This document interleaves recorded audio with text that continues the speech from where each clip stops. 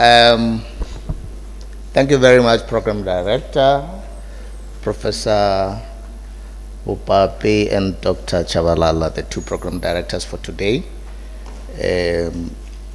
I am going to introduce our keynote speaker today, like I did with Professor Wozniak yesterday. And today I would like to observe our university protocol first. Thank our Vice Chancellor and Principal, Professor Mkhalong, our DVC Teaching and Learning, Professor R.N. Madaji, our Acting DVC Research, Innovations and Partnership, Professor Mutiba, our 4 Executive Deans, the Executive Directors, the Directors, Academics, Professors, as our beautiful and beloved students, distinguished guests. Mine, like I said, is to introduce today's keynote speaker. The keynote speaker for today is a world-renowned expert on issues related to impact that international territorial disputes have on global trade and on the new technologies spawned by these processes. The keynote speaker is an associate professor in the Department of Politics and International Relations at the University of Johannesburg, where he is also Vice Dean in the Faculty of Humanities. Previously, he was head of the Department of Politics and International Relations. His presentation will engage with the concept of economic artificial intelligence, shining a light on the productive trade and commercial capabilities of AI and its effects to date. The talk aims to take stock of the trends so far displayed by states and societies that have made optimal use of economic AI. The overall goal is the development of a model interrogating the feasibility and possible tropes for making AI part of the building blocks of development in the 21st century and beyond. Our guest speaker, our keynote speaker for today is none other than Professor Bazo Nzenze. A round of applause for him as he ascends the stage. Prof. Thank you very much, Program Directors. Thank you, sir. Thank you, Prof. Thank you so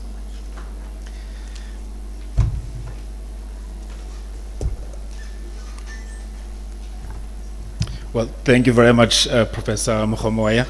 And I will lean on you and say I will adhere to the protocols as you have established them and simply say all protocols observed. Now, I'm from UJ. I don't know if you have this terrible habit yet of simply saying all protocol observed, but let me say what a privilege it is to be here at the great University of Limpopo, and may I say happy 65th birthday to this great institution. So my talk today is centered around AI, as has been said by Professor Mkhomoya. And the question I ask is essentially twofold. Firstly, what is AI, and does it have a role to play in sustainable development? And in pondering this question, I thought to ask every single South African and hear their answer. What do they think of AI and its role in sustainable development? But of course, I couldn't go around and ask every South African. So I did the next best thing, which is to ask every South African with a working internet connection and who has used Google And Google has a very useful database of search queries that people are entering as part and parcel of their usage of Google.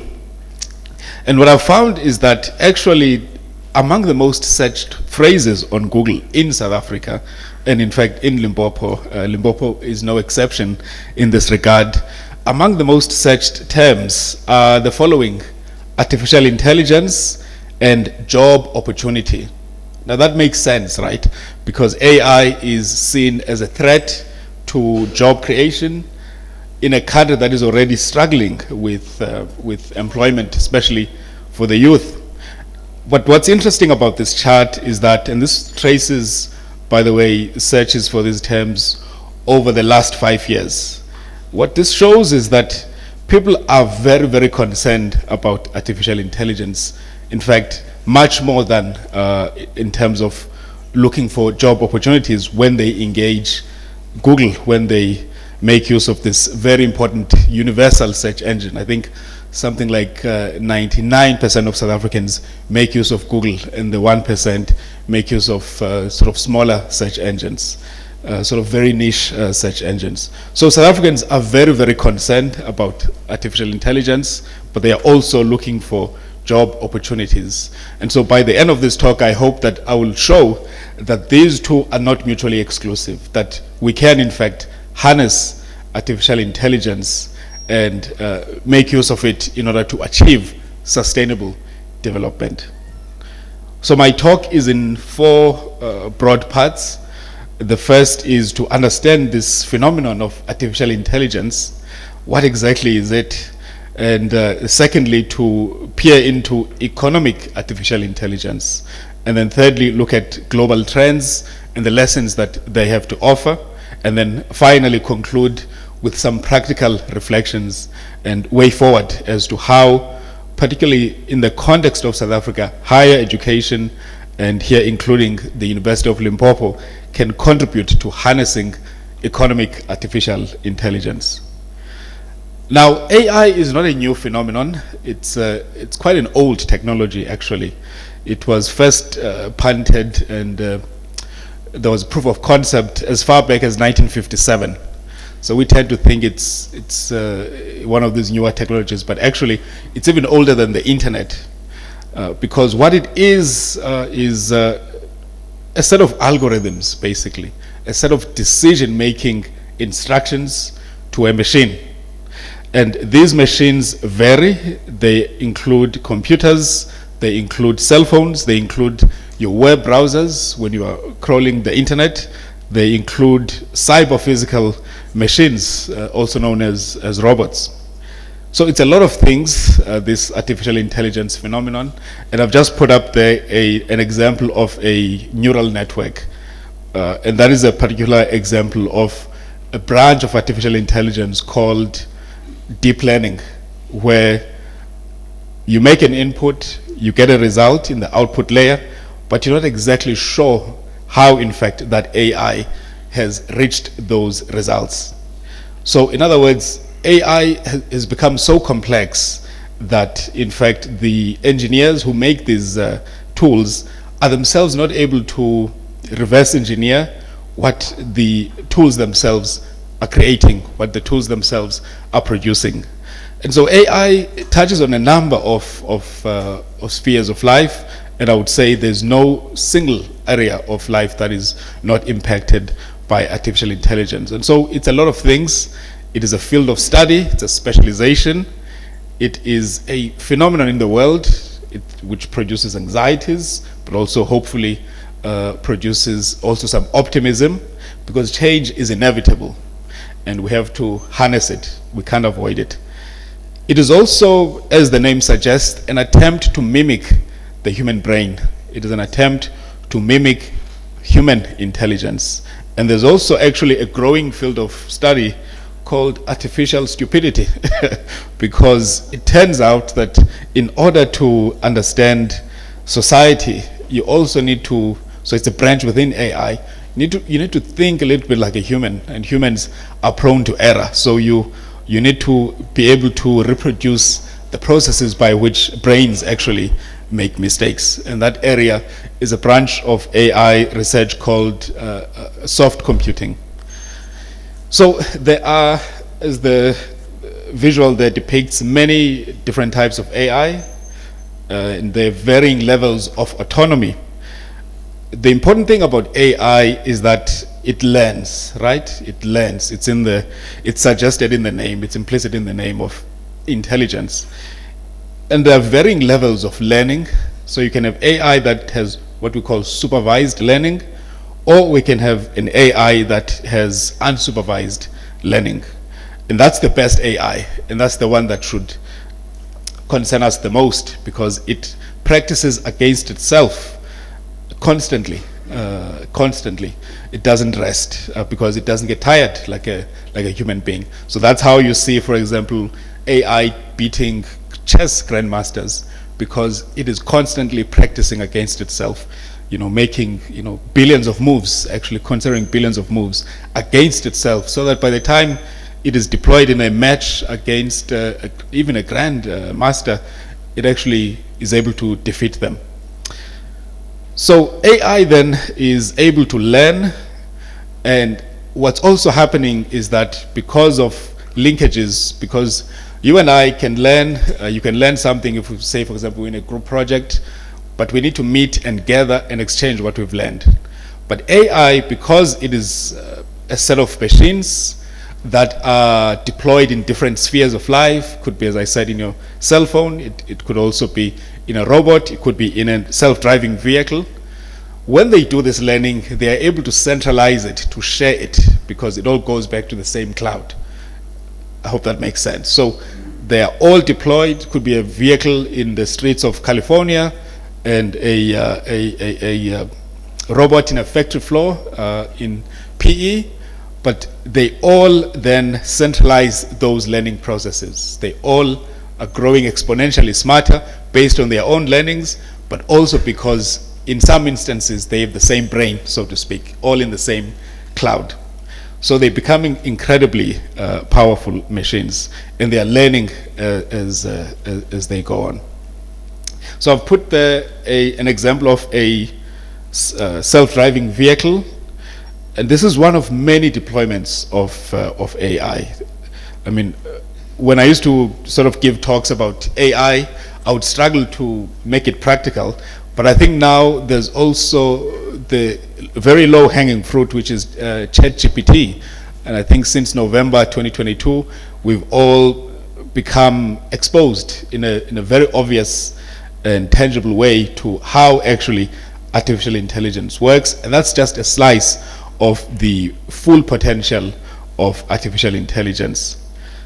And so AI that is deployed in the form of ChatGPT, which has sub-variations of itself, including things like sentiment analysis. So if you want to understand what is the mood in South Africa, there's an ongoing study as to how happy are South Africans, and what it uses is an AI that crawls Twitter accounts owned by South Africans almost to the second, actually, and produces results on what kind of sentiment exists in South Africa. And one of the things that that database has told us, for example, is that South Africans are actually quite happy with the government of national unity. Now, you may want to dispute that or agree with it, but it's just one of the tools that are being used to understand sentiment using sentiment analysis, which is a branch of natural language processing, which is itself a branch of broader artificial intelligence. And of course, robots. I think the idea of a robot is a long-standing one. It's a machine that is embedded with software that is able to perform functions in the world, and these vary. They could, for example, include, as has already been used by Amazon, to replace actually human workers or to supplement human workers in its factory floors. That's how their deliveries are so quick, because they firstly exploit human labor, but also then make use of robots to speed up the delivery and packaging process as efficiently as possible. Then there is computer vision, which is also another branch of AI. That's the one that applies to self-driving cars. This is when computers are able to see the world, make decisions as to if it's a self-driving car, is that a human being or just a shadow or an animal. And if there's a goat and a human being on one side, it makes a decision as to which side it should swerve to.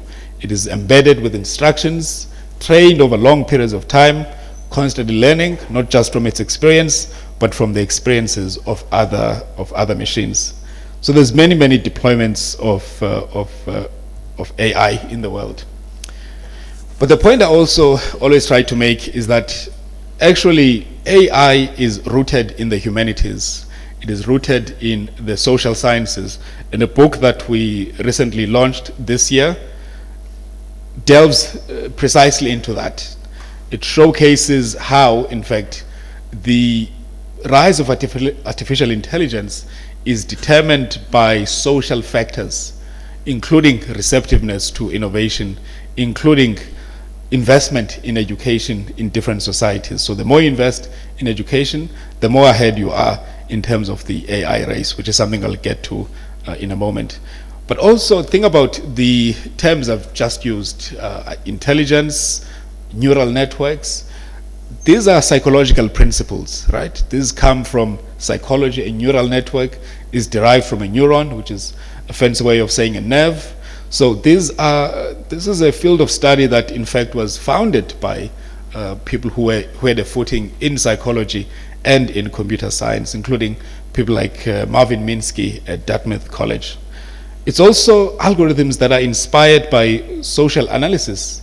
Think about the example I've made about deciding whether if an autonomous vehicle is going to knock over a goat or a human being. That comes from ethics, that comes from philosophy, that comes from utilitarianism. The idea that some things have value more than others, right? That you need to make ethical decisions, you need to determine what matters more and what matters less. So and that's why we worry about representation in the making of these artificial intelligence tools. That we need everybody to be represented so that there are no blind spots, because we are biased towards our own worldviews, which are informed by our own individual histories. And so we need the making of AI to be as democratic a process as possible so that there are no blind spots. There have been a few, for example, an AI which when let's say an Asian person is holding a temperature detector, it says it's just a temperature detector. But when a dark-skinned person is holding a temperature detector, it says he's holding a gun, okay? So these are biases, these are implicit biases that show the need for democratization of the AI making process. And of course, it's all rooted in politics, right? I mean, the rise of AI, the Professor Minsky, whom I mentioned, and his colleagues in 1957, when they met, that was not a coincidence. That was because that there was a Cold War going on, an arms race going on, and in 1957, the Soviet Union then had launched Sputnik, had essentially gone into inner outer space, had sent a satellite before the United States had been able to do so, and they were beaming signals into American radios. And so this worried the United States a great deal, both the President Eisenhower and the Congress of the United States. And hence they threw money at the problem, as we say. And those are the origins of Silicon Valley, because when they were spooked by the fact that they were losing the technology race or the innovation race in the context of the Cold War, the United States invested heavily, including in places like Stanford, where they from basically 1957, in fact, up to today, they have been investing heavily. And the project that led to the birth of AI and also to the birth of the internet was funded by the Department of Defense of the United States. So it's all rooted in politics. And also when we talk about language, right, in AI, I mentioned sentiment analysis, I mentioned natural language processing. The language that AI knows best is, of course, English, but there's a correlation where the next best language is languages like French, Russian, and Chinese. And that is because when the tool that I think most use, which is Google Translate, is the most famous example of a natural language processing tool. Its database, or its corpus, the data which it was initially fed was deliberations of the United Nations General Assembly. So it was, because it makes sense, right? You have simultaneous translation at the UN, you have people who are worried about precise language, these are legalistic people, and all the data is digitalized, and so you just simply feed all the United Nations General Assembly deliberations, and there you have it, a language translating tool. But where is Chivenda in that tool, right? Where is Sepedi? Where is Xhosa? Where is isiZulu? So there's a clear bias stemming from the power relations that exist in the world, because the permanent members of the United Nations Security Council are English-speaking, French-speaking, Mandarin-speaking, and Russian-speaking countries. And so there's a clear bias in the corpus, in the database that is used. So AI also makes use of tools that have been developed by historians, right? Things like chronicling, indexing, and management of archives. So one of the things that you have to do when you're building an AI is to actually do a very tedious process of taking pictures of everything you see, I mean everything possible, especially when you're building these autonomous vehicles, and then labeling what exactly that is. So it's a very tedious process, made easier by the tools and techniques of historians and library sciences. And then, of course, I don't need to explain too much how linguistics is the bedrock of natural language processing, because there's rules around syntax, there's rules around semantics, meaning of words, context, and so on. So these are some of the humanities disciplines that have given rise to artificial intelligence, and it's something that we also explore in this book, which I co-authored with Professor Chilizi Marwala, who was then VC of UJ and is now rector of the United Nations University. So much for AI, right? So what do we mean then by sustainable development? Well, when you go to the dictionary, it gives you what I think is a useful sort of clean definition, but which I think we need to populate and develop a bit more. So it says economic development that is conducted without depletion of natural resources. It's a very basic definition. That when I go to the experts, the United Nations, and again they've been thinking about this for a long time, at least since the 80s, although the Millennium Development Goals came out in the late 90s, and now we have the SDGs. So they say sustainable development is development that meets the needs of the present without compromising the ability of future generations to meet their own needs. Now, when you look at AI, it has the potential to do precisely that. It could compromise the ability of future generations to meet their own needs. It could do so economically, it could do so culturally, it could do so in a whole host of ways. And so our definition of sustainable development needs to be comprehensive, much broader than the two definitions we've seen. It is development that is comprehensive, inclusive, and time-proof, touching on the economic, the cultural, and the environmental. And so AI is a growing area of the economy, but it is much more than that. We can't measure AI, actually, the impact it's having on the economy, because there are areas of explicit deployment, but also areas of implicit development. I mean, how do you measure, for example, the GDP, I mean, the economic impact of AI when so many people are using ChatGPT for a variety of reasons, right? People are, for example, making use of ChatGPT to write code, which saves time. So how do you account for that in the overall estimation of the AI market value? But nevertheless, we do have a number to work from, which is 185 billion this year, which is a huge exponential growth, more than doubling from last year's, which was 87 billion. And it's a continuous growth, it's an observable trend, And it is estimated that by 2030, AI will be worth $15 trillion, which is basically the GDP of China at the moment. So the onset of COVID-19 has also helped AI quite a bit, because everybody became digitalized, and that means increase in computational power, which is exactly what AI needs. Because AI, as I said, has been around since 1957, but it's gone through what we call winters and springs, right? It's got, there's been instances of excitement about AI, and then it depletes.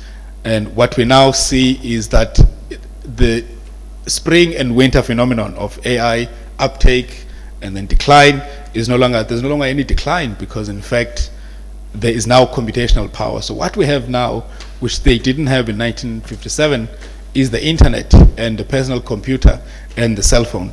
So it has helped boost AI quite a bit. So I want to share some figures from an index that traces the innovative performance of countries, and this comes from the World Economic Forum.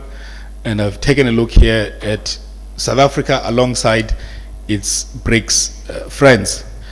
And what we see in these findings actually is that South Africa is not doing too badly, right?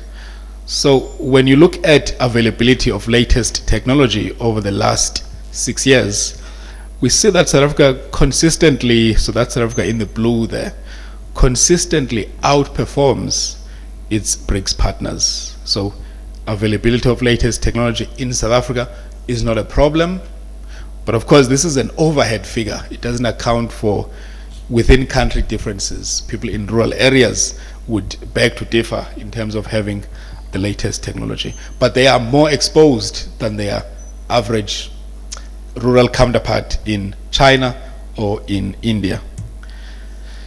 Also, in the capacity for innovation, South Africans are outperforming their BRICS partners actually, which feels a little bit counterintuitive. But if you think about sort of the political regimes, for example, in these countries, and which countries encourage innovation, not just throw money at the problem, but encourage a culture of free. Is that a time warning for me? Okay. 5 minutes. 10 minutes. Okay, great. Thank you. However, where South Africa is not performing as much is in government procurement of advanced products. So as innovative as South Africans are, and as much as there is technology from the consumer side, in terms of the active development of technologies led by the government, South Africa is near the bottom. It's the second worst among the BRICS countries. So there's clearly something missing there, which I will return to in a bit. But I wanted to just quickly also run over some of the leading countries when it comes to development of AI. Now, I mentioned the Cold War earlier, and some of my colleagues in international relations say that we are in a new Cold War. And the players this time are China and the United States. And this is because of the fact that these two countries have got the highest investments in AI. They've got the most big companies, big tech companies working on AI. I mean, these are some of the most recognizable logos in the world, right? Google came up earlier. We've got Microsoft. We've got Oracle. Facebook now calls itself Meta. And then on the Chinese side, we've got companies like Tencent, Baidu, ByteDance, the makers of TikTok, the Alibaba Group, and so on.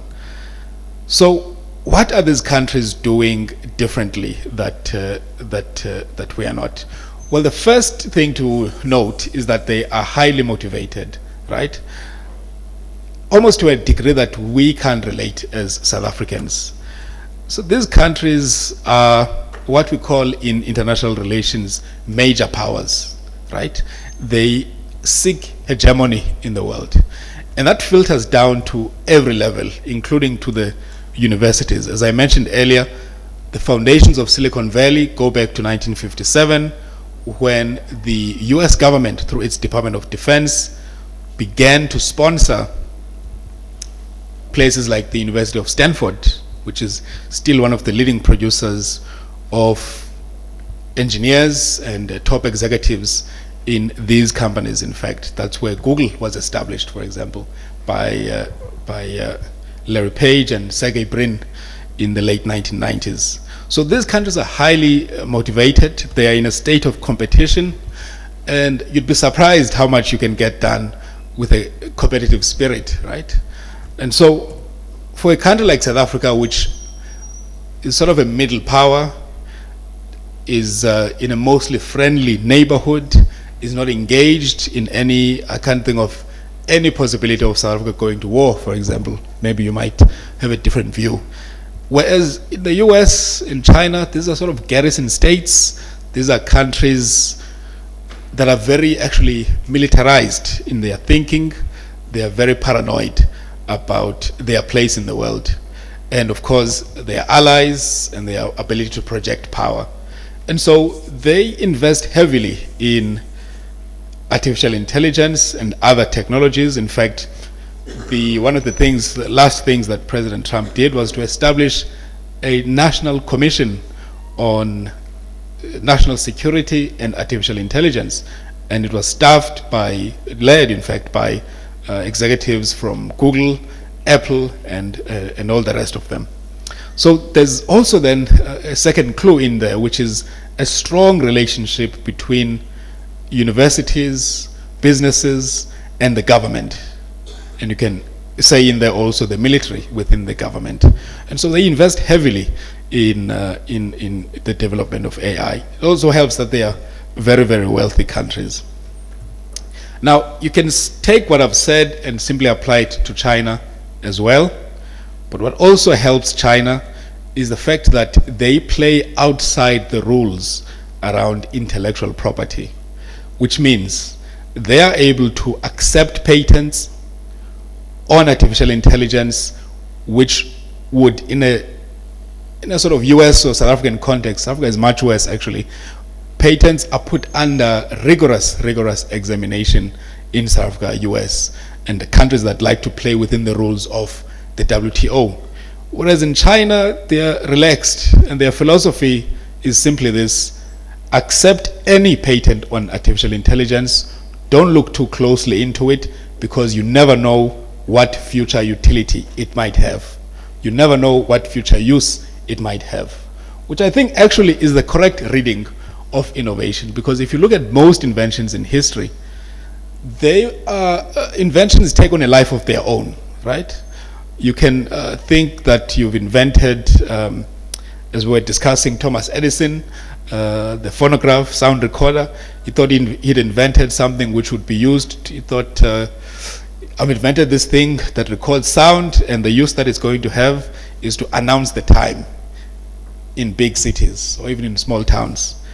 What he didn't think of was that actually sound recording would be used to record music, right? Never occurred to him that would be the case. And so the Chinese approach, I think, is the one that will prove more sustainable in the long run, because you can't know what use a technology will have beforehand. And that's what the patent lawyers want you to do. They want you to prove a proof of concept, pass these rigorous tests around what is the utility of this product. And there's strict rules around opposition windows, where other people who may have had similar patents must come and prove that you've copied them, if they think that's the case. In China, these rules are not strictly followed. And if you look at the story of Chinese development, actually a lot of it has been due to reverse engineering. So a lot of companies flock to China because it's cheap to manufacture there. But by the end of that week, if you've brought this microphone to be manufactured there, by the end of that week, the Chinese have made a copy, and it's a fact. It's part of they don't even deny it. It's not an accusation that they deny. And even to their close allies like Russia. I mean, Russia used to manufacture their fighter jets in China up until the 2000s, the mid-2000s. And the problem they had was that China would simply copy their fighter jets in a very short space of time, within a few years, and make it even better in some regards. But Russia, of course, needs China because it has sanctions from the rest of the, or much of the rest of the world, and there's no military customer as big as China. So there's no choice. So you always have to do this balance when you're doing business with China. The opportunity cost, you say, I will make so much money within a short window, but I have to innovate something new because my invention will be reverse engineered in no time.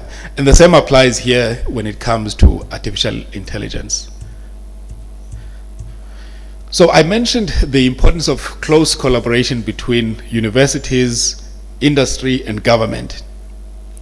And I did a little study here to show actually the correlation, especially since year 3 and onwards, where actually the closer the collaboration in the black there, it's not much, but it is there, the closer the collaboration between universities and industry, the more patents come about within South Africa. And one of the problems South Africa has, of course, is that most of our patents actually are registered abroad, are registered in the US because of the sort of hostile terrain and lack of information around registering of patents. It's actually much easier to register a patent in the US than it is to do so in South Africa. So thousands of patents are registered in the US by South Africans. So this is an example of a brain drain in the works. Then South Africa put forward, so I mean, this is a clear case that the more collaboration there is between universities and industry, especially on research and development and commercialization, the more patent applications you get. So it declines and it grows in proportion. Then we'll all remember the Presidential Commission on the Fourth Industrial Revolution, which took place, did its work between 2018 and published its report, I think, in August 2020. Now, those were different times, and I think this report has actually been gathering dust wherever it is. There have been multiple ministers in that portfolio, which is the Department of Communications and Digital Technologies. That's the department that is the custodian of this report and the 8 recommendations that it put forward. So South Africa is not sleeping. There is an attempt to make the most of these developments in the world of AI and other 4IR technologies. And so what they put forward were 8 recommendations on things like investing in human capacity, on putting forward new legislation, on training politicians to be more aware of AI, to become sensitized, because in other countries the politicians are actually leading these conversations, whereas in our case it's not so much the case. And so this report, and as I said, one of the things I worry about is that the Ministry of Communications and Digital Technologies has changed hands so many times that in fact work like this, which is far forward-looking work, tends to get put on the wayside. So it's an important document to engage with. And one of the recommendations which I've happily seen implemented is the National Institute of Artificial Intelligence, which is hosted at Tshwane University of Technology. Now, as I prepare to close, I was just wondering also, who are some of our friends as we try to do this work of making South Africa a winning and competing nation in terms of artificial intelligence? Because, as I said, South Africa has no prospect of war with any other state, but that doesn't mean we don't have problems that should induce anxiety and therefore also put us firmly in the AI arms race. And so, in looking at the world and who are some of our friends in terms of buying our electrical machinery, which I think is, short of an exact database, is kind of a proxy for artificial intelligence exports by South Africa. You'd be surprised to learn that actually BRICS is one of our least supportive partners in the world. And so I think that relationship needs to be revisited, I think needs to be re-engaged. I think South Africa needs to be more firm, because it is actually one of the losers out of the BRICS relationship. Our trade deficit with BRICS is growing, which means we buy more from them than they buy from us. And when they buy from us, they buy raw minerals.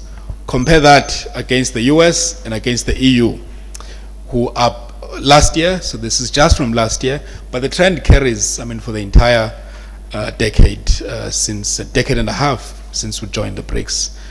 The US last year bought 2 billion rands worth of our electrical machinery. The EU bought $2.5 billion worth of electrical machinery from us.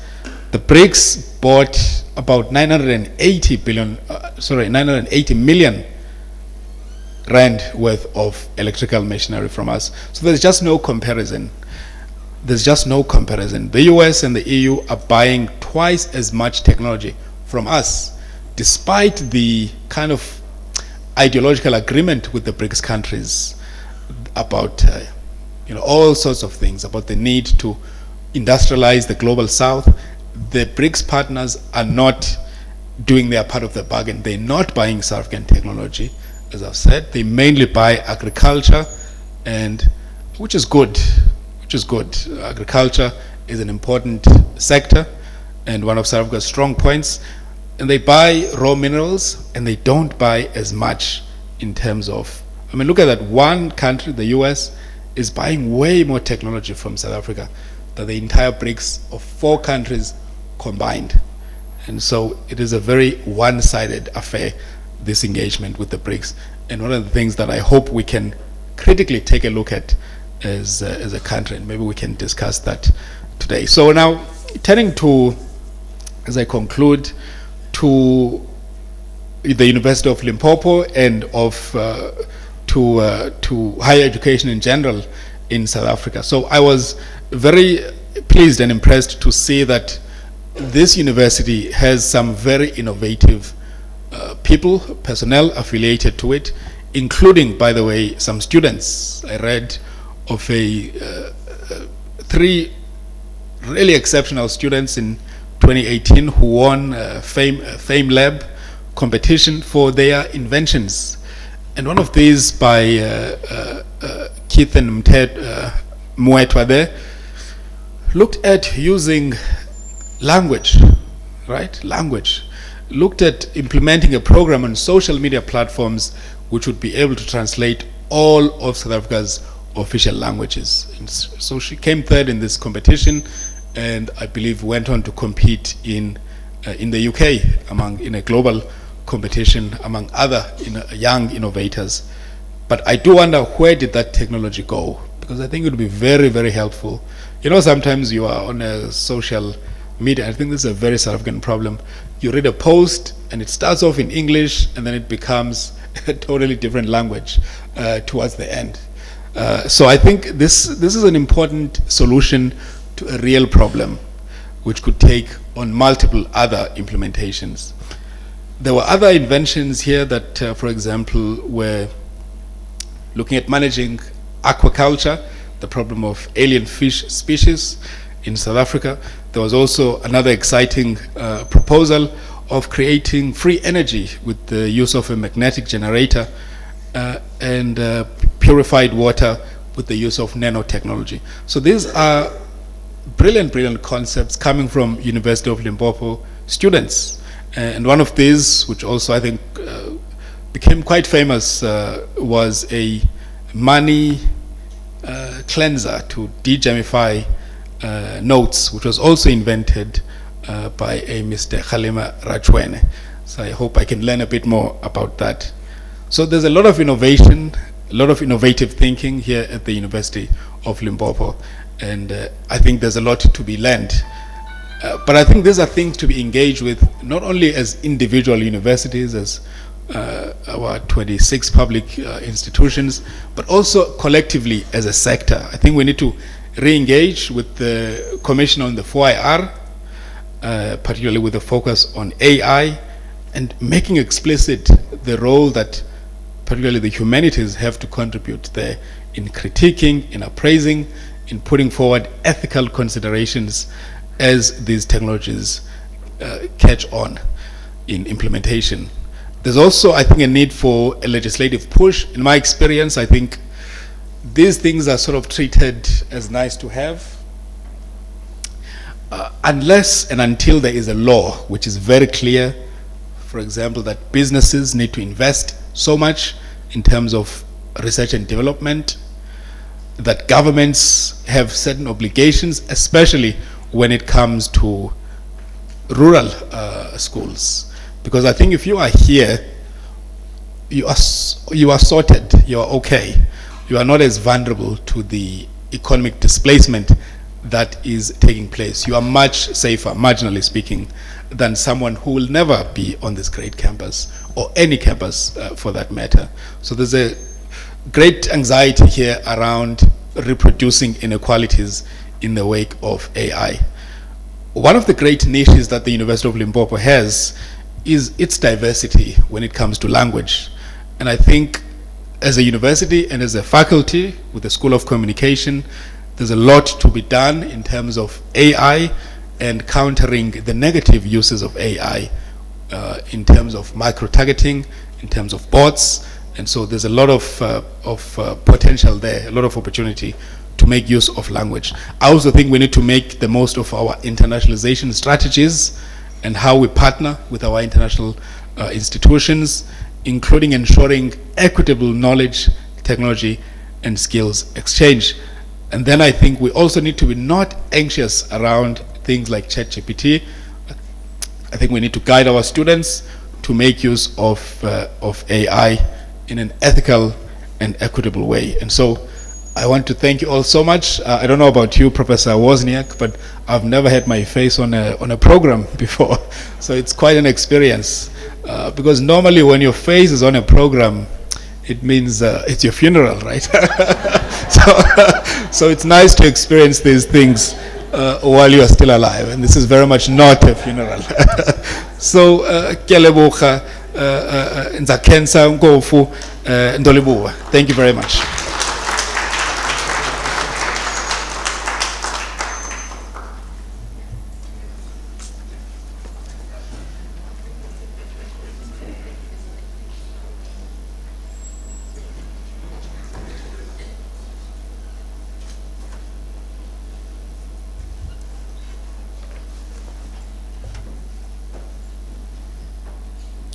Prof. Madaji, the DVC, you're welcome.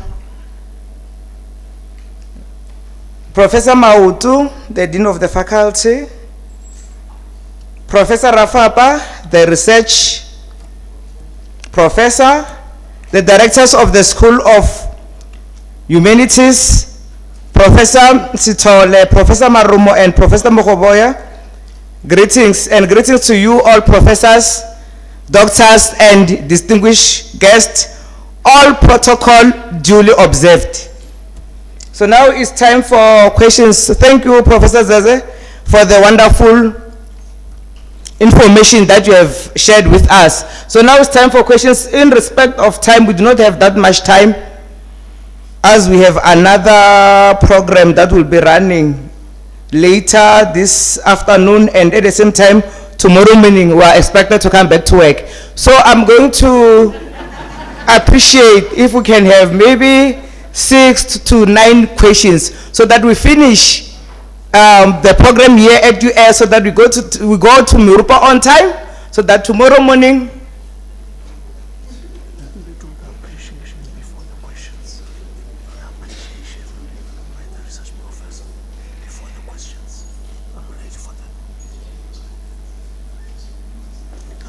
before we take on the questions, the research professor, Prof. Rafapa, was reminding me that let's do the appreciation to Prof. Zeze.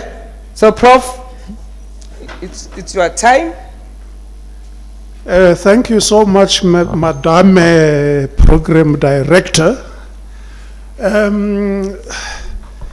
Professor Nzenze, having your photograph on the program does not signal as a song.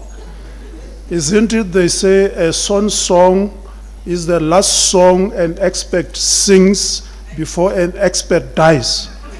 Because according to Greek and Roman mythology, the bird called the swan sings the most beautiful when it's about to die. So it's not like that.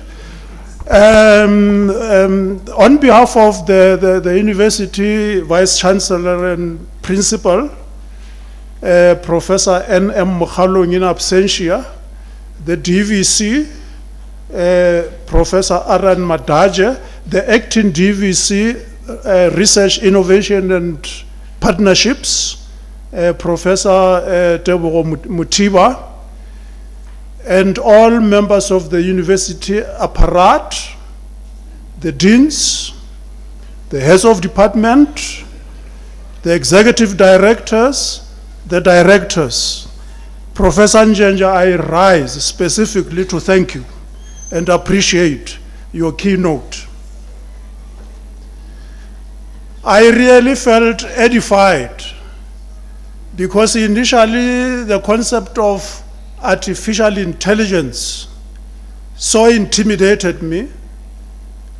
My worries were put at rest when you emphasize that artificial intelligence is amenable to sustainable development goals, the SDGs. And also you said, much to my rescue and relief, that AI is rooted in humanities. In other words, AI is there to serve humanity in a humane manner so that we do not develop a Frankenstein monster. Frankenstein monster, one novel futuristic, once depicted a character who created a robot. Words like AI and so on were not there then. So robot. So the whole village was actually laughing at the man and said, Wena, you are stuck in trouble. This robot of yours, one day it is going to kill you. Then he developed it, and he would march down the street in the village, running with the robot to flaunt his inventiveness. But lo and behold, one day, as the village was waiting to watch, it was no longer the inventor chasing the robot, it was the robot chasing the inventor, because the robot had turned into a Frankenstein monster, devouring its creator, destroying nature, not being eco-friendly, and so on and so on. We appreciate so much the fact that Professor Nzenze, you not only made sure that the title of your paper, the focus, was aligned with the theme of the conference, you went further and problematized BRICS. For indeed our theme for this year revolves around our country being a part of BRICS and having much hope and hoping for gain, hoping for humane AI and other aid from BRICS and not the other way around. Professor, I so love your groundbreaking innovativeness.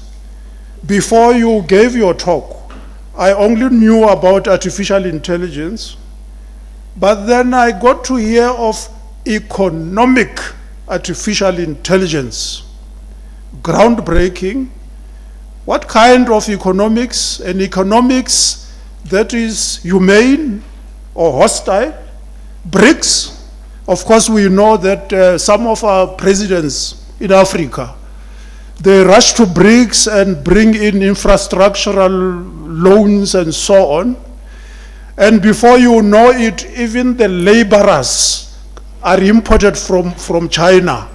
You do not reduce unemployment in South Africa. You use South Africa to reduce employment at home in China or whatever. So you're bringing a ring of sustainability as far as development is concerned has been very edifying. Of course, this reminds one of, because science evolves. In the past, scientists were a little foolish, including myself. We would talk of development, full stop. Now, development means you can go and start an artificial war with the Falkland Islands if you are a very powerful macho state like the UK or England, so that you can test your war machinery on the poor state.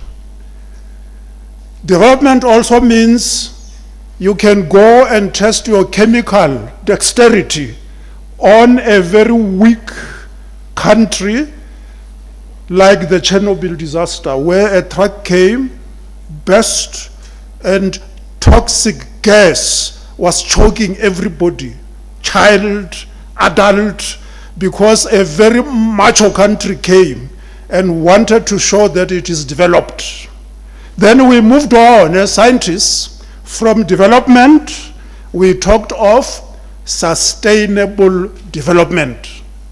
You don't drive a huge SUV without checking emission. What do we call it? Because now you are killing nature instead of developing. Your development is development, yet not sustainable development. So I learned all this on behalf of my friends here and colleagues, that your kind of AI, economic AI, is an AI infused with humaneness to serve humanity. Thank you.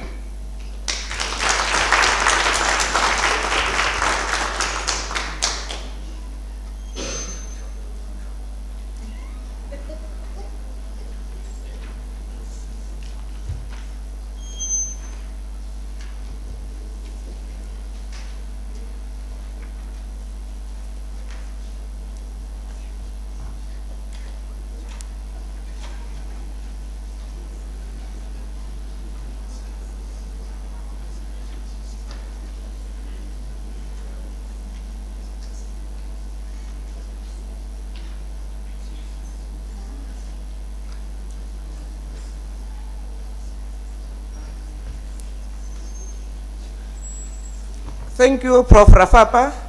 I hope the time that you was in this podium, colleagues, you are busy preparing your questions, because I said we do not have much time. We have to go to Marupa in the evening. And anyway, you know that before we go there, we have to dress up. Isn't that so? Yeah. Am I lying? No. We have to dress up for that. So for us to have enough time to do that, I'm going to take between 6 and 9 questions. So I'm going to take three questions. The first 3 hands, the first 3 sets of questions. Prof. Tombela. I'm sorry, you are not that Prof. The third hand, you are also noted. We'll start along that line. Thank you, Chair. And thank you, Prof, for such a humanly intelligent talk. I'm afraid my question is not going to be artificially intelligent. You did refer to AI as an algorithmic phenomenon, but somehow you also seem to refer to it as a being, in as much as you also talk about artificial intelligent tools. In those definitions, how do you link artificial intelligence then to the fact that the whole issue of development is generally juxtaposed to the understanding of the categories that states in the world have been put vis-a-vis the developed the developing and the underdeveloped. And generally, when you speak of development, it seems to refer to the developing. And so the question is, who is doing the developing? And what is really is there really the notion of sustainability in terms of it really coming to an end? Because the developed would essentially not seek to develop any further, but would target their development into the under or the developing. And they would seek to sustain that so that it becomes a perpetual process and would be forever developing. Thank you.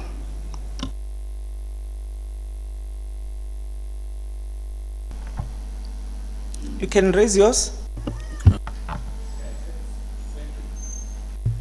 Thank you, Prof.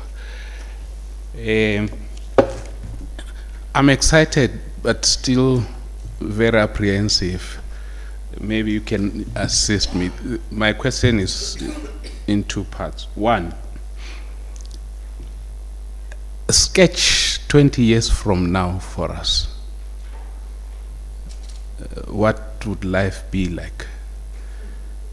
And you just said development, it shouldn't be development for today, only that the next generation is left out in the lurch. Yeah, maybe let me restrict it to that, because for me that is a loaded question. Thank you. The third hand that I know. Thank you for your presentation, Prof. I was just wondering whether, and I think you alluded to it, whether you've noticed a pattern of what I call digital coloniality in artificial intelligence. And I wanted to look at it from two quick ways. If machine learning is based on collecting behavioral data of everybody, and the question then becomes, who control the data of everybody that we are voluntarily giving on a daily basis, bearing in mind that the algorithm, the technology itself, do not reside here, but reside in few hands in American technological power, basically in Silicon Valley. What are the implications of that? Especially considering that the data are not even stored in clouds that we have access to. So what are the political implications of that for us in Africa? Now, connecting that to your topic on sustainability, and also with this pattern of digital coloniality, we know that there is no new technology, artificial intelligence, without the mineral resources that are mined in Africa. So behind all the technological domains that we engage with on a daily basis are physical materiality that are based in Africa. There are reports that 70% or 80% of tantalum or cobalt are mined in Congo, for example. So what are the implications of this for us in Africa, where we are constantly, where our mineral resources are constantly being mined by few corporations that are not even based here in Africa, they are basically based in America. So I'm wondering if you've thought about this pattern of digital coloniality in your engagement with artificial intelligence. Thank you for the questions. Prof. Zeze, please respond. Thank you very much, Chair, and thank you to the colleagues for all these really great and thought-provoking questions. So Professor Tamela asked a very important, I think, poignant question about who is doing the developing, right? Who is doing the developing? Well, I would say the site of the development is, of course, the two big powers I mentioned earlier. But a lot of it, a lot of the work which I think touches on this last and very important question around Africa's participation and potential colonization, in fact, or actual colonization. A lot of it has an African contribution. And I think Prof has alluded to the minerals input, but also the brain drain. And I think here we also have to take blame as a continent. A lot of people doing the work, doing the engineering, doing the coding in Silicon Valley come from the continent. And so if you look at a website like GitHub, which in one of our books we use as a proxy for how much development of AI is taking place in Africa, because in GitHub it's where you upload your code, you share for free, right? It's an indicator, therefore, and you're able to geolocate and see where are these projects taking place. So Africa represents about 18% of the world's population, but only 2% of projects on GitHub are from the continent, right? So we're punching below our weight within the continent, but we're doing worse than that because we're letting talent leave the continent. And so I think our governments have a lot of the blame on their hands, actually, right?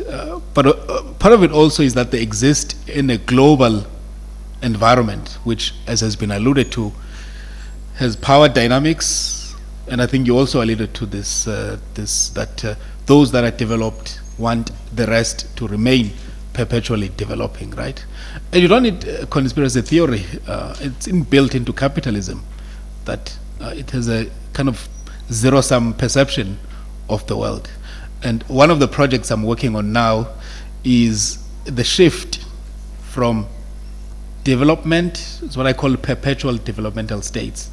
So from the shift has moved from development to competitiveness. So the data I was sharing earlier from the World Economic Forum, the name of that index, the full name is the Global Competitiveness Index. I say it's inbuilt into capitalism because there's a race to the bottom. All these countries are fighting, not just each other, but are fighting to attract big tech, big capital, because they want to, each politician wants to be the one to announce that there's a new Amazon investment in their country, or there's a new deal signed with Meta or signed with Apple, right? There's an inbuilt race to the bottom which breeds this competitiveness and which therefore incentivizes the oppression of certain countries. And I think maybe let me skip to the third question because it's so related to this. I mean, it's basically Congo, right? Without Congo, the DRC, there is no iPhone, there is no smartphone, because the rare earth minerals that are necessary come from Congo. And Congo, you wouldn't say, right? You wouldn't be able to say that when you look at the state of Congo. It's indescribable. It's terrible conditions, especially in the east of that country. And this is what in political science we call the resource curse, right? Has anyone heard of that concept? The resource curse. The notion that countries that have natural resources, ironically or paradoxically, it's also called the paradox of plenty. Maybe we know it by that name. They tend to actually be the least benefiting from this natural wealth. And Congo in particular is a very interesting case because not only does it have this resource curse, but I think Congo, let's be frank, has been cursed by the neighbors that it has. Everybody wants to exploit Congo, including these tech companies. And so there's no incentive for a stable, conflict-free Congo, because then the prices of these resources would skyrocket. Can you imagine a stable Congo able to bargain with the rest of the world about the prices of these rare earth minerals, some of which can only be found in Congo, a little bit in Canada, when you look at some of them, but vast majority of them are in Congo. And so Congo is cursed by having very bad neighbors. Uganda, Rwanda, even Zambia work day and night to ensure that there's no stability in Congo. They sponsor rebels in Congo. This is not news to us. The M23 rebels are sponsored by state players in Congo's neighborhood. Because, I mean, for example, Rwanda, let's be frank, in some years is exporting minerals, but it doesn't have minerals under its soil, right?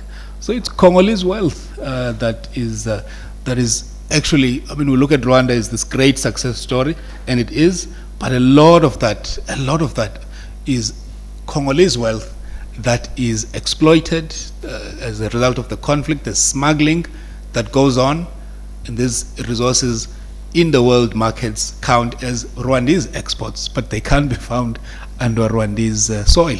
So this is all to say that, you know, the continent needs to get its act together, frankly. There's a huge seismic changes that we've alluded to in the world of AI, and instead of working together, firstly to create an environment so that there's no brain drain, but also to make optimal use of the minerals that are on the continent. Instead of doing that, we are instead competing and destabilizing each other's countries, and then also allowing talent to leave and to go and do the developing elsewhere. As I said, a lot of the people in Silicon Valley are from the continent, including ChatGPT, by the way. A lot of it was refined by Kenyan engineers. Now, some of them were based in Kenya, but they were actually underpaid, which is another controversy altogether. And then the question from my colleague from Univen about what the next 20 years will look like. Well, obviously I don't have a crystal ball as much as I wish I did, but present trends tell us that we are, in a sense, going back to the past, right? We're going back to the past. What do I mean by this? There's just been a flaring up of territorial disputes. One thing you can count on is a world in which there's going to be more conflict, not less, right? There's going to be more conflicts and not less. And as we've seen, competition among countries when their survival is on the line leads to innovation. So we're going to see a lot of militarized developments. A lot of the AI that we've discussed is going to be, it does have military applications, but I think we are likely to see an acceleration of that, right? An acceleration of the militarization of AI, including maybe uses of sentiment analysis to determine where the next drone strike should be, right? Because you can see what the mood is in a certain location. But, you know, the future is also kind of a blank slate because we ourselves get to determine it. And so I would hope that we will have wise statesmanship and stateswomanship that will turn these crises into opportunities, right? It is the case that most of the technology that we have, yes, was built for military purposes, but is found, including the internet most famously, but has found expression in civilian use. And so I would hope that, yes, the continent gets its act together, and that we are able to actually turn the crisis into opportunity. As a result of these conflicts, Prof, one of the arguments I've punted is that it actually makes more sense to do, for example, more intracontinental trade. Because we've seen, we used to get a lot of our grain from Ukraine. Suddenly there's a conflict in that part of the world. That affects us. There's inflation. Food prices have gone up. Whereas South Africa should be sourcing most of its, maybe South Africa is a little bit immune to this, but our neighbors in East Africa were particularly afflicted by this. And so that should not be the case. And so as the world turns on itself, I would hope that there's a reverse phenomenon where, because they are going into conflicts with each other, the continent firstly shields itself, does not become a proxy for these conflicts, and also then does more trade, more commercial activity within itself so that it can shield itself. And that will mean also getting real about Pan-Africanism, because it's not this universally adopted philosophy. I think it has run on hard days. I mean, if you look at Congo, The fact that I can say that the reason Congo is in the state it's in is because of its neighbors is very, very worrying, right? And I think we need to get our act together and make sure that in that future we are actually solid, while the rest of the world might be, in fact, burning itself. So thank you. Thank you, Professor Zeze. Another set of 3 hands. I've noted, you are noted. Prof, you are noted, and you are noted. We can start this side. Thank you very much, Prof, for that eye-opening presentation. As a person who comes from, applied language, field, I'm quite interested in artificial intelligence as a destination or a trajectory of how, language issues, needs to be, in the near future.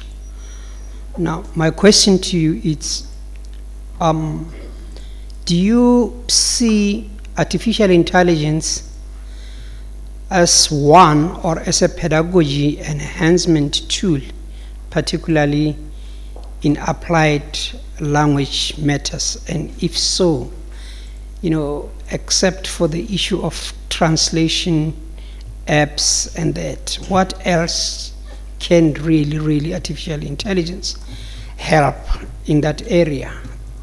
I'm saying this because you remember in the past we used to have quite a very interesting trend or approach in languages called language across the curriculum, which was meant to enhance language skills or linguistic skills among all the students in various fields, not only exclusive to languages.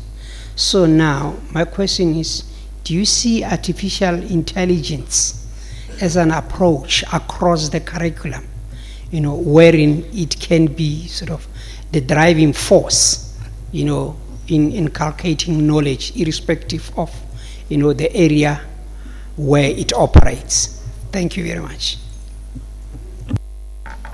Prof. Musede. Thank you, Prof, for the presentation. I read from a book by McPhail, 2014. I have taught from this book for some time now. He summarizes the epochs of colonialism, starting from Christian colonialism to mercantile colonialism to military conquest, and lastly, electronic colonialism, which is my preoccupation regarding this question.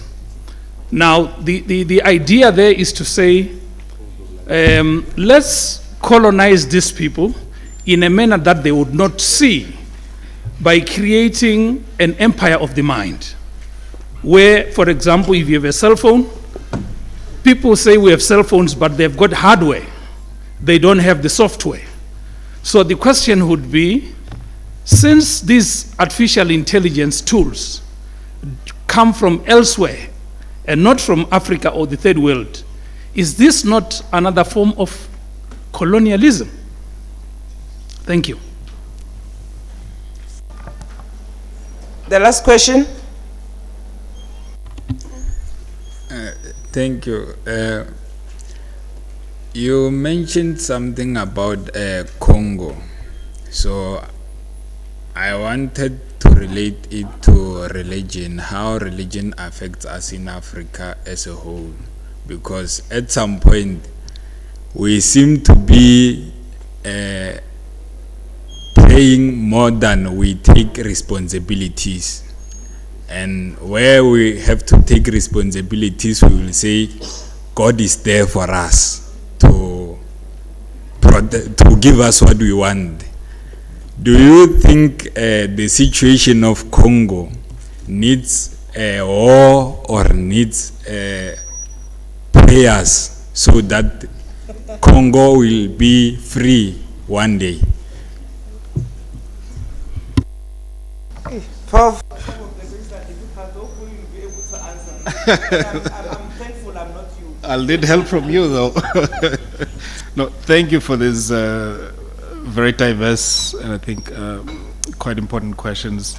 So the language one, language is critical, right, to AI, and you're quite right to point to the need for applied language practice beyond just translation in artificial intelligence. So some of what I alluded to is sentiment analysis, right? And I think we really need to pay attention to the potential of sentiment analysis. So I can imagine a situation in a classroom where you are explaining a concept and you're not quite sure how well the students understand it. So I think that's semantics, right? That's the branch of linguistics we call semantics, which I think can be utilized as a pedagogical tool, because you can, some of this is conceptual, right? There was, for example, a few years ago, an idea that you could use computer vision to see how students are reading, right? Because you could kind of follow their eyes, you could have a software that follows where their eyes are going. But I think even with within curriculum, one of the pedagogical practices I've actually adopted from language teaching is TBI, which is text-based instruction, right?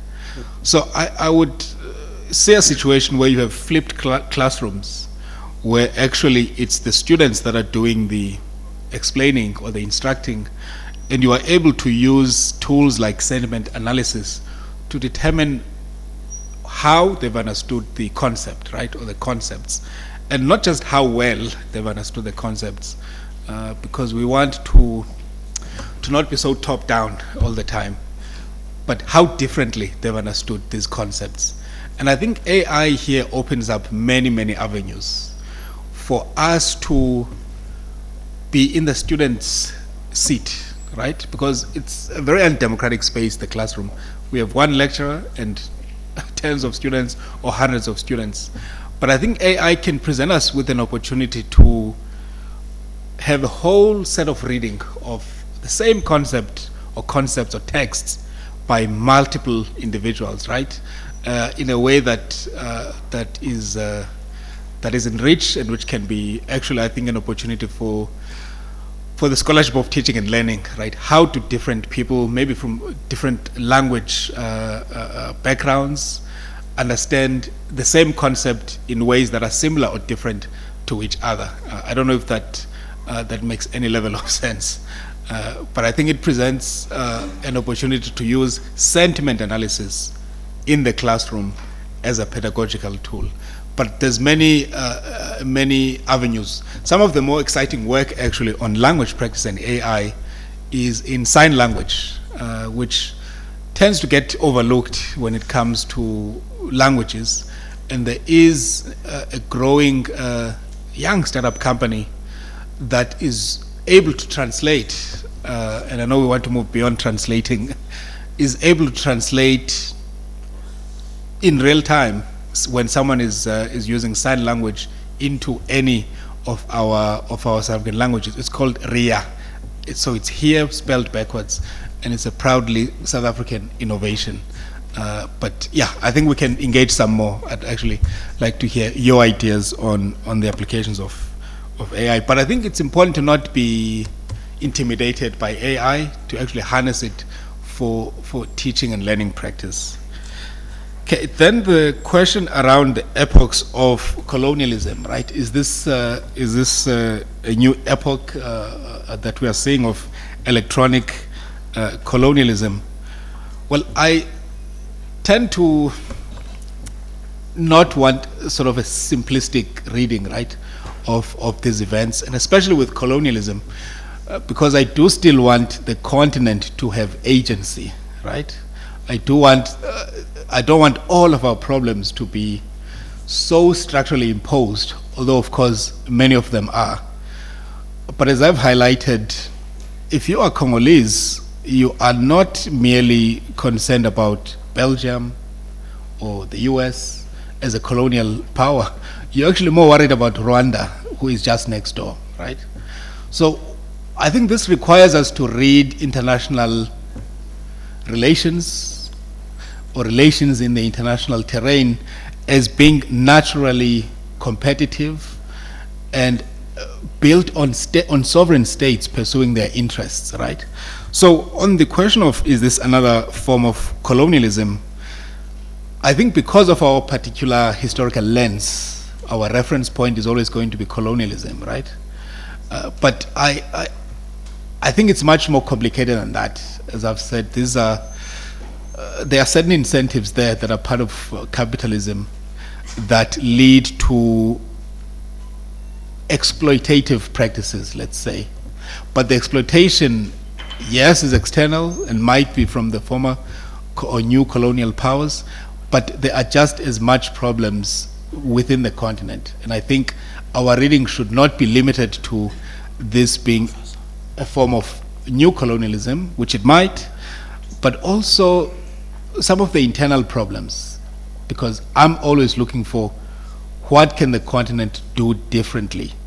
Because when the problem is external, there's almost nothing you can do.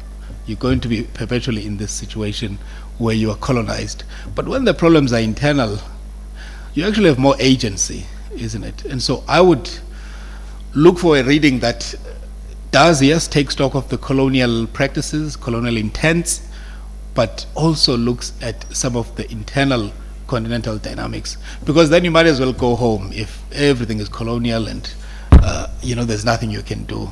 There's no work to be done. I hope that makes sense. Then on the question of religion, it's a very difficult one. I won't tell people to stop praying, of course. Now this is quite interesting, because in sociology there's a philosopher called Max Weber.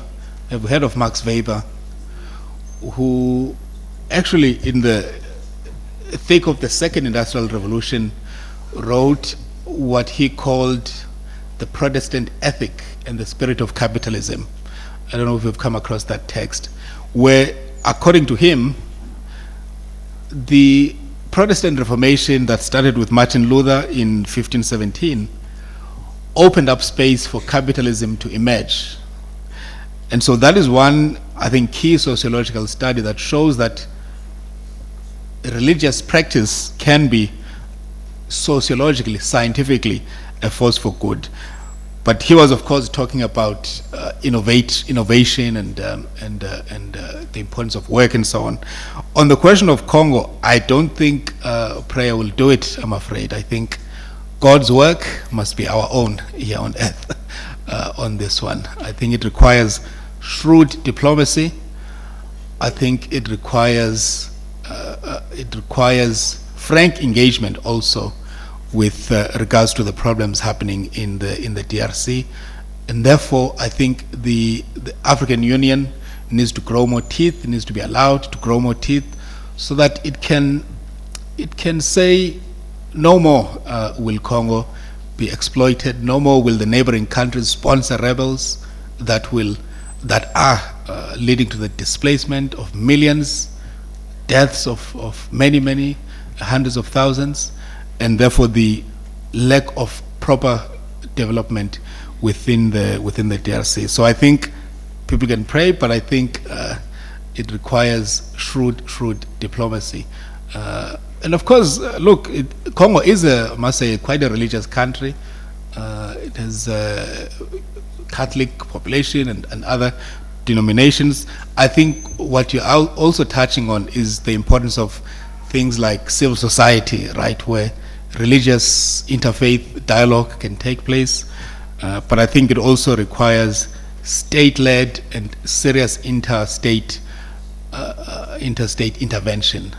Otherwise, it's just going to perpetuate. I think there's no shortage of prayers, but as I said, I think God's work we must own it now in the problems of the Congo. I hope that that means anything to you. I hope that answers your question. Thanks a lot. Thanks, Chair. Thank you, Prof. Will it be a crime if I close for discussion and questions? it won't be a crime, ne? Thank you. Coming from the Department of Criminology and Criminal Justice, I once saw this video. They said I don't remember from which country. It was the president. Behind him there was a well-built robot. So they said that robot is a bodyguard. So the bodyguard is loaded with firearms. He's able to rescue the president out of a mob that is about 100 people. He can speak many languages. That was part of artificial intelligence. So to me, coming from the Department of Criminology, is that I'm thankful because it means the president is protected, and even the people who are supposed to be employed to be bodyguards. Isn't that when you are a bodyguard, you need to make sure that the person that you have been hired to protect has to be protected at all costs, which means it's either your life that is sacrificed on behalf of the one whom you are supposed to protect. So to me it was, okay, I'm thankful it will save the life of the president and the people who are supposed to be employed. But at the same time the question is that robot not taking the employment of those people who are supposed to be hired as bodyguards at the same time?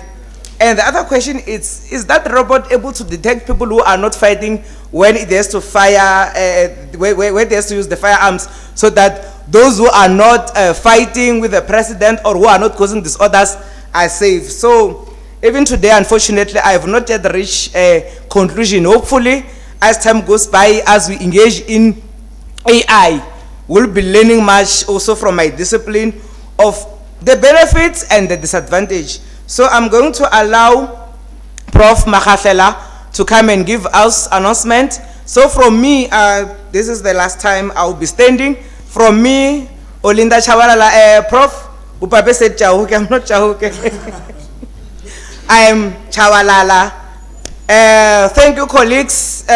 Na cancer. Ishtonga, tani loko nirumtonga, okchawa kutonga la shawangwanyani, ndirumwa Chawalala, ngwambumbi, ngwama kwita shabela, tukaramshengu, inkomu.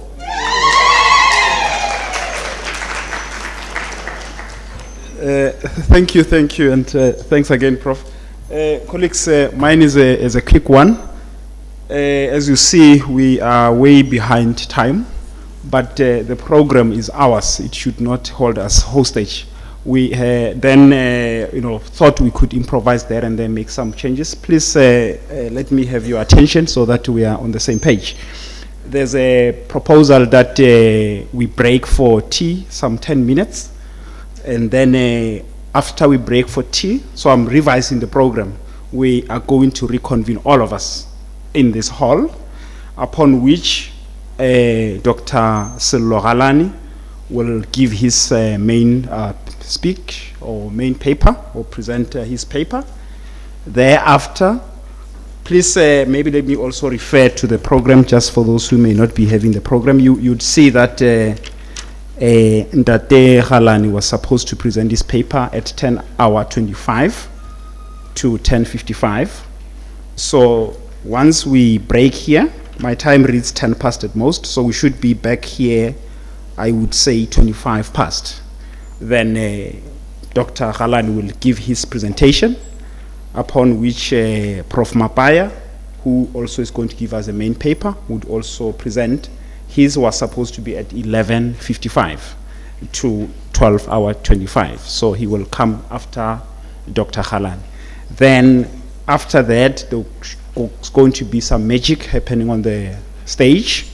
Then once we are finished with the magic or the rituals, then we will take all the papers that we skipped.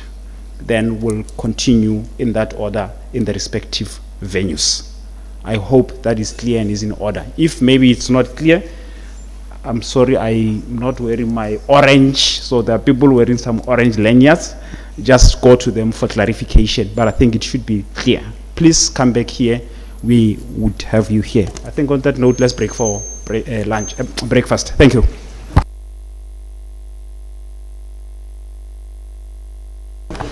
All right, so sorry, there's another one. Please, the HODs, office bearers, the guests, supervisors, follow the Demboweni to where you're going to quickly have your breakfast, please. Thank you.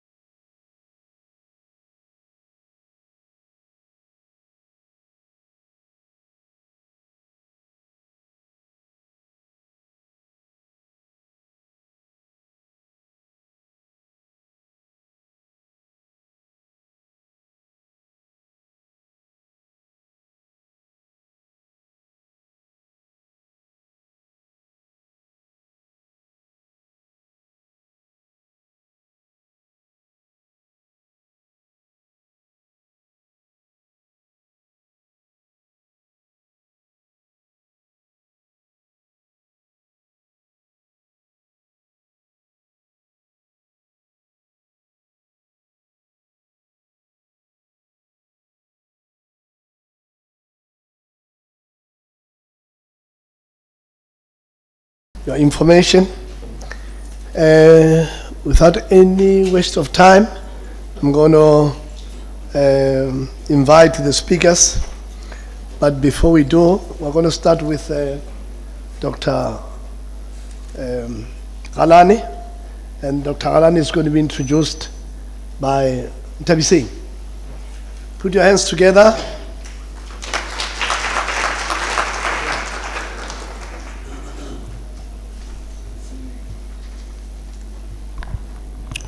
Greetings, everyone. My name is Ntabi Singh Matsabe. I'll be introducing the bio of Dr. Sello Galani. Dr. Sello is an alumnus. It was this University of Limpopo campus that served as an invaluable springboard towards his academic achievement. That saw him complete BA Honors and Masters from University of Cape Town. He also furthered Doctoral of Music from University of Pretoria. He also had LLB from University of South Africa. His career includes involvement with law school enterprises from University of Pretoria and a position of Chief Arts Curriculum Development, Implementation, Monitoring and Support Specialist at the Department of Basic Education for almost 24 years.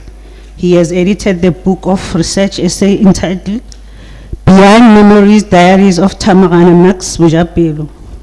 His sterling career as a prolific composer has yielded 350 original compositions and 25 live albums.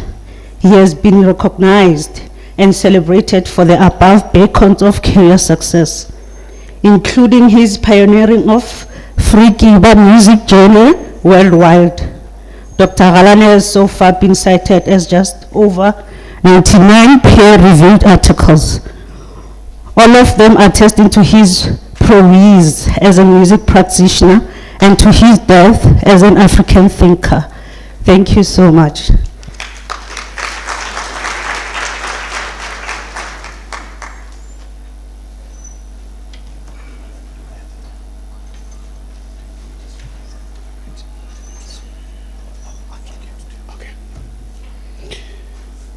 Tabela Naki Galani, ki ma tebele makonkwana ba tlhoka kgomo ba ja motho bana ba mmo jaka le go ba tloja le go le pele ke mabotlana bo kgaba di mmamodi wa le kganyeng a phokwa marumo ngata bo shego re ya retwa mosare re ya ratwa gore go senyegele matsileng go ntsane go tshwana le mamoshi a thunya mosagare phya diatla.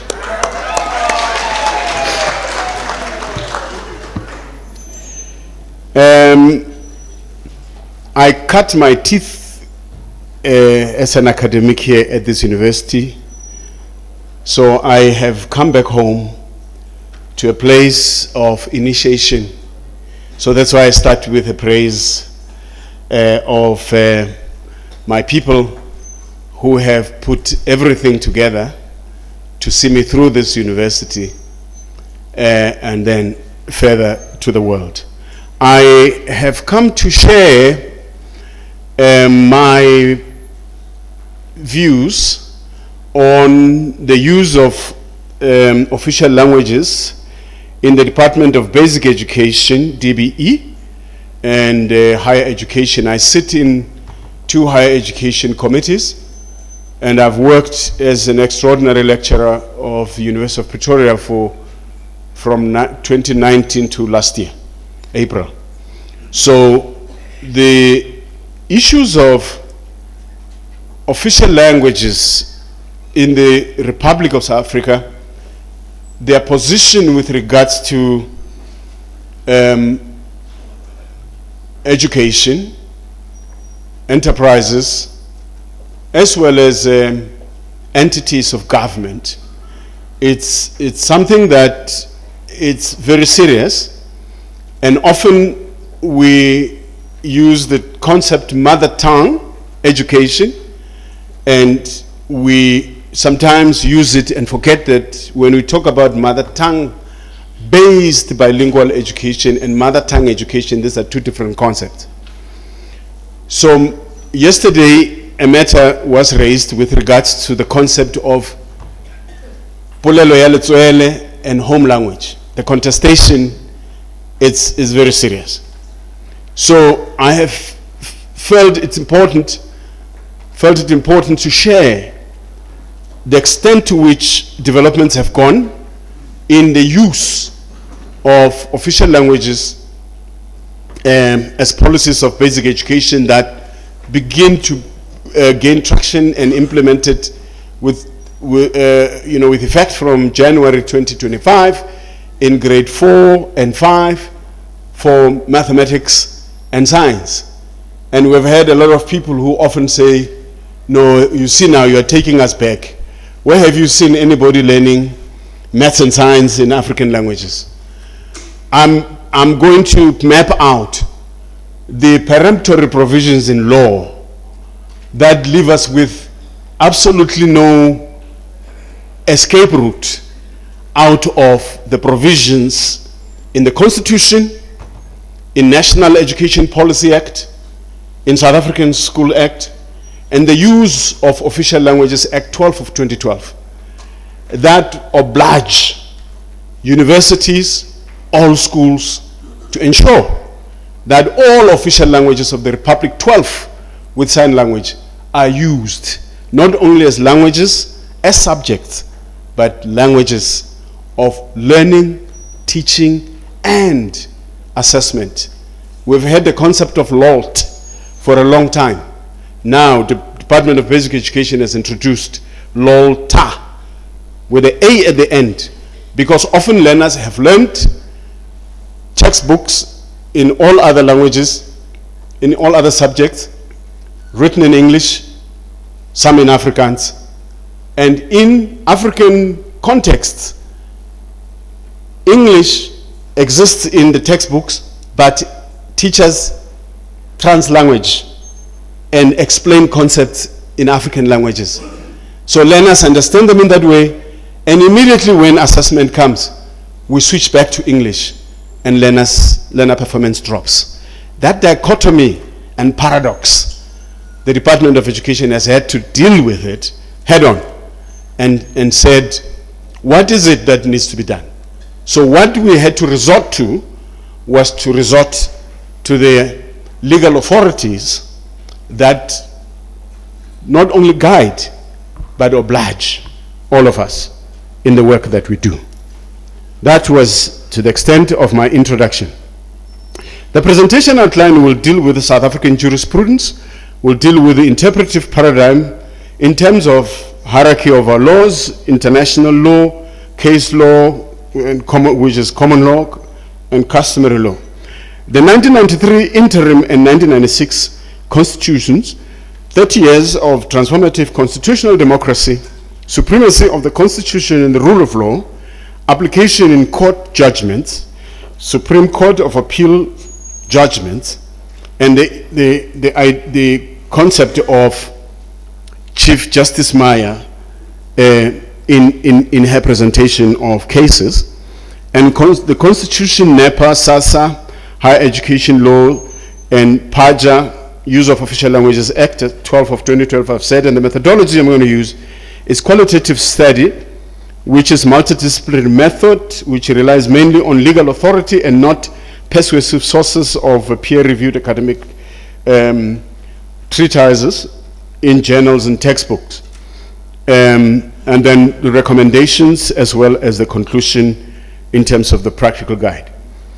The South African jurisprudence is basically based on what is transformative constitutional democracy.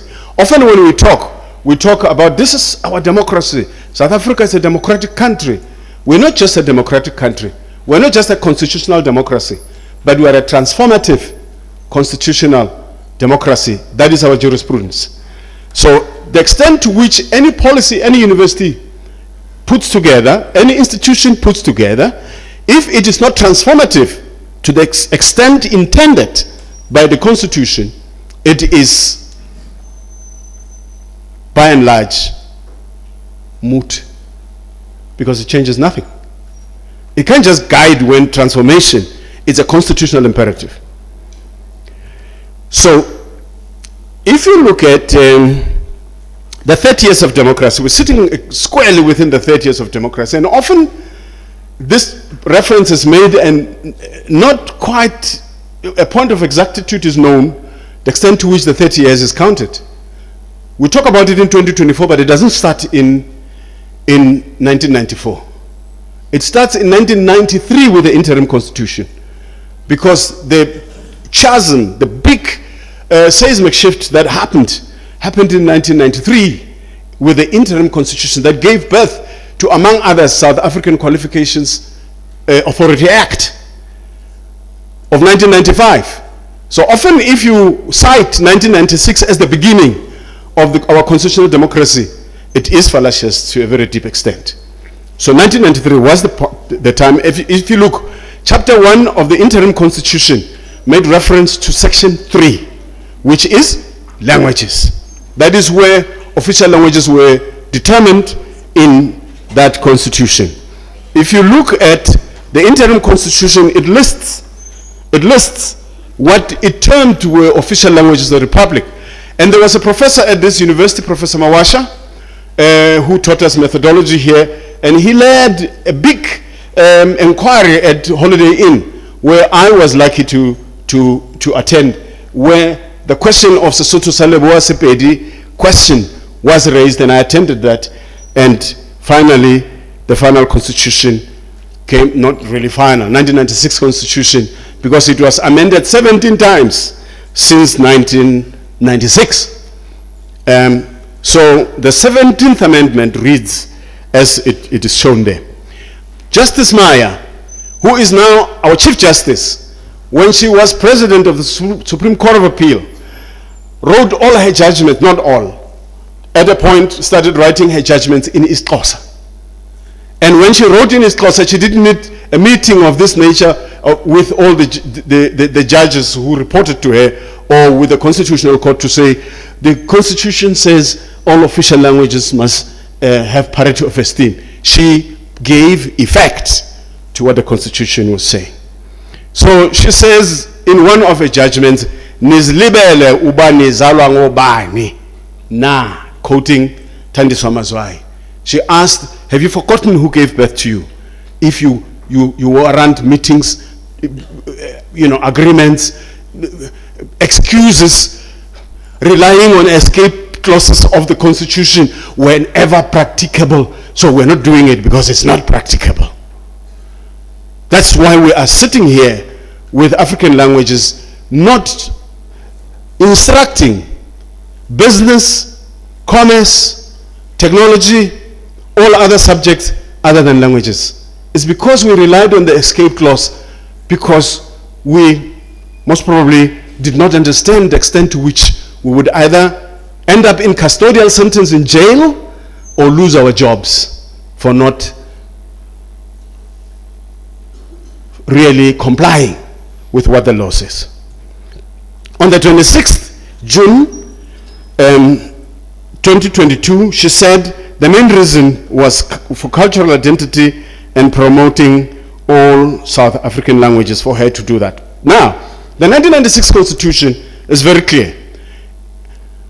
Colleagues, Section 6 of the Constitution, I often hear, including PENSALP and other institutions, citing it as a provision on rights. It's not a provision on rights. This is part of the founding provisions of what makes South Africa South Africa. I call it a sovereignty clause, which is the 6th sovereignty clause. Remember, how do you define South Africa?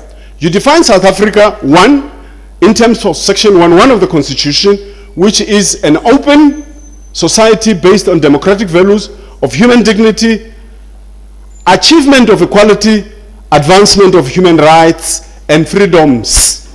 Often we don't mention the S, and we get surprised when we are taken to court. And we said, no, but we fought for this freedom. The Constitution says freedoms. Yeah. No, comrade, you see, we fought and the freedom, no, the Constitution says freedoms. So, it says, the national government and provincial governments and by legislative and other measures must regulate and monitor the use of official languages without detracting from the provisions of subsection 2. which says all official languages must enjoy parity of esteem and be treated equitably. Must. Not could, may, in the event you have budgets. And in the event you have sufficient human resource, and in the event the conference has agreed. No. Must. These are called peremptory provisions of law. Section 29(2), this is a very important provision, equally important like all others. But once we go to section 29, we are in the realm of Bill of Rights from 7 to 39. And this one is a rights provision. Section 6, it's a sovereignty, it's a founding provision of who we are as South Africa. So to that extent, it says everyone, not some people, not those who were born in South Africa, not those who have money, not those who, and it was a very important point that was raised yesterday on Kilobedu and home languages, not those whose languages have been written, everyone. That's the Constitution. Has a right to receive education in the official languages, or languages of their choice. Right? All reasonable educational alternatives must be taken to give effect to this right. Now, in 1996 Constitution, now, Section 6 is the provision on language, which is a founding provision. So these are the official languages of the Republic. The Bill of Rights is the cornerstone of democracy, and it enshrines the rights of all people in our country. Application of the Bill of Rights, it is in terms of Section 39, it is a benchmark by which any court, tribunal, or forum, like this one, all forum, like the council, university council, or the dean, or all deans, all rectors, and vice rectors. Very important that binds the legislature, the executive, and judiciary, and all organs of state. The interpretive paradigm is that we, in our practice, in government, in universities, and so on, we often rely on decisions that we took in council, we took in our meetings, and do not rely on what the law says in its binding obligations. Because that's what we need to start. Not in common practice that university has been doing this for all the years and nothing happened. I often say to people, nothing has happened yet. Don't say nothing happened. It just has not happened yet. Wait until you get to the case of UNISA, where UNISA was taken to court on this provision of Section 2. Right? Equality, it says equal before the law, all of us, everyone. It continues to say everyone. Now, if we wait and take more time and say, let's wait up until we're ready, we have more, LTSM, we have policies, if we say that, we will never start, but it will remain unlawful to the extent that we are not giving everyone their right to education in that sense. Now, PENSALP in Section 6.5 is enjoined to look at all languages that are not official, but also exercise oversight over all institutions. The presentation is replete with their case law, which they looked, where some people who applied for posts went for interviews and there were interviews in languages that they did not understand, and took the matter to PENSALP. PENSALP reversed the appointments. So, because they used an official language that somebody did not understand, but his or her language is also official, but was not used in interviews. It was not used in the advert. It was not used in a signage. I moved around this university. I see a lot of signage that is monolingual. So we're moving. NEPA says every student, National Education Policy Act, remember, National Education Policy Act is the one that got UNISA into trouble. Because this was passed in 1996 when we were still Department of Education, not basic education and higher education. We were under one minister and at the time. So National Education Policy Act is the one that gives the minister the powers to norm in education. So South African Schools Act promotes non-discrimination to that extent, ministerial language units obligation. Now, any minister, not of education, all departments, they're obliged in terms of Use of Official Languages Act 12 of 2012 to have a language unit. Entities and enterprises may choose one senior member of staff to perform the functions of the language unit, but national government departments must have a full language unit with interpretation services and translation services and so on, so that this excuse cannot be put forward.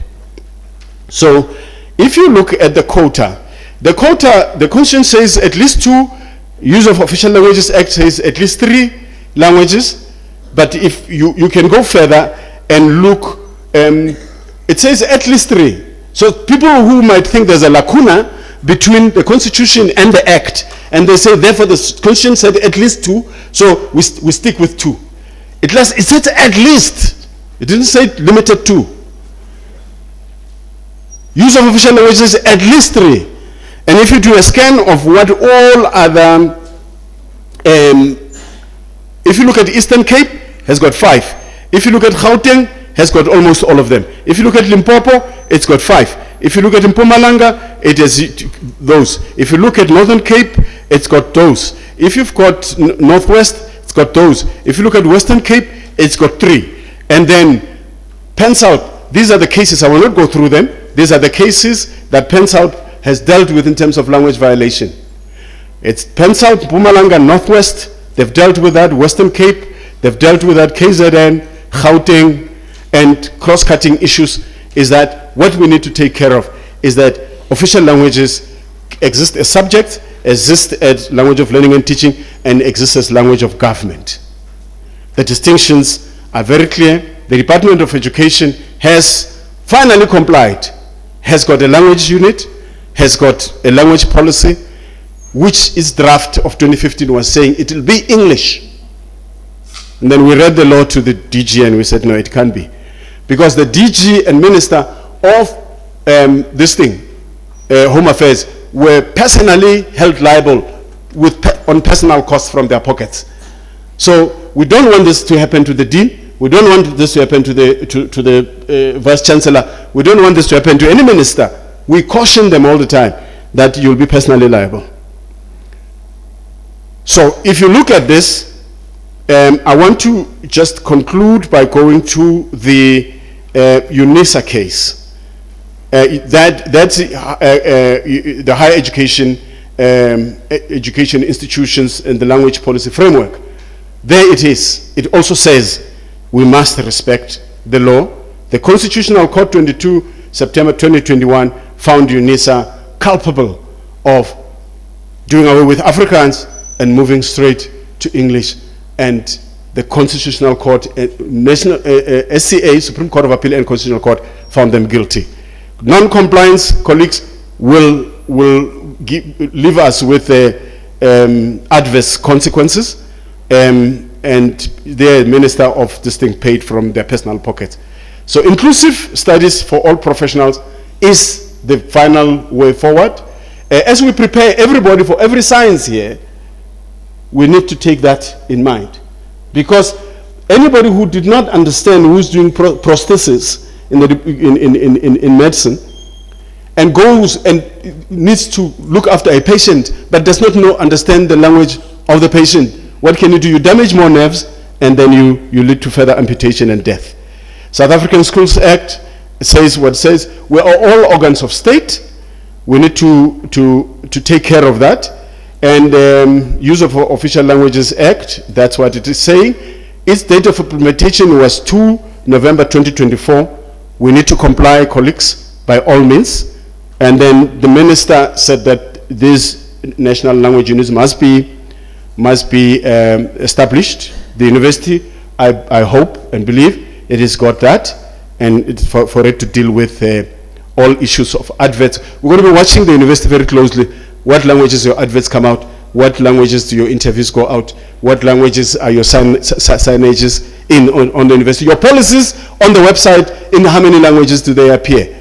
If not, you're flouting Act 12 of 2012. And we do not want to see the dean really at all suffer personal costs, because that has already been given to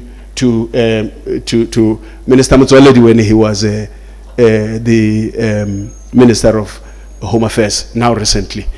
So here it's how Council of Education Ministers and heads of Education Committee have looked into the matter, and they have agreed, and that the recommendations is that language as a founding provision must be respected, language as a right must be respected, language as language of government must be respected, and the moral question is failure to give effect to the transformative constitutional democracy promise is that we would have failed South Africans. We could be slapped with personal cost and then or receive custodial sentence. So we do not need this on anyone. Those are the acts of parliament that we must comply with all the time, by all means. Thank you.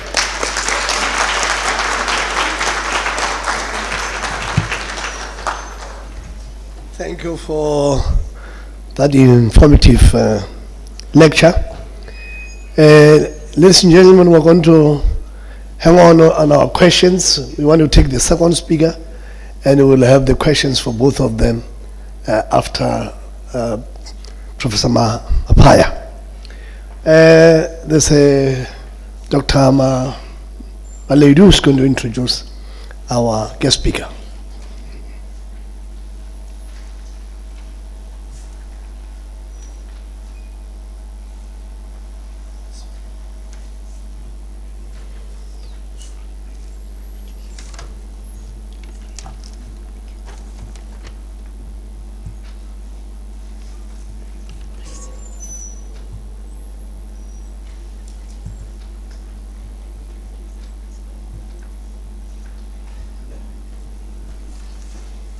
Ke tšea sebaka se ke le dumediše ka moka ka mo baeng ba rena ka moka ditlhogo tša rena tša university, baeng ba rena ba baithuti le bašomi ka nna.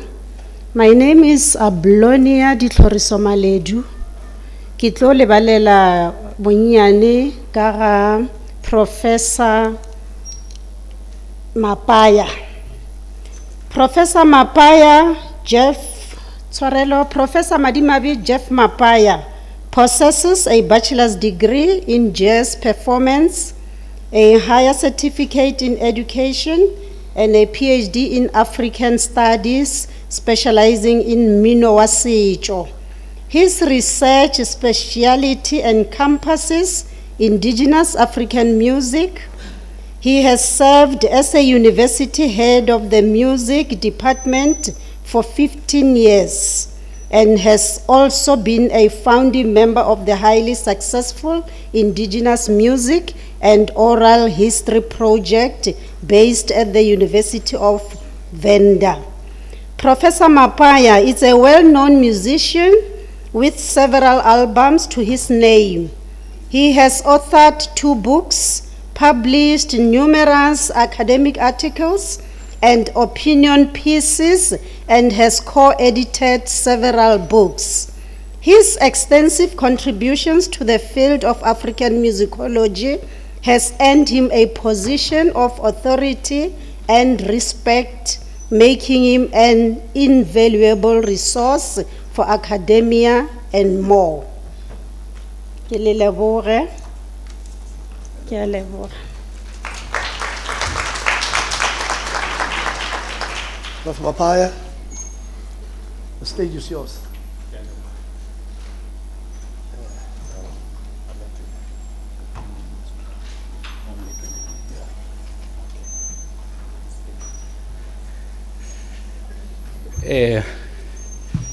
Baolo ba rena ke bolela di executive deans, the professor, le the thought leaders in general. Ke a le dumedisha. I'm a little bit disappointed. I thought he would be in my camp, but he left me alone.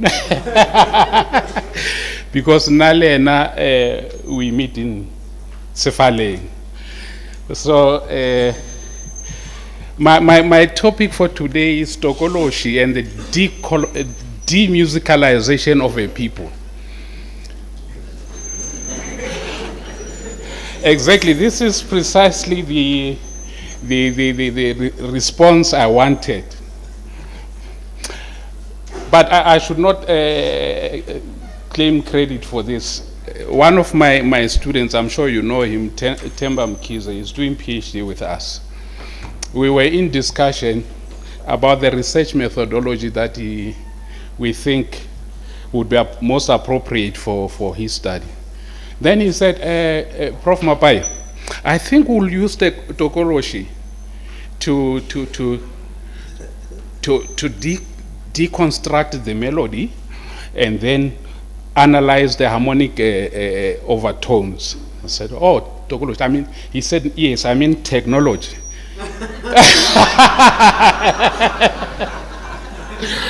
And then we went on a lengthy discussion about this tokology, and we said, to think of it, Professor Marwala and Professor Njeje should give us credit. We came with the first humanoid. Because tokology, the story of tokology is that in a household where we don't have manpower, but huge fields to tilt, you just sleep. The following day, the job will be done meticulously. So that was the concept. So please credit us. Now, my introduction. I'm going to examine how this technology impacts on what we do, which is music. Perhaps also, I think there's something that I need you to credit us for. Did you know that one of the greatest exports from the African continent is a soul? You wouldn't have hip-hop, you wouldn't have pop, you wouldn't have jazz, you wouldn't have, think about it, you wouldn't be able to dance. If we take that away, you'll be killing each other. So you must give us credit as Africans. Ne? That's, yeah,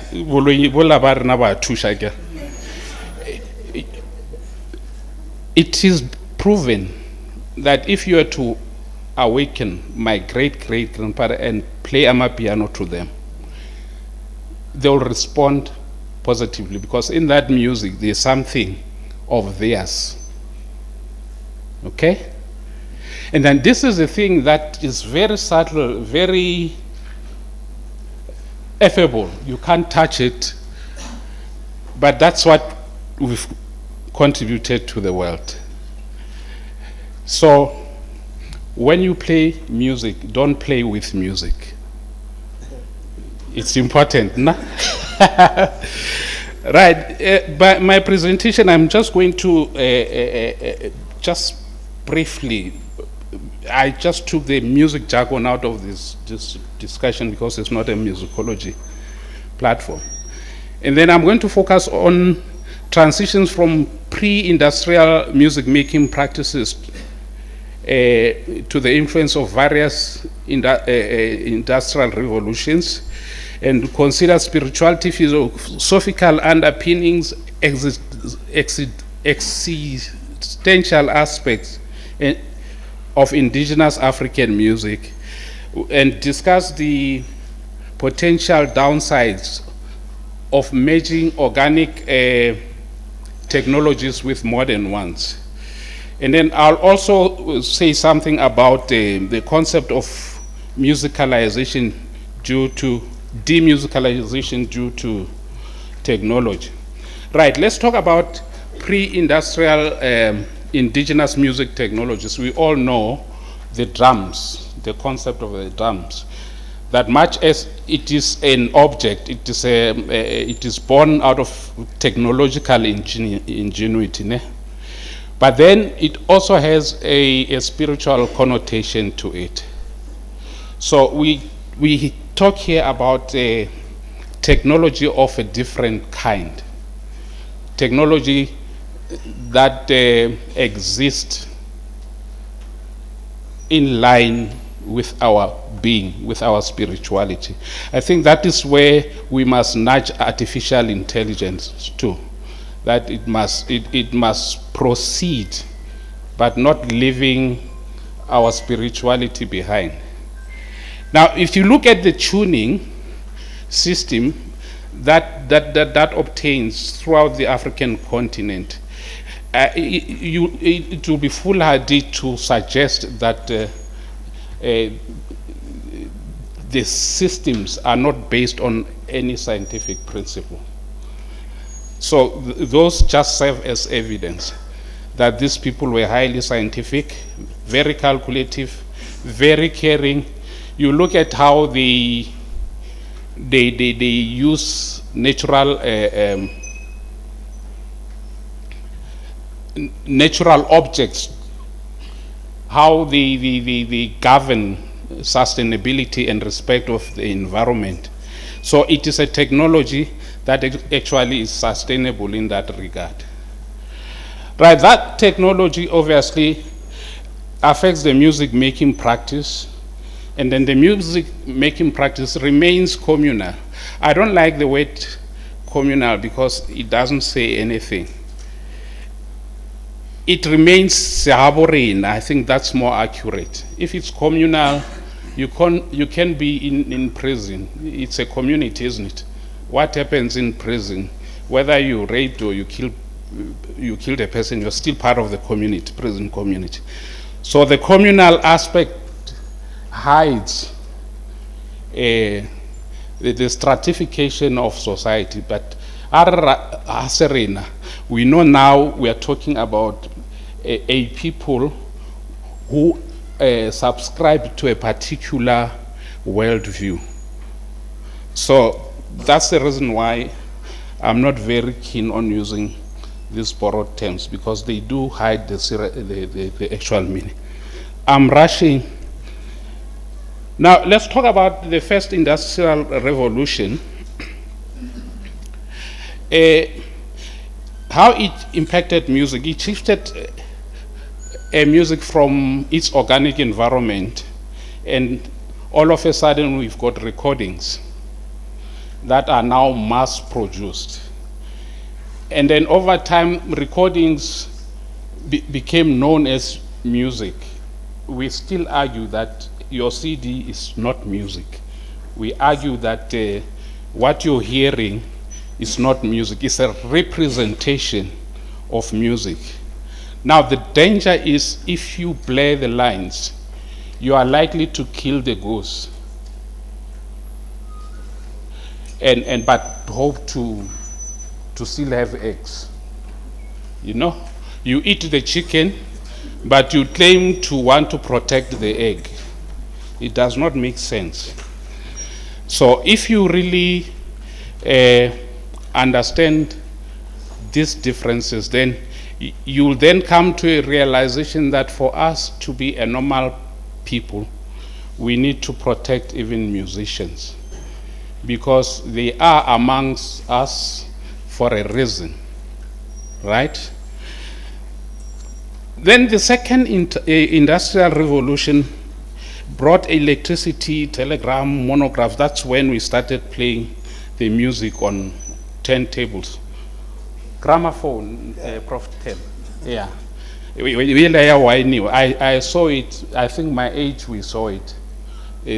Many didn't see it. That's when it started, and then it evolved into our living room music playing devices today. Now it's now on our cell phones, and it's going into the cloud. This is now the digital technology where music is omnipresent. You switch anything, the music sounds. But in this, I want you to bear in mind that the chicken does not factor that much. We are battling about the egg, okay? And then the increase of accessibility, there's, I'm sure you know the song, Mbobe, Mbobe, Mbobe. Can I hear it? Mbobe, Mbobe, Mbobe, Mbobe. Bakai banna, Mbobe, Mbobe, Mbobe, Mbobe, Mbobe, Mbobe, Mbobe, Mbobe, Mbobe, Bakai wasaru, ilali mama, yerebe.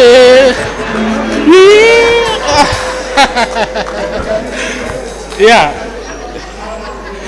Well, it is proven that Africans are all musicians until proven otherwise.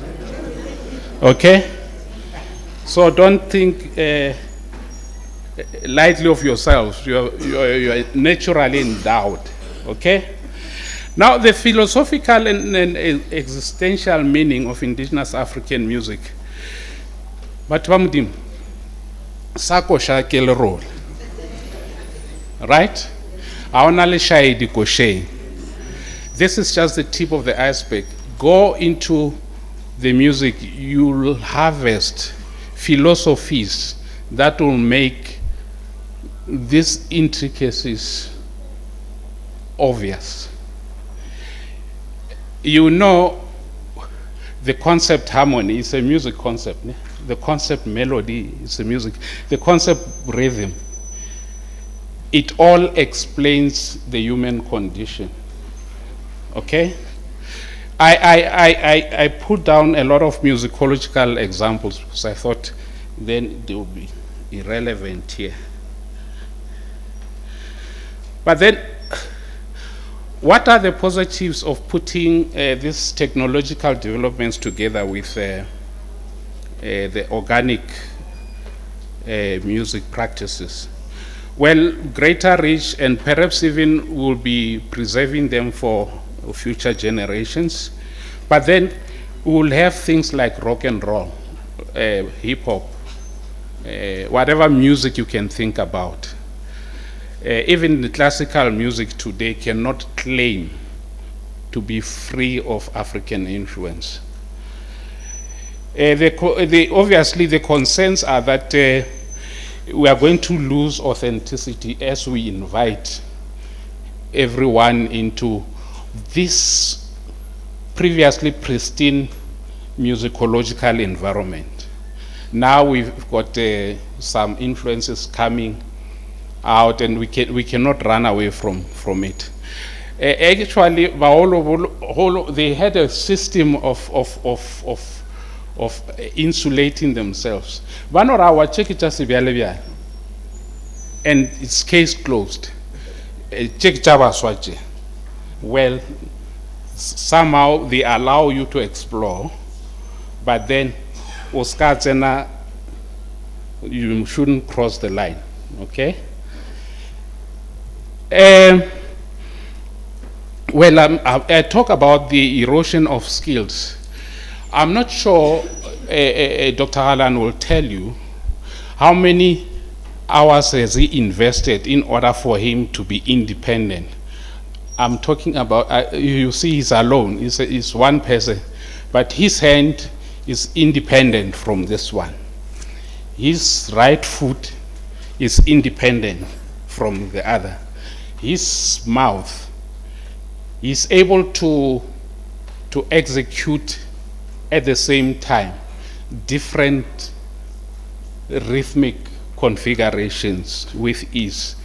It took him time, yes. Now we are going to replace him with a humanoid. This is where the problem becomes real. You'd have something that could emulate exactly what he does. It renders him obsolete. So what must we do with him? And obviously, it's going to erode our culture. I mean, we will have a culture that we cannot define. I think in the next 3 generations, even though we say culture evolves, but it should evolve in our term. If it evolves out of control, then that's a problem. Then I've got several points. I'll just mention them. That we should guard against, traditional music, and I also hate the term traditional. Let's say organic music being replaced by digital alternatives. It's happening quite a lot. I am to blame. My latest album, which was released last year, I did it in my studio with machines. I just provided the lyrics, but the bass player is a machine. The drummer is a machine. Everything is a machine. It's only me triggering this here and there. But that's where we're going. I no longer call him to say, "Hey, Mren, you will like Alenaka, it'll locally di keynote button." Then I have the kind of a drum recorded in the most beautiful treated environment that I don't have, but it's in my bedroom. So that's where it's going. At some point we must stop and say, but what does it mean? Do we lose ourselves? Do we lose the battle? I think the battle that the languages are fighting is becoming the battle that musicians are fighting now, that we need space. And this commercialization, in not so distant future, I happen to play an opening act for UB40. They come with 4 tracks of sound. You can imagine. They put the stage there. When you are on that stage, the electricity on the stage, the sound, you feel it. So it takes quite a lot of resources to put up a show of that magnitude. But now they no longer call us, they call it DJ. A DJ comes with a smaller table and do exactly what we spend so many years doing, because they are going to pay him a fraction of what they would have spent if they wanted me to.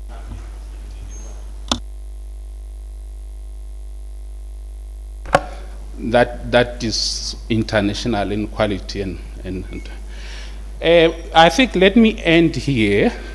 I hope I managed in making you think a little bit about the relationship about organic music and technology, more especially artificial intelligence. How is it going to? It's scary.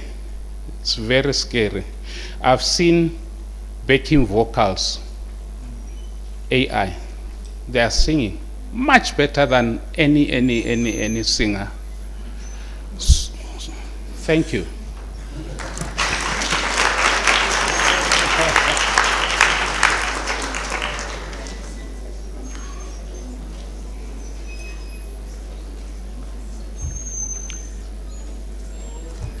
Another round of applause to the 2 speakers.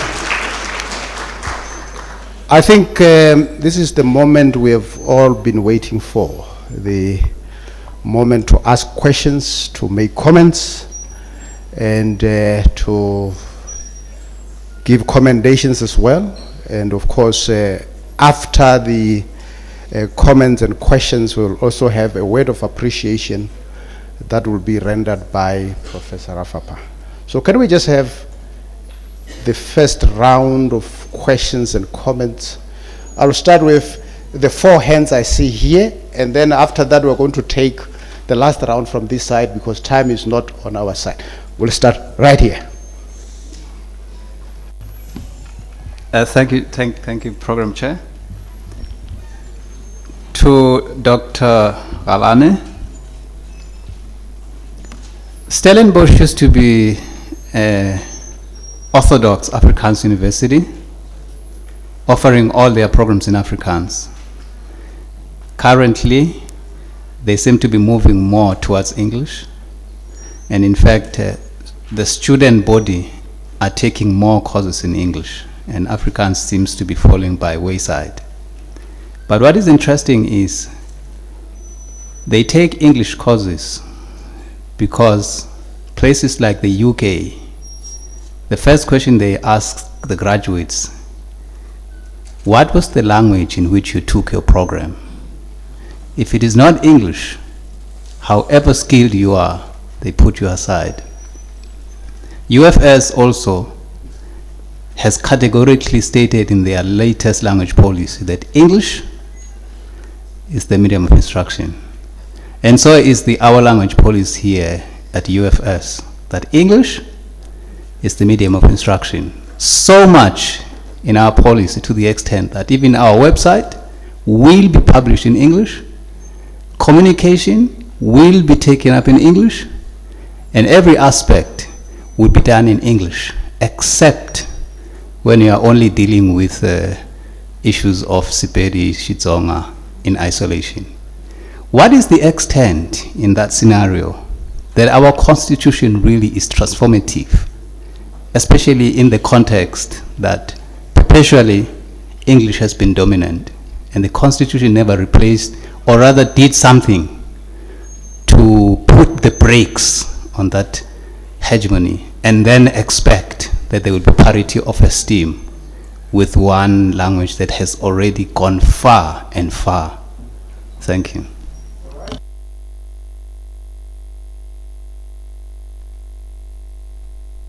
Okay, thank you, Prof. I wanted to ask Prof. Mapaya about this replacement. It sounds like you are saying this technology will replace musicians. But I want to ask, is it because we haven't trained audiences? By that I mean, if I go to a show and you put a DJ on stage, it doesn't matter how well they mix that sound. Nothing will replace the interaction between the musician and the audience. The sound, yes, for recording purposes, maybe. But maybe the economy of music has become too skewed away from live performances. I live here in Polokwane now, and it's tragic how I struggle to find a venue for mature live music entertainment. I can't find it, and I run into a venue and I find this DJ blaring my ears. And the same thing, cities like Johannesburg, you don't, is it the matter maybe that the evolution of the music and entertainment industry should be more balanced and holistic, so that we train the audience, so that yes, maybe the technology can make the recording easier and cleaner, but then when it comes to the holistic pie of entertainment, the audiences will still want to see the musicians, and therefore we embrace technology. To Dr. Khalani, the question of languages, are we just moving into a situation where we are going to be run by the courts? By that I mean governments and state organs are not going to do anything unless and until they are sued. I'm looking at how Section 27, AfriForum, Outer, in fact, almost all decisions that have been taken in the past 10 years in South Africa, real groundbreaking decisions, were forced by legal action, including the action of former President Zuma. There were times when there was a decision by the public protector, but until there was a court case, it looked like nothing was going to happen. The e-tolls in Gauteng, And you can name all, is it a matter of everything is just going to be enforced by community organizers and activists through the courts? And what does that mean to the other estates? Legislature, the executive, and maybe the media, which has been dubbed the fourth estate. Thank you. So those are the three questions so far directed at the speakers. So there were two more hands this side. I'll take the first one here, the second one there, and after. Okay, that would be another round.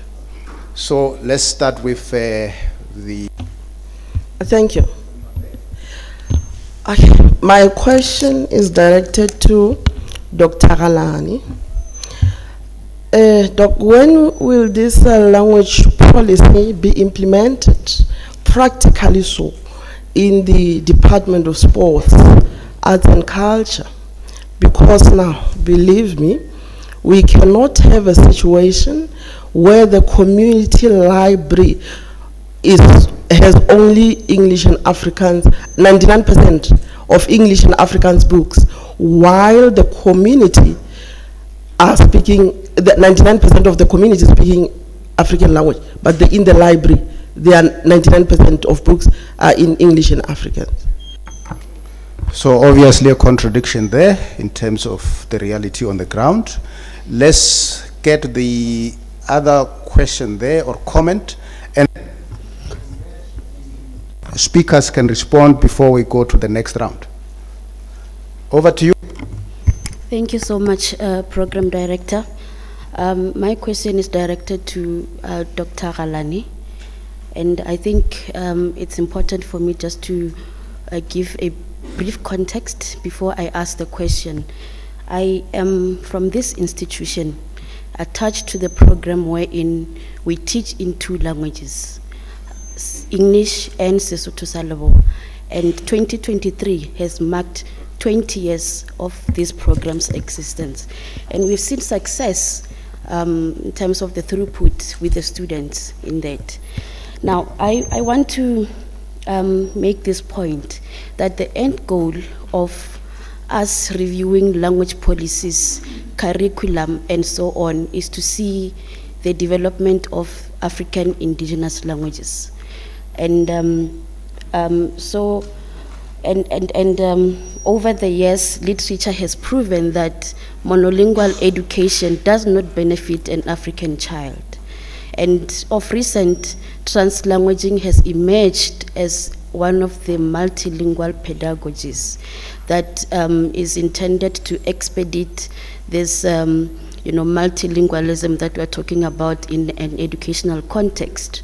Now, I want to find out from you that besides translanguaging, what are the other pedagogical, multilingual pedagogical approaches, instruments that can be used? But because if you go through literature in terms of and trying to understand what translanguaging does, it allows learners, students, to bring into the classroom their linguistic repertoires, right? It's got its own limitations, but it does not afford these children, these learners, to transcend these linguistic repertoires into writing, into assessment. I think that's my question. The two colleagues, can you decide the order of appearance so that you can respond to the, I think, about 5 questions that have been posed? Over. Thank you, Chair. I'll take my single question. I think I had just one question directed to me. Ndate Khumeswana, I was talking to Prof. Mabuhwan, or this university, which is considered the mecca of African thought, is to blame, because you don't want, I know you can, you don't want to start a music program. This is what happens when you have a music program. You are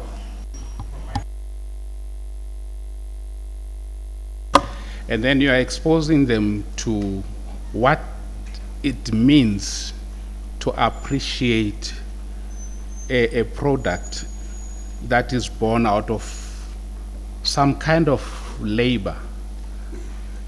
People, they must see artists carrying amps and guitars, putting them there, performing for them, even if it's for free. When they graduate, they become judges, lawyers, politicians. But what we plant at university germinates and becomes a support system for artists in general. If you look at concerts world over, whether it's George Benson playing or it's always white audience, then you must ask yourself the question, why? It's because we didn't take time and enculturate our people in general into that culture of appreciating art. And I don't know how are we going to solve it if University of Limpopo is not doing it. Because this is, for me, this is as good as it gets. Forget UCT, their interests are somewhere else. This is it for African thought. Thank you, sir.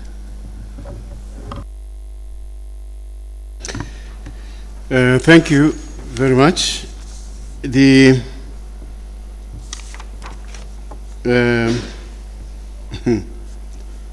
you know, this question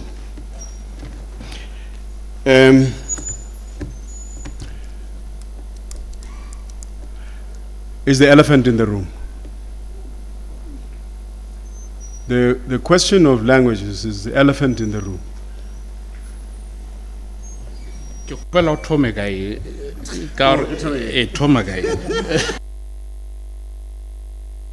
Let me start with this one.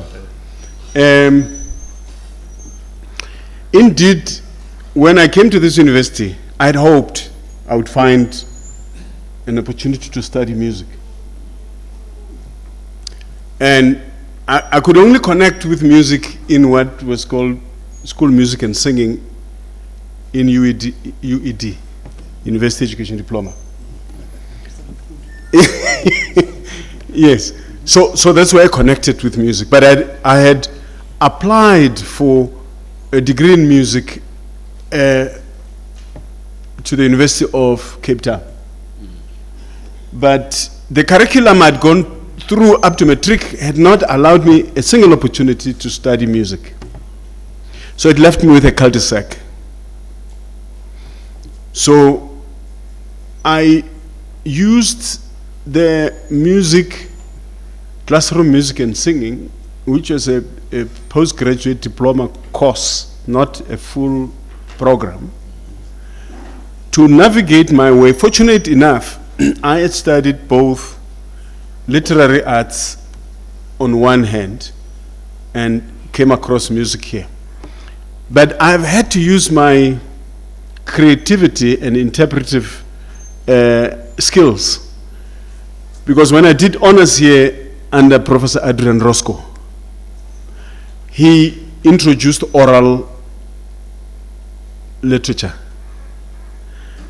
And then I said, our music is oral by nature. So I connected the oral traditions and my desire. And I used RPL to go to University of Cape Town to do masters. And when I got there, the College of Music had Professor Hansen, who was teaching that. So I found a way through to African Studies to study music as a system of communication, because I had studied different communication systems in sociolinguistics and neurolinguistics here. So I did interdisciplinary studies and applied theories of linguistics to musical practice and developed a new theory of African music, not just only being oral music, music of orature and oral traditions, but as well as being, by definition, a system of communication. And I made the analysis and I found evidence, which I used in one of our meetings when we met down there where we were planning a festival that didn't happen, that when women sing today and they say, when men sing today and they say,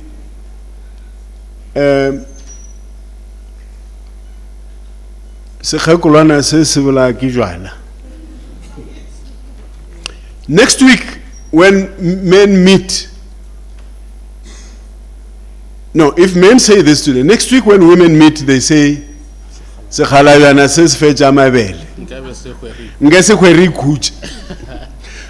found this dialogical discourse and I developed it from my literary studies and linguistics and merged it with musical practice in African musical contexts and developed a concept of music as a system of communication and not an art of technical exercise. So that's a story for another day, but it would really, can you imagine communities that are here are music communities, by and large. They may not be able to read. Somebody wrote a full master's degree trying to critique my master's degree, but finally agreed with me. And he got the master's, and I said, but this guy, how did he get the master's? Because he introduced nothing new, because he agreed with me in the end. But let's leave it to the university that awarded the. But by and large, this community is deeply rooted in a community of practice of serious musicologists. So it would really benefit from that. But the question would be, would we start the music program here as what? As a program that looks at music as a system of communication, or as ethnomusicological program that includes music as a system of communication? So it would really be such a thought leadership program. Okay, let's not pontificate a lot. We are available to start that program. Let's cut it there. I must also say that I've sent this link to a team of specialists in language and planning and socio-linguistics, as well as to the 9 provinces of curriculum advisors of the arts. So they're tuning in now. I'm getting feedback here as we're presenting. So, yeah, let's deal with the elephant and when we were in Eastern Cape recently going to do advocacy on this thing, I introduced another concept. I said, we have the elephant in the room, but we also have the rhino in the room. So, because the elephant is the self-limitation and only Section 36 of the Constitution talks about limitations of rights. So, let's not apply that section on ourselves and limit ourselves in terms of what indigenous languages can do for us. When people came from exile in 1993, Dr. Msibudi Mangena made a statement in one of the interviews. I used to record different politicians because I needed to catch them fresh from exile and then check them later. After getting money, what do they think they're saying? One of the earliest things that he said was that there is no way a nation can develop on the basis of a foreign language. He said that in 1993. I don't know if he remembers, because it was a radio interview. I must remind him. So innovation is key. It's not just studying and getting heaps and heaps of degrees and you have innovated nothing. Innovation is key. So if you study with an idea of innovating, you do not need to be affirmed by the people of the world. But to deal with the question that Prof raised about where these students, universities in the UK, for example, will say what. The flip side of that same question we come across all the time when we deal with this thing is that, number one, like I said, languages are studied as languages. English is one of the languages that will be studied all the time as part of the 12 official languages. The language of learning, teaching, and assessment, in particular non-language subjects, it's an area you will be shocked. I mean, that is a small problem. You'll be shocked if I give you stats that came out just last year, that the transition from foundation phase where learners learn in home language, in their own mother tongue, to grade 4, we lost 58,000 learners in grade 4 last year only. The transition to English. 58,000 we lost. Those kids, we don't know where they are. Because I had to move to start doing more subjects in a language they don't understand, with more teachers when they used to one in home language. So that is why the department is saying, moving to grade 4, please introduce in math, science, and technology, because those are gatekeeping subjects to enhance learner performance and education outcomes. The stats that you will be shocked. The high-performing learners in this country, with all your intelligence amongst all the gifted amongst us in this room, are English and Afrikaans learners, because they continue with mother tongue up to PhD. There is a difference of about 36% gap between the performance. We are carried as a country by learners of English and Afrikaans in matric exams. What you see there, the stats, there's English and Afrikaans, but the rest are around 40s. Because they must first learn the language and learn through the language, and they never make it. So we have a limitation of time here. Just a quick one about outer. Yes, unfortunately, we call this country rule of law. So we're going to end up in court by all means. So I say to people when I'm in governing bodies of schools where my children go, I tell the principal, don't do that. It's against the law. And then the principal continues, and I'm called as a state witness to testify against the principal. I told, don't do that. And she says, no, but all other principals are doing it. I said, they must not catch you, because I'm going to testify against you. And that's unfortunately where we end. So when will this language policy be implemented? As I said, 2024 is the beginning. But the fact, we're also using AI to ensure that LTSM is there. And then now in September, we're running training for teachers through the UNISA telematics program, where we prepare teachers for the new pedagogies. So then the last two, learning is at the center, colleagues, of the whole question of languages. We have taught learners, they've passed, but they learned nothing. They did not understand the substance of what it is they learned, but they remembered it. Now is the time to learn. Thank you. Thank you very much, Dr. Khalani and Prof. Mapaya. Colleagues, unfortunately, we don't have much time, and we are getting whispers that we are running way behind time.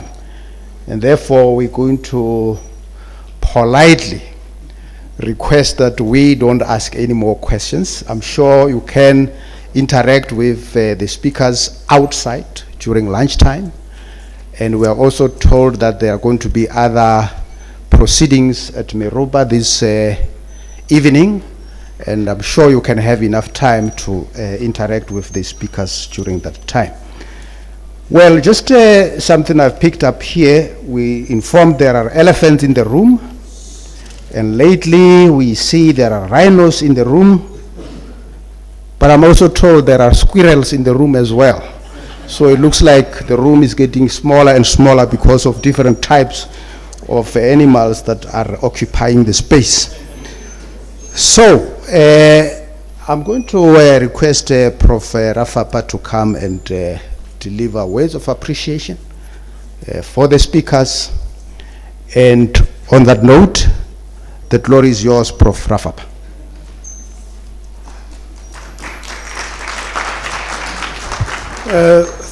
Thank you so much, program directors, Professor Sodi and Professor Temani.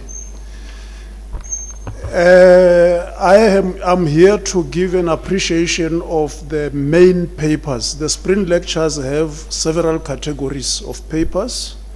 We have delegates presenting their research, comprising of students who are a hatchery for future researchers who are in masters and PhD. Then we have main papers of 30 minutes each. They might be internal or external.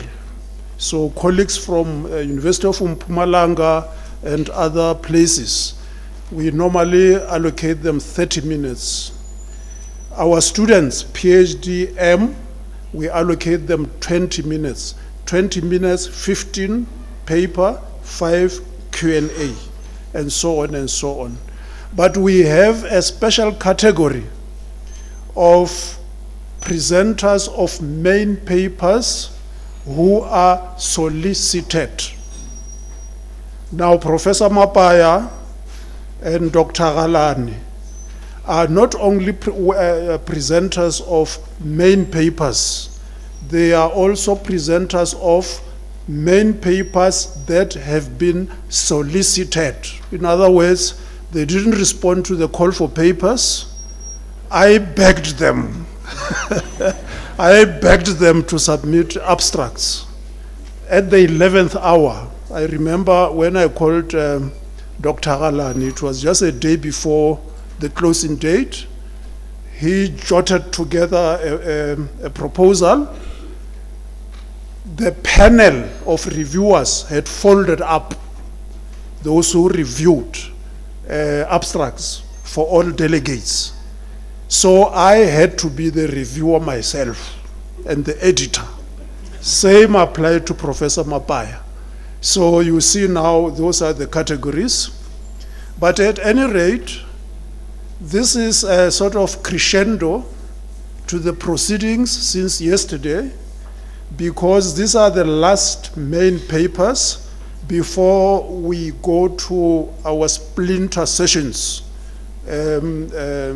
parallel sessions. So it suffices, it behoves the organizers, for whom I'm the mouthpiece, to appreciate not only the last two speakers, but also the main speakers casually, because they've been appreciated already. Professor Protocol, I mentioned the apparat, the upper crust, in acknowledgement of university honchos or managers.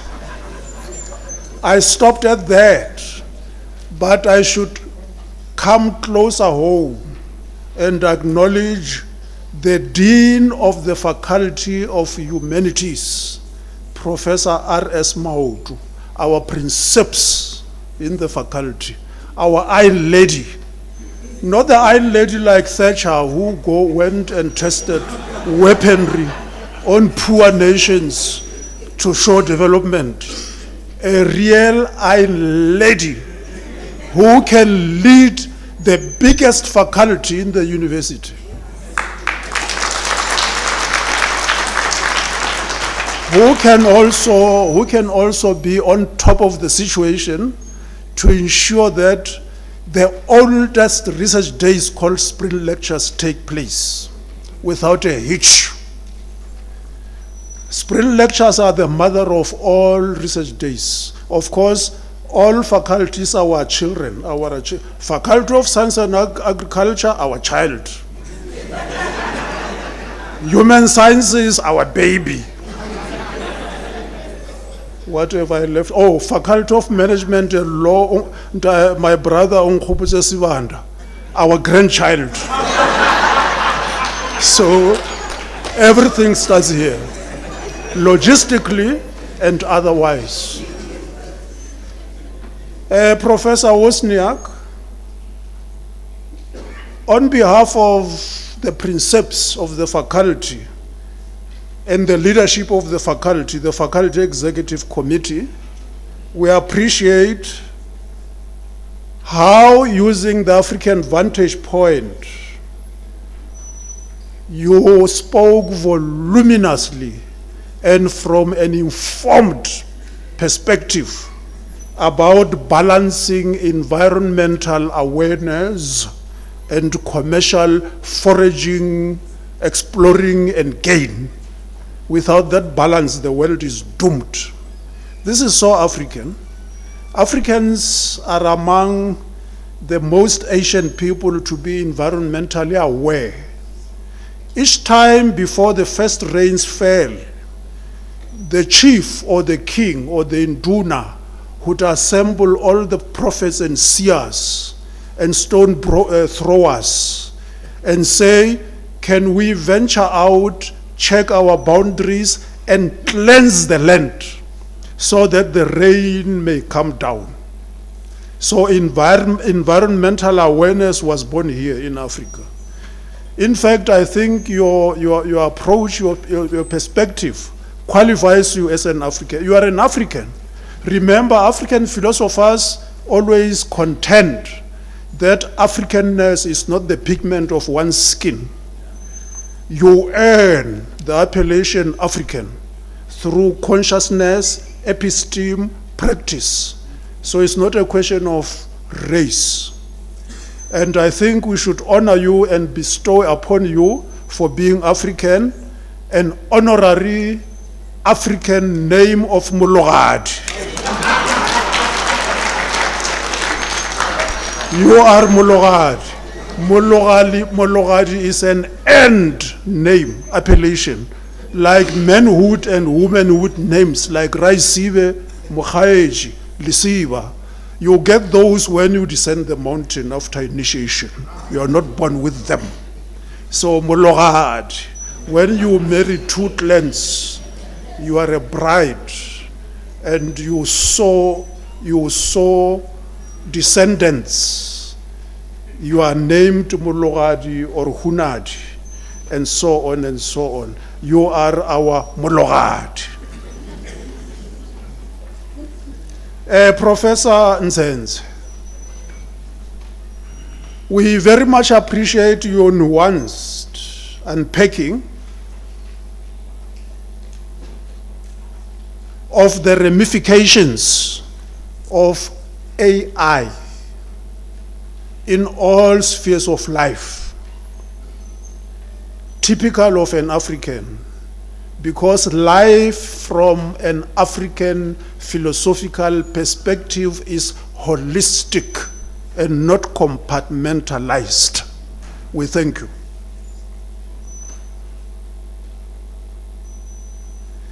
I can now come to our two jazz giants who presented today. Dr. Alan, this is your odyssey. You are an alumni of this institution. You have come back home. I remember when you and I were students here, it was during the Khransi state of emergency, a series of them. We would be sitting here in R40 for social functions as a student body. I was in the SRC, editing the Teflax journal, and would be surrounded by mellow yellows, and there would be a chopper of not subs, SAP, yeah, not subs, SAP, waiting for us, giving us an ultimatum. And they say, we give you 5 minutes and you must disperse. Then you count down. After 2 minutes, they shoot, tear gas, whatever, everything. One time I called your name, Dr. Galane. I was staying in MBD. I ran to Madiba because I was told they were surrounding MBD, and the police had my photo because I was the editor of the SRC magazine. So my photo was in the magazine. That magazine had published the photo of Nkgopotse Tiro, which was banned that time. And we had a photo of Steve Biko. And we organized a rally and had photos of political leaders. In those days, you didn't have partitions of political efforts. Black consciousness sew us together. It didn't matter if you were a Charterist or a Pan-Africanist or whatever, we were one. And then I ran to Madiba because I thought you stayed there. As I was on the second floor, as you said, they would go to the topmost floor, assault. Then they wait at the basement so that if you run down, you find them down there. And they also go to the side steps. So I was hiding in a friend's room, and I saw the pictures of Teflags thrown down by assaulted students with my photo on it. Because if they found Teflags in your room, they assaulted you more. Now I was thinking, now people are throwing away Teflags because it has my picture and Nkgopotse Tiro. What if they find me, myself? What is going to happen to me? I'll be mincemeat by the time they leave. Let me leave it there. It's not the day for that. Professor Mapaya, you come from Senwabarwana. You come from these woods. You are an autochthon, an indigene of these woods. Whether alumnus or not, this is your odyssey. You have come back home. We thank you.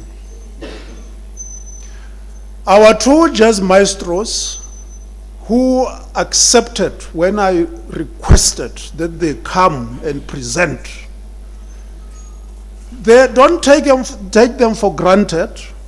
These giants, these icons, are in the league of Harry Belafonte, Percy Sledge, Dolly Parton, Dolly Ratebe, Letambuli, not yet Uhuru. Mercy Pakela, Kena wa Mudidi wa Matepe, right? Mercy Pakela.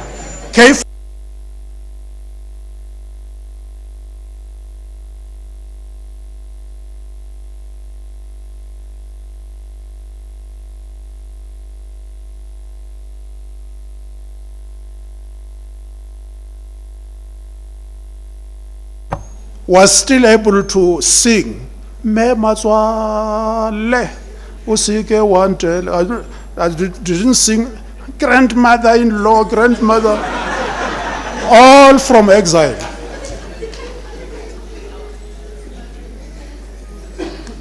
You are in the league of the Humasikelas of this world. It's an odyssey. You left home, you are back home. An odyssey is a journey you take as you venture out of your birthplace into the world. You think you are moving away from your birthplace while actually you are coming back unawares. If you were to go to the north in an odyssey, straight, past Mapungubwe, past Lake Chad, past the pyramids, past Mount Olympus, and so on, going north, because your journey is not a trip, it's an odyssey. You are going to end up emerging from the south and arriving home. You went north, you reach home coming from the south. That's an odyssey. The south, the length of Barwa, that's why it's called Burwa. the land of Barwana, the Khoi, San, and Nama. You will emerge from there. If you go north, you are going to Bukhalaga. Bukhalaga is where we all go when we die. Bukhalaga is Zimbabwe.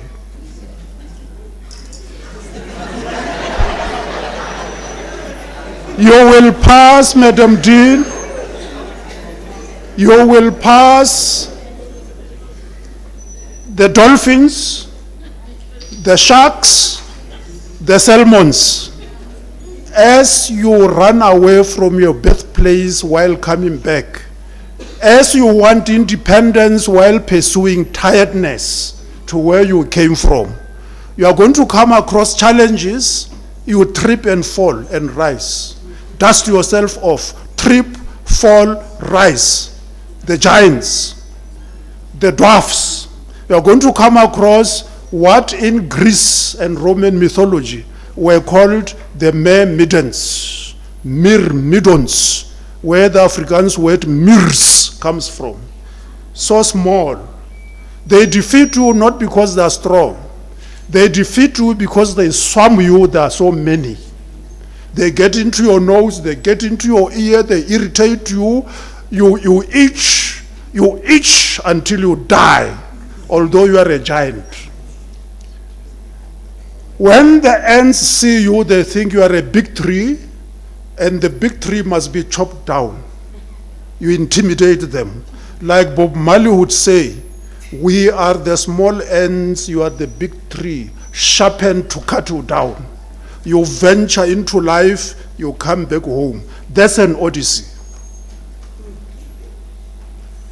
Most important, the kind of music that Professor Mapaya and Dr. Galani play is an odyssey. It brings back music to Africa where it was born. Humanity started here. African philosophers believed that man was created from a cave or a lake.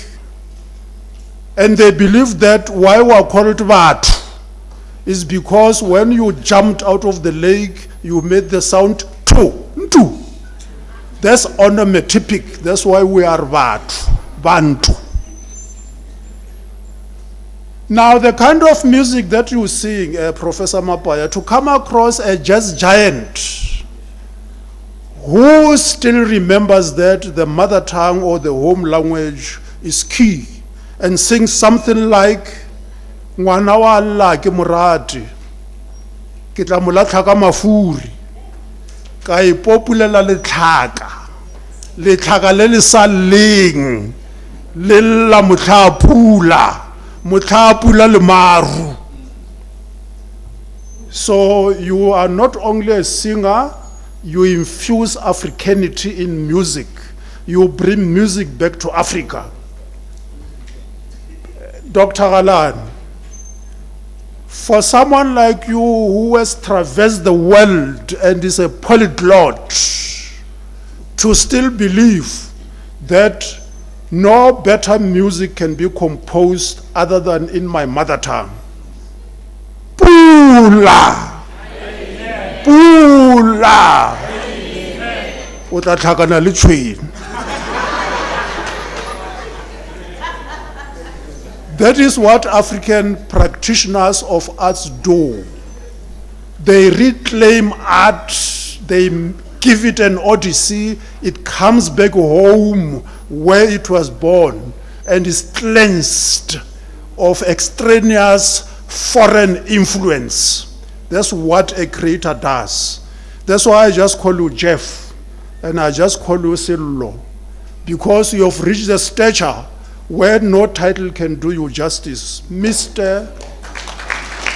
Doctor, Professor, you are up there. Like you would never hear of Mr. Jesus or Mr. God. They are just Jesus or God. So they are above stature. They are above title. Because you are creators.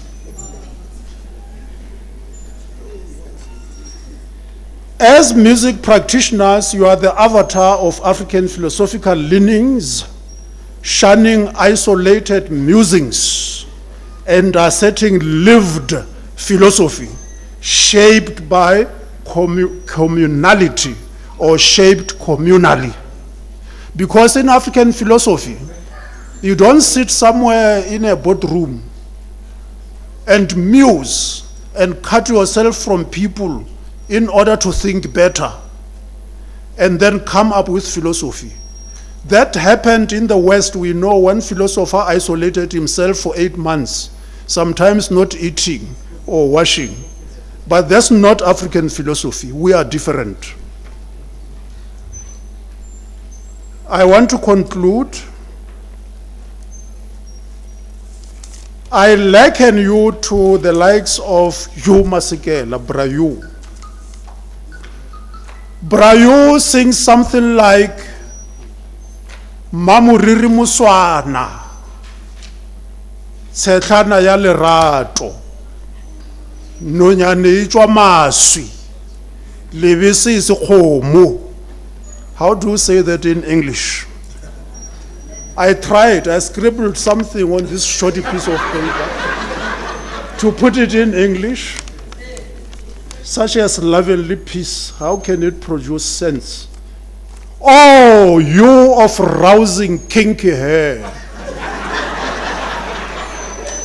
of skin fair, erotic tube of love, feathery, fluttering, dainty little damsel, oozing forth milk, milk fresh as cow milk, though you are not a cow. Mamuriri musana, no nyana ya lelato, no yana itama, silvisi yisi. I thank you.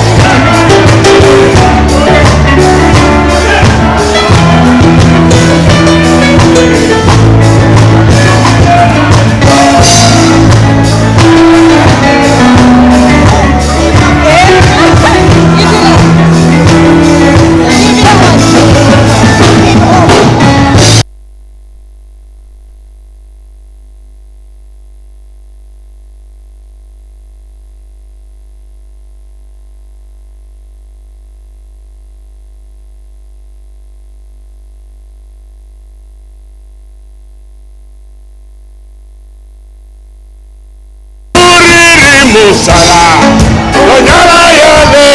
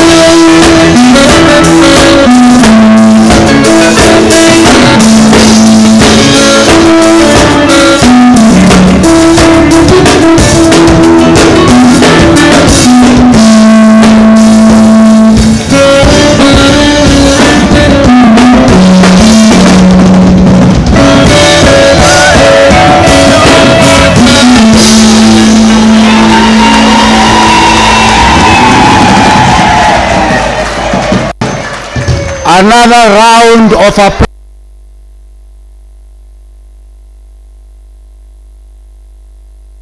Right, thank you very much. I have a message here, and I just want to read exactly as it is here. It says, before we close the session, I should call upon all keynote speakers, there's 4 of them, and the Dean, the DVC, and Prof. Rafapa. Thank you. I don't want to say what the messenger has written here. He says the honchos to hand over the gift. Thank you very much.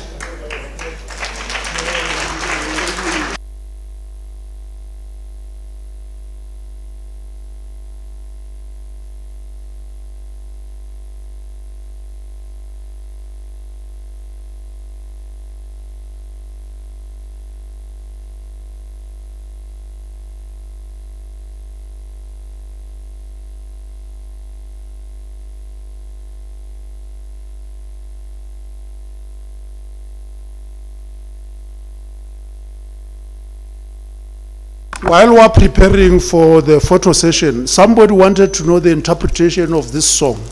Setlana ya lerato what.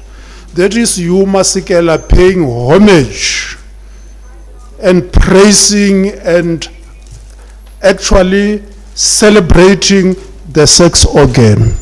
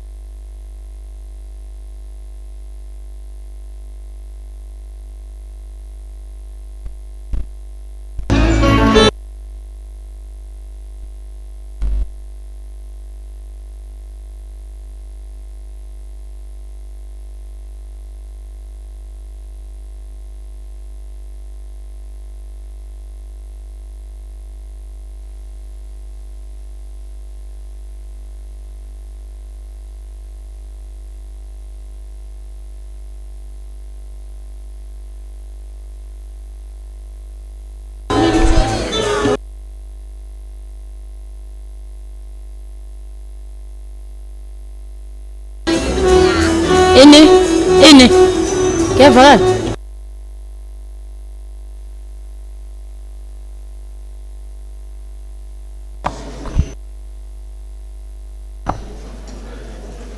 Thank you for your patience. The rituals are always important, part of every ceremony. So we had to proceed accordingly. As we did make some amendments to our program, it's just a reminder that from here we are going to proceed with parallel sessions. You'd remember there are 2 papers that were scheduled, or rather are scheduled, to take place. So let's go to our respective venues. Program directors in various, or session chairs in various, venues. Please proceed there. And then if you don't know where the venues are, just look for somebody who's wearing an orange lanyard. They will direct you. And then after all the sessions are done, please let us all come and reconvene here. We will give last announcements moving into the evening. I thank you.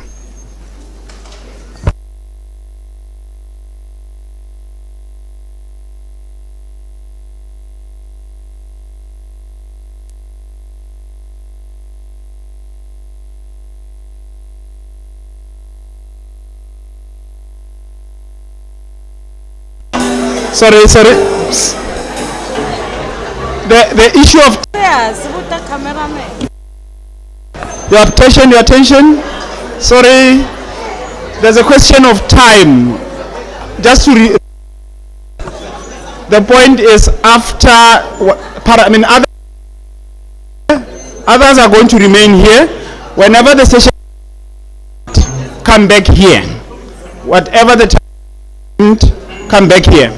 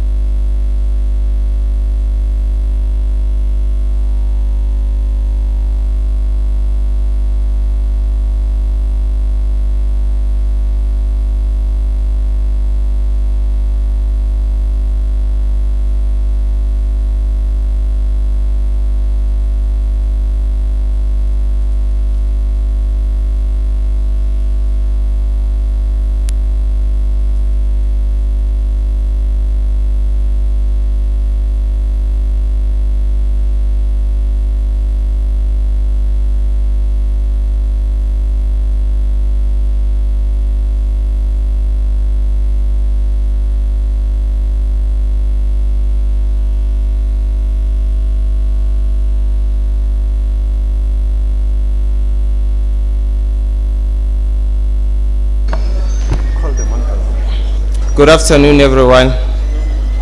My name is Eddie Muntle.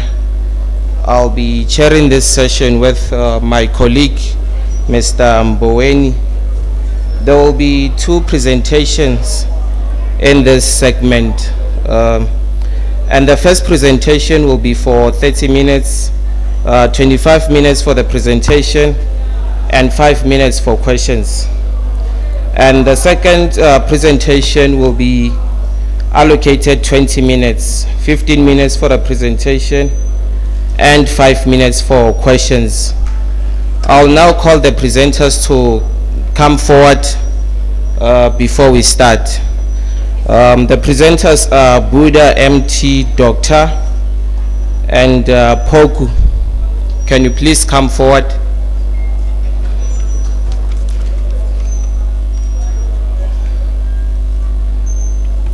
The first presenter is Buddha MT Doctor from University of Mpumalanga from the School of Social Sciences. Dr. Buddha, you can come.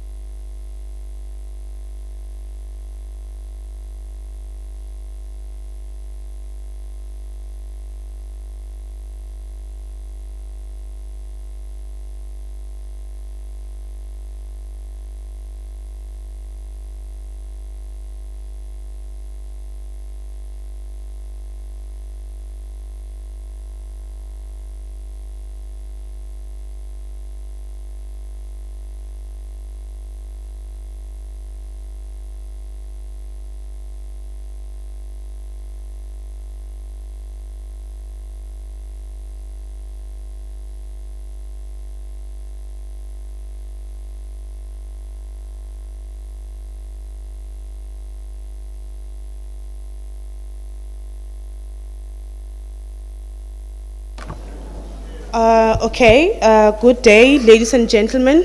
Lochani noke. On lochisago ngutulsile wakwaBuddha.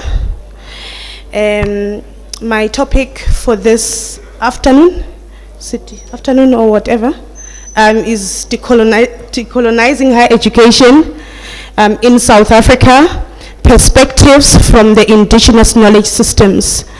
So I just wanted to indicate that I hold a PhD in social sciences with indigenous knowledge systems obtained from the Northwest University, South Africa, which is the only institution in the African continent that possesses this degree. So the presentation outline is the introduction, literature review, theoretical framework, methodology, discussions, and conclusion. I like talking a lot, which is a hobby to me just to talk, so I'm going to make sure that I summarize. I understand people are tired, so I'll try to be specific and straight to the point. So there is a call for decolonizing higher education, and so many people have lenses to why we should, or perspectives to why we should decolonize higher education, who benefits from decolonizing the education, and which lens are we using. So you'll find people in political studies would say they want African history of politics to be part of the curriculum, while other people in linguistics will claim or will indicate that the curriculum needs to be taught in African languages. I believe that we all had speakers previously speaking about indigenous languages being part of the curriculum and how the FISMA's fall of 2015 and 16 has influenced and pushed for African languages to be part of teaching and learning. But my presentation is about decolonizing education using indigenous knowledge systems, which is my field of interest, not only of interest, but I'm an expert in indigenous knowledge systems with a PhD certificate. Now, decolonizing higher education entails restoring knowledge systems such as indigenous knowledge that were previously excluded by apartheid and colonialism.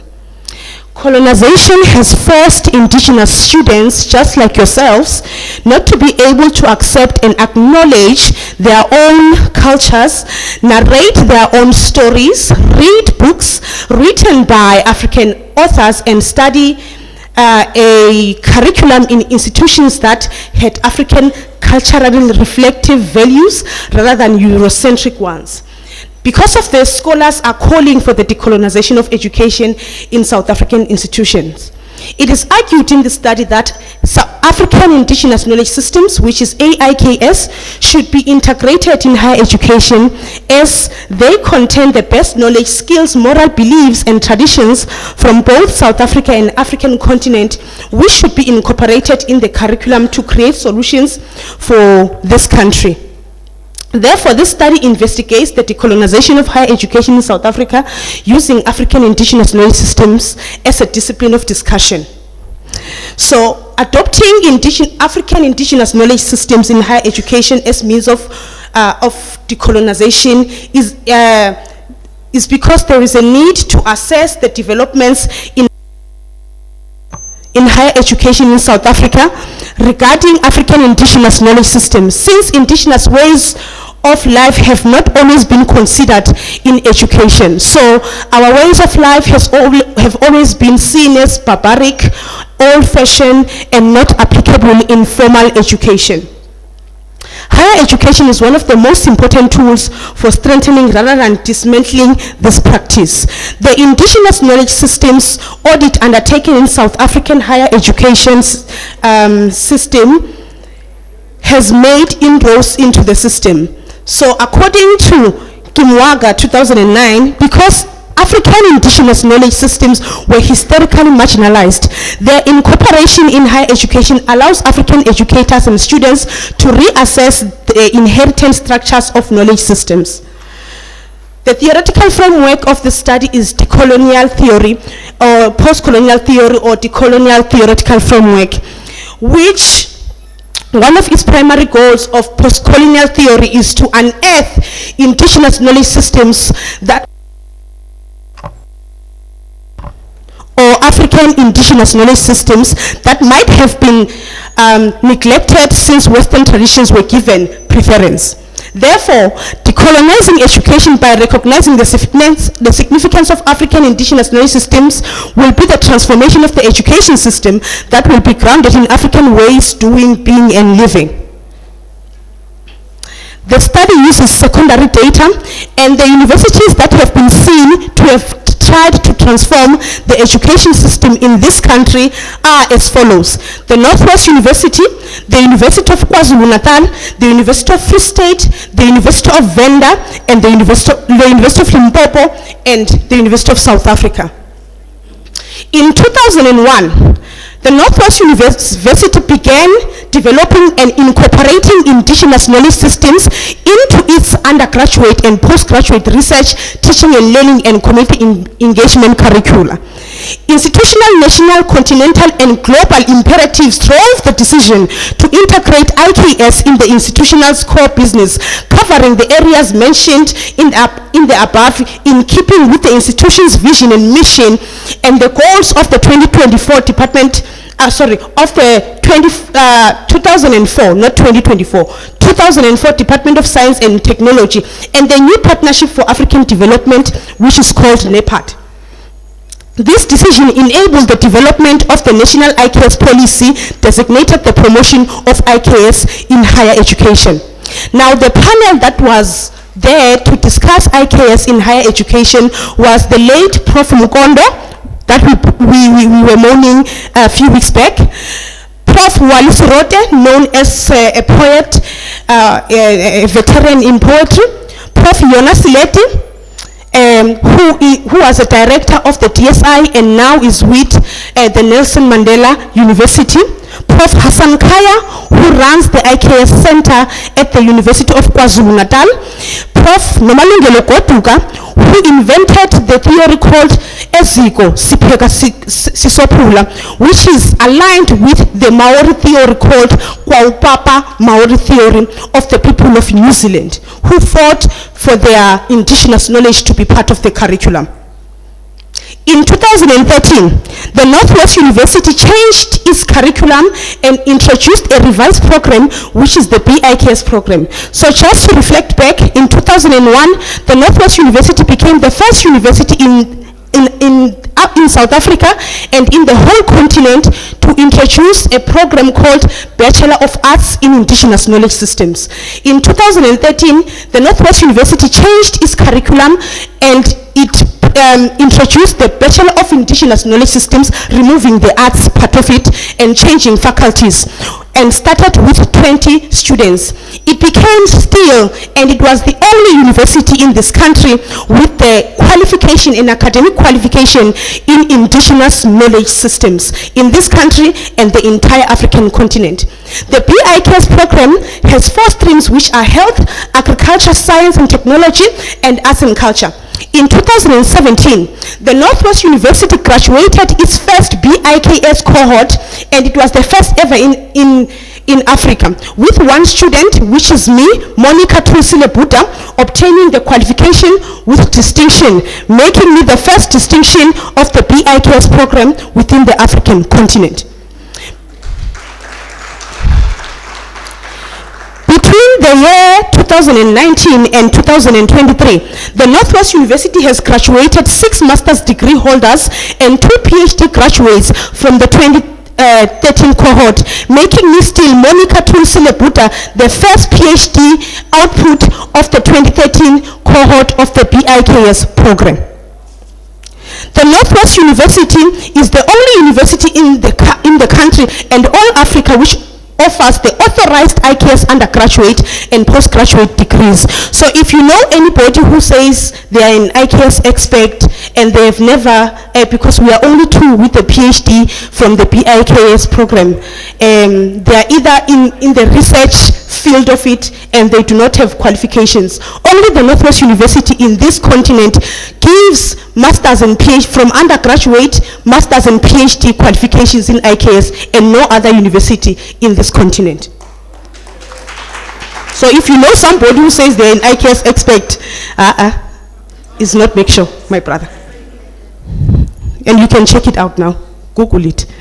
Now, the University of KwaZulu-Natal is headed by Professor Kaya, which I've mentioned. So Prof. Kaya is one of the people who started the IKS program at the Northwest University. He left for UKZN and started a research center called the IKS, where the DSI, which is a hub of the IKS, and all the DSI funding for the IKS goes through the University of KwaZulu-Natal before it goes to IKS students. So UKZN hosts the CIKS Research Hub, which Professor Kaya, who started the BIKS program at the Northwest, is currently its director. Now, this aligns with the goals of the National IKS Policy of 2004, the CAPS of 2011, and the IKS Bill now is called the IK Act. Not the IKS Act, the IK Act of 2019, all of which recognizes IKS as a national asset, a critical component of human capital, decolonization, social cohesion, transformation, and long-term development. The University of Free State has what we call a documentation center, and the documentation center is part of the DSI's National Recordal System. Those who do not know, the DSI is called the Department of Science and Innovation, which was earlier called the Department of Science and Technology. So the goal of the DSI is to create IKS documentation centers in every province.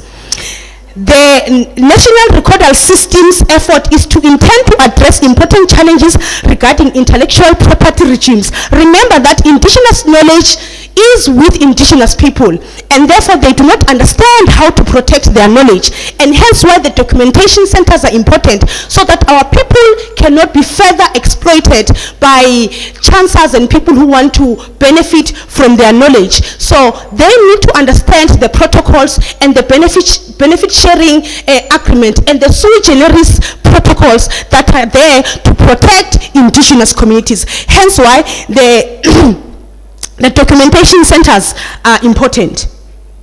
The University of Venda in 2014, just shortly after the Northwest University introduced this program, the University of Venda introduced the Bachelor of Indigenous Knowledge Systems, but it is only at an undergraduate level. For postgraduate, the University of Venda does not have the Indigenous Knowledge Systems qualification.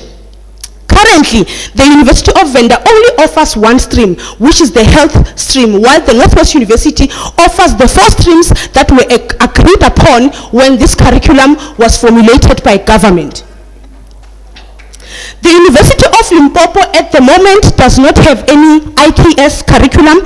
Rather, it has plans of having an IKS Center of Excellence, which it is in partnership with the DSI, and the collaboration will also result in the development of the World Health Organization African Union Commission Center of Excellence for the documentation and commercialization of the IKS. The center will give scientific data on the composition, effectiveness, and safety of the IKS. So this is from the university's website.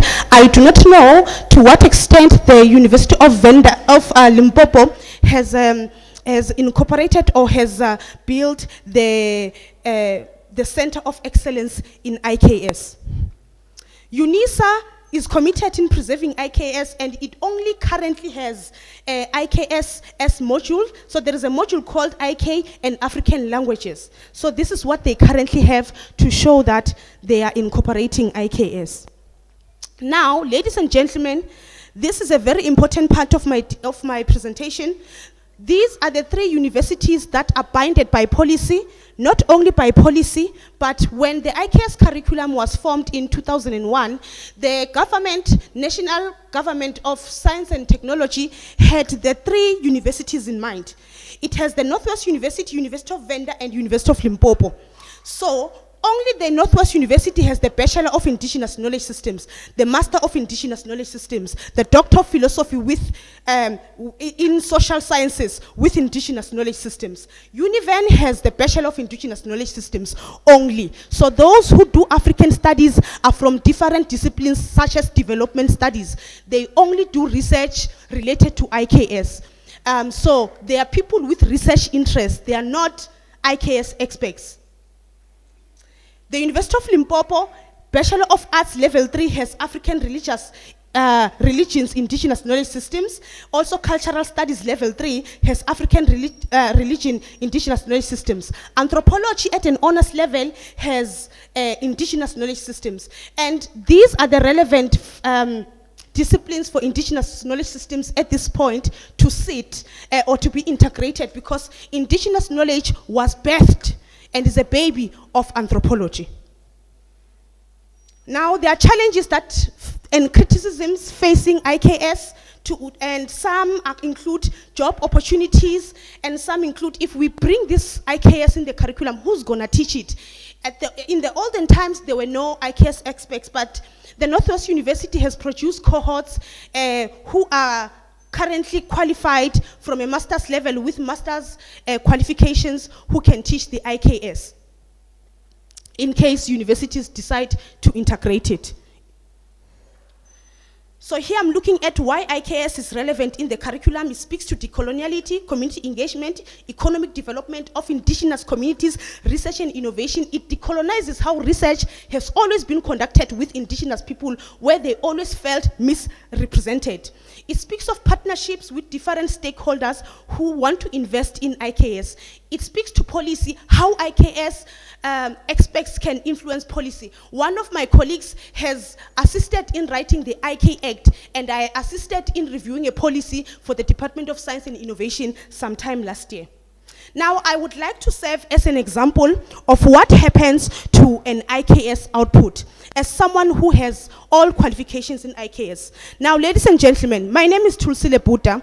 I'm an indigenous scholar, a children's author, where I write children books about Ndebele, about indigenous knowledge and using my language, which is Isindebele. I am a declared IKS expert, where the former minister Natim Tetwa has placed me in a panel of experts. I know Dr. Twala, who just recently joined the university. I was the youngest at age 27 in 2021.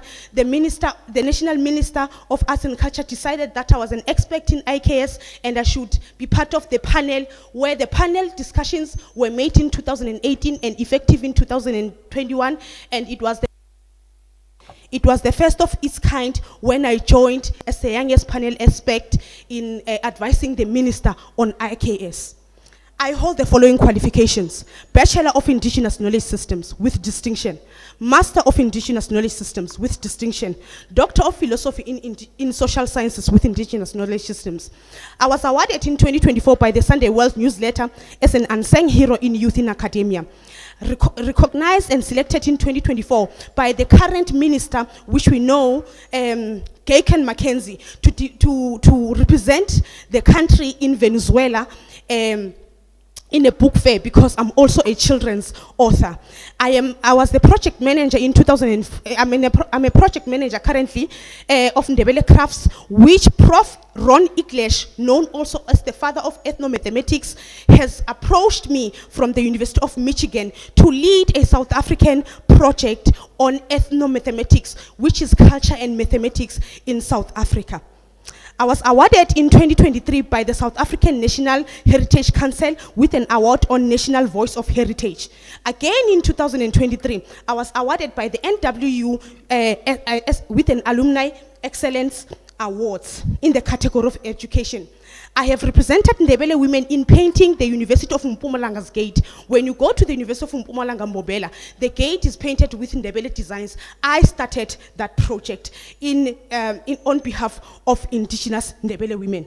I was recognized with an Otter Spotlight by the University of Calgary in Canada in 2022 for a distinguished publication in IKS. I have a certificate from UNESCO in 2022, recognized by the Northwest University in 2019 as an early career woman scientist, selected to participate at Hanseo University, which is in South Korea, in 2016 to represent the Northwest University. I currently have 25 papers published, presented 32 abstracts in diverse conferences, and currently an editor of a book which will be published with IGI Global. These are the Northwest University's IKS qualifications. Like I've indicated, Bagwetu, the Northwest University South Africa is the only university in this country that produces IKS qualifications from bachelor, master, and doctoral. And these are my qualifications as Dr. Monica Buta. Look at how I done it in record time.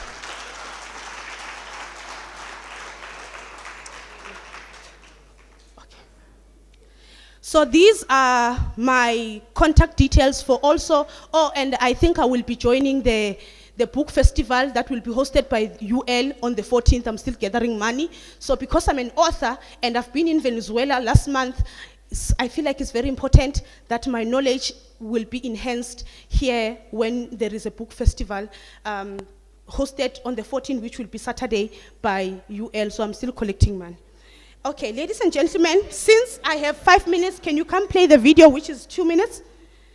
So this video is just a summary of who I am. I have a dedicated poet assigned to me that assisted me with this video. It's a summary of who I am as an Indigenous scholar, since a lot of people will ask, where will an IKS program or qualification take you? Why are we implementing Indigenous knowledge systems in the curriculum? I like to use myself as an example and as an output of a successful IKS curriculum that the Northwest University founded in 2013.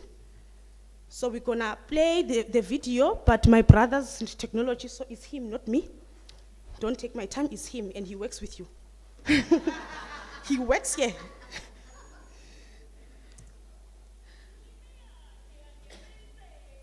Where is the video?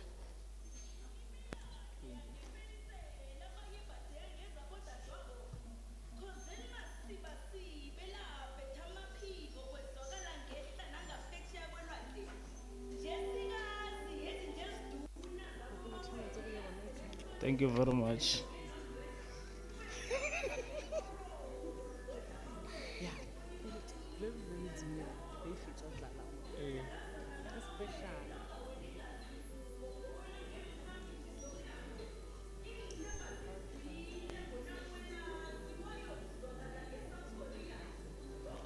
Thank you.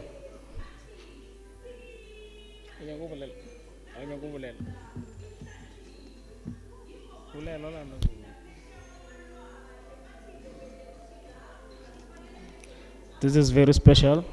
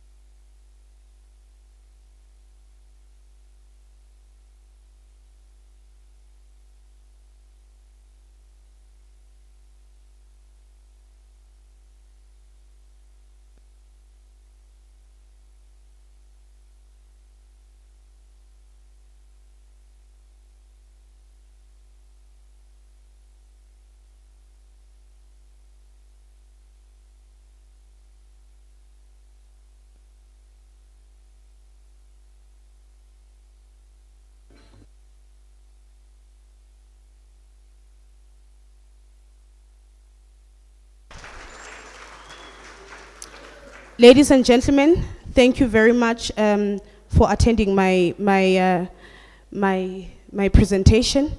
And I just want to highlight something quickly before I close. Oh, it's me on the screen. I thought it was the slides. That I agree that decolonization of education should put Indigenous knowledge, but not only Indigenous knowledge, also Indigenous languages. Last year, I took a very critical step after graduating from my PhD in 2022.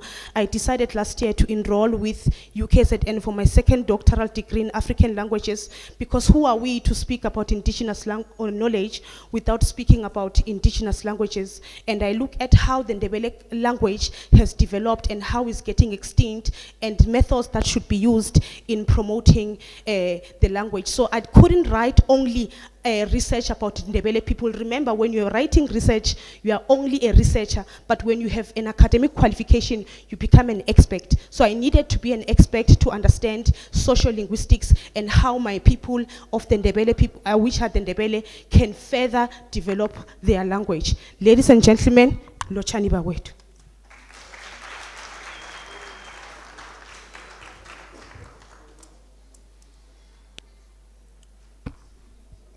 Thank you very much, Doctor, for such an essential and thought-provoking presentation. Your achievements are really inspiring, and your presentation is valuable to our society, considering the decolonial direction that the African continent is currently undertaking. I hope colleagues have been noting down their questions. We'll move on to the next presentation, and afterwards we'll have our questions. Poku, over to you, sir.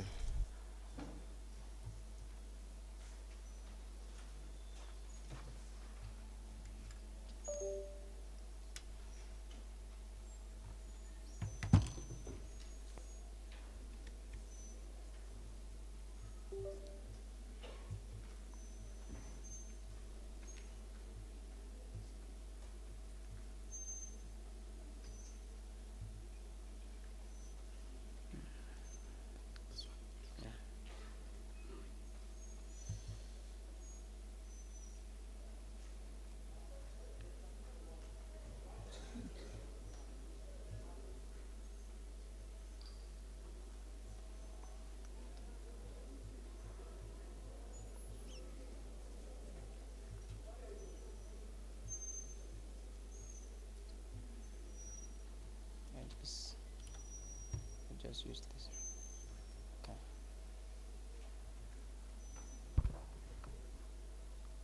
Okay. Good afternoon, everyone.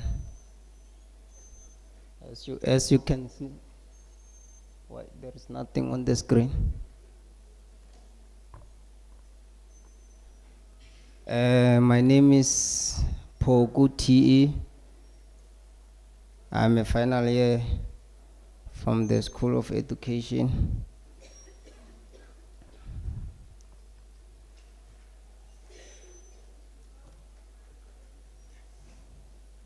All right, thank you. So, my research paper is about, I worked on it in collaboration with Rachisindi FV. We're gonna look on the ways in which we can use to preserve culture in a multilingual foundation classroom.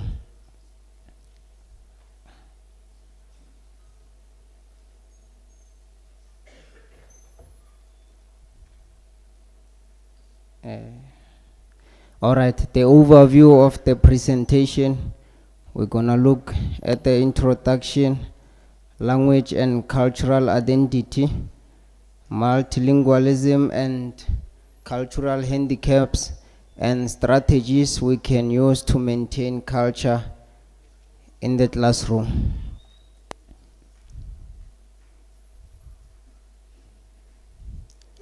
Okay. So, Mercury in 2014 defined culture as a reflection of our entire being, including our values and beliefs. So, I think we can all agree that culture and language go hand in hand. Al-Zayed, in his paper in 2015, he said that there is more to language than just words. Because language, some people can view language as a tool people use to communicate. But there is more to language than just words. As I quote Chomsky, he once said that language is culture, is tradition, and its unification of a community and history that creates what a community is. So culture is expressed through language, because a Pedi person and a Tsonga person, they don't do things the same way.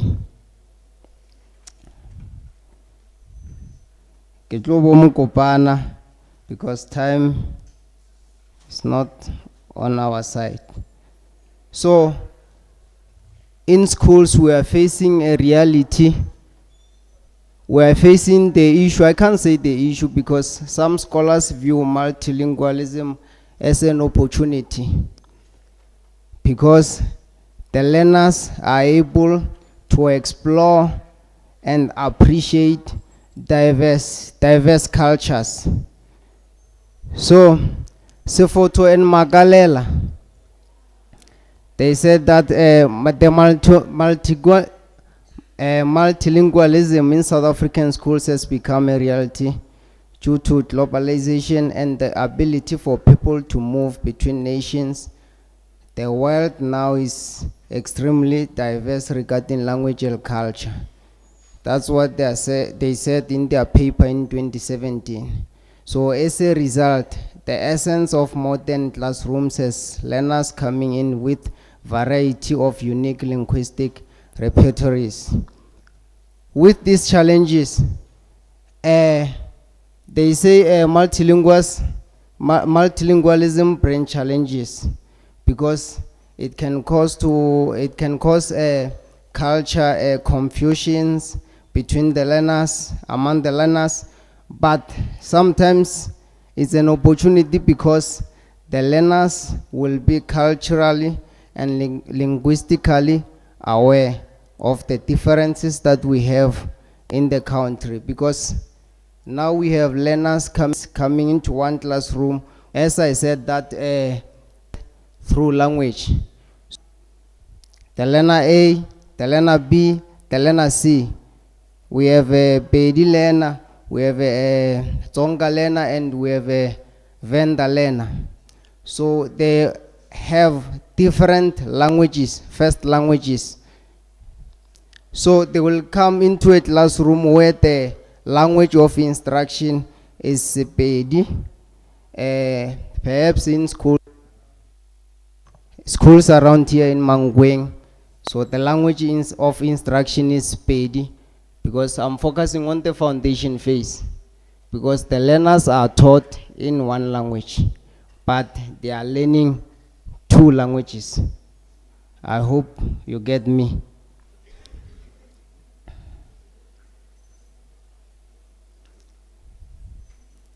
Sodo and other associates in 1999, they indicated that multilingualism in a classroom allows for the flow of wisdom among the learners, families, educators, and communities.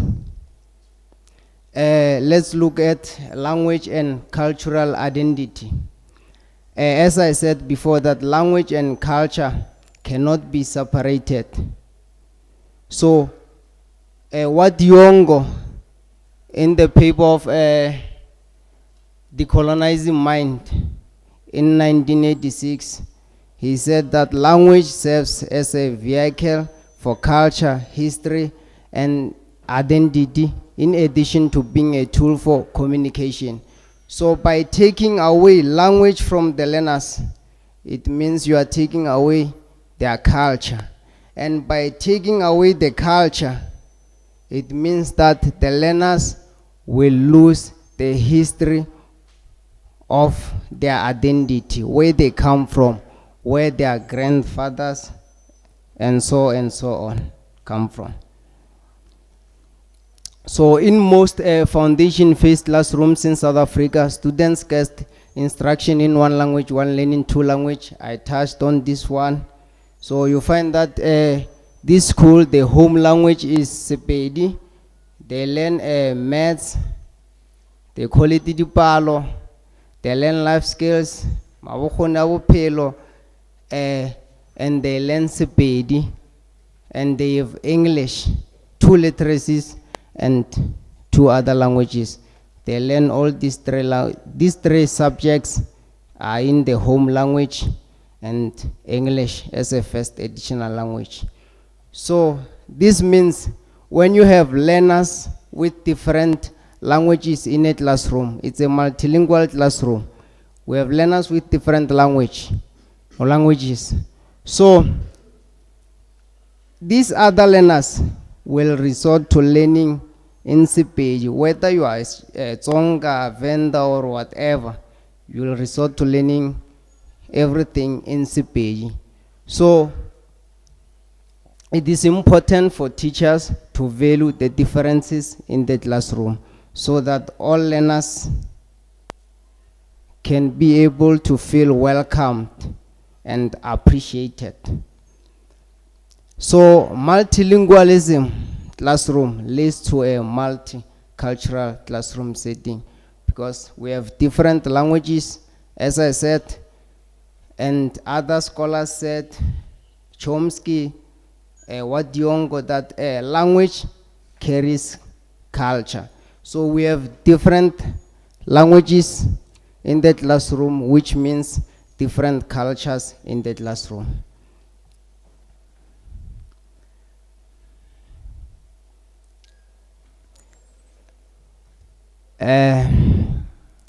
Let me pass this. Let's go to multilingualism and cultural handicaps. So in a multilingual foundation-based classroom, it is critical to value each student's unique language and culture, because as young learners, they are prone to confusion and low self-esteem. In Sepedi, they say, tutela bogolo ya ro bager, dilo o swaneje o tšwele tšona shakeng. So in this context, they mean that these are young learners. They have to learn that there are different languages, different cultures in the country and all over the world. So you have to explore them to the diversity of the world, so that they can grow knowing, appreciating other people despite their differences. So, sorry. A multilingual foundation-based classroom setting where the school's home language or language of learning and teaching is Sepedi. There are 3 language variations. Learner A, B, and C are Pedi, Tsonga, and Venda, respectively. Then the teacher is Pedi. That this teacher lacks the abilities associated with either Shitsonga and Shivenda. How will this teacher deal with these other learners? This means the teacher will focus on the learners whom their home language is Sepedi. So chances of those learners being successful academically are slim. So that's why in second level here in this university, they offer a conversational language as a module. So you choose whether you want to do Shivenda, Shitsonga, or Sepedi. You choose language other than your home language. And we have a situation whereby the teacher might be having majored in Sepedi and all that, teaching in a Pedi community, but that teacher culturally is not Pedi. I don't know if you understand me. So I know someone, like this person is Tsonga, but he did Sepedi as a home language. But when he's in his home, everything is done Tsonga traditional way. Now let's look at the measures to maintain cultural identity. Teachers can employ translanguaging pedagogy, as emphasized by Makalela in 2015, that the local languaging techniques are consistent with the Ubuntu concept of interconnectivity, in which one language or culture is incomplete without the other. So you must incorporate the learners' home languages and cultures in the classroom. You must encourage code switching. So code switching and translanguaging, they are different. Code switching is a alternation of 2 or more languages in a single communication. And translanguaging is like using multiple languages to think. For example, you might have learners doing, you can read and discuss and write subject matter in a different language. So to be able to take a content and transfer it into other language, so you have to digest it cognitively. There was a professor who said that sometimes learners pass, but they have not learned anything. They just remembered. So when you employ a translanguaging, so the learners will have to process things in order to transfer them into other languages, their home languages, their first additional, their first languages. So it means they will have to digest the information, the content cognitively. There is no framework. You must value and celebrate the learners' diverse cultures. So it's a heritage month. You can call the learners, they will come in their different attires. You can call them forward or give them a project to write about their different cultures and come to class, share the different cultures, what they do, ways of doing, what they eat, how they wear with other learners, so that the learners can know and appreciate the diversity in the classroom. So this will limit issues of discrimination, because the learners of the majority spoken languages can discriminate others. It is supported by Cummins when he was introducing the concept of linguistic interdependence. We suggest that proficiency in one language can positively impact proficiency in another. In such case, incorporate learners' diverse home languages in the classroom. The last 3 points, you must employ culturally responsive pedagogy. This was by Hall in his paper in 2008. So you must consider the diverse cultures in the classroom so that you can create a safe, conducive learning environment for all.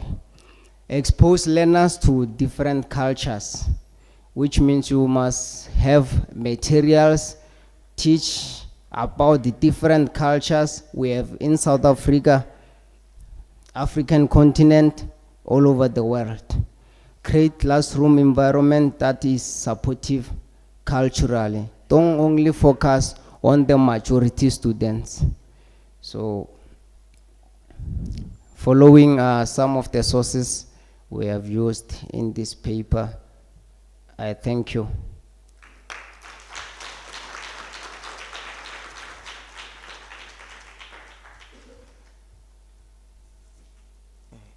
Thank you for that impressive presentation, Poku. It's now time for questions and comments. I'll only take one round of questions because of time. There is still one more segment of presentations after this one, so I'll only take one round. Questions, please. You're noted, Prof. You're noted, Mahali, you're noted, and you're noted. This will be the last hand in that order, please. Thank you. My question is for Dr. Buddha. One of my doctoral students at the moment is finishing his thesis about the use of Facebook by youths in King Cetshwayo municipality to communicate about indigenous knowledge systems. I'm going to link you up. All right. Thanks, Chairperson. Mine is more a comment. It's on the last presentation by the gentleman. I just want to, we know that the spring lectures are a laboratory for hatching young researchers emerging from M&D studies. Just be careful, even when you present next time, when you use words like Pedi, vendor, Tsonga. Nowadays, people prefer that you say Mutsonga, Batsonga, Bapedi, Bavenda, and you even learn how it is written in the language. Bavenda would be VHA, Batsonga would be VA at the start, and so those are just conventions in research, and of course it takes experience to be cognizant of those. That's fine. Thank you, Prof. And respond. My name is Bongani Mohale. I just want to understand something, especially or from the first presentation, the decolonizing of higher education in South Africa, perspectives from indigenous knowledge system discipline. For the institutions that haven't started implementing, or for the institutions that haven't or that don't have this program at all, what is it that they stand to benefit? Because you spoke mostly of your achievements, but I didn't get a point where you talked about how do students or the institutions that haven't implemented this will benefit from this. And also you only spoke about language in terms of the curriculum. Is it only the language that we need from this knowledge system? What else are we? Yes, what else are we going to benefit from apart from language? What else are we going to benefit from indigenous knowledge system to the institutions that haven't implemented this program? All right. I will take the last three hands after their responses. You can respond, starting with you, Doctor. Okay. All right, so that one, you said you're going to let me meet your students. Thank you. All right. The second one is, how do institutions benefit? So the institutions, okay. I think I've said it, I've mentioned it on my slide, but you did not, maybe I did not elaborate where I spoke of the pillars of IKS, decolonization, I went to community engagement, and then there was a time when I spoke about economic development. That communities, actually indigenous scholars are representatives of indigenous communities. So we have a duty to actually benefit the community more than we benefit ourselves. And we have a duty to also use methodologies and methods that are culturally respective, that respect the ways of doing, living and being. But the communities in this case benefit from their own knowledge, understand ways on which they can protect their knowledge, ways they can commercialize using their knowledge, ways they can further develop their knowledge to fit in the modern society. And that links with the IKS policy of 2004, which indicates that indigenous people should create jobs and wealth using their knowledge. And it is time for higher education. If the higher education recognizes me as Indebele, and recognizes my knowledge, I will recognize my people and means to promote my people. So that is why I said the creation of the IKS curriculum was to decolonize what we thought was knowledge, because when we go back to our respective communities, we never know or see how we can benefit them. But to decolonize now, understanding that we are representative of indigenous knowledge communities in academic institutions. And hence why I said it, and I'll say it all over and all over again, professors and our students and doctors, that there are people, my brother, who do research in IKS, just general research as a field that they're interested in. And such universities, they get funding from the NRF, for instance, from the Department of Science and Innovation. Hence why University of Free State has started a documentation center. It does get funding, but also it needs to help the community because it's a community-linked documentation center. So if there is a documentation center here at the University of Limpopo, since it was indicated in 2021 that it has to be here, it will benefit the community because the community there will be outreach community engagements to to assist the community with documenting their knowledge, with commercialization, with further developing the knowledge to also meet the today's market and today's audience. Because knowledge, indigenous knowledge is tacit, is liquid, adapts to change, and accepts change. So those are the benefits that I can highlight right now. And I understand that because you said I made myself as an example. I like being an example, Lebo. So in each and every space where I get, I link, because for people to connect to you, it needs to come back home. So if I'm saying I'm a cultural representative, and 99% of the time you'll find me wearing this, especially where I'm supposed to be representing indigenous people. You'll find my hair like this, and this is how I show that I represent people. So it always has to hit back home to say, what has IKS done for you? And I say, well, this is what I've achieved thus far, so that young students here will see, if they were to take, if the University of Limpopo one day was to use. By the way, in 2017, Prof, the University of Limpopo came to Northwest University to source the IKS curriculum, and I was seated in that meeting as an output of the IKS, the only student there, because in 2017 I graduated with distinction in the entire continent. So the IKS management called me in that meeting. And when they called me, one of the lecturers was, I think, in anthropology. They came to source and to ask for guidance from the Northwest University, that was 2017, to put IKS in the University of Limpopo. So that's why I say I like to be an example. And I work so that I become an example. We are not playing here. Thank you, my brother. Mr. Poku, I think you got a comment. Would you like to appreciate it? Thank you, Prof. I'll look into it.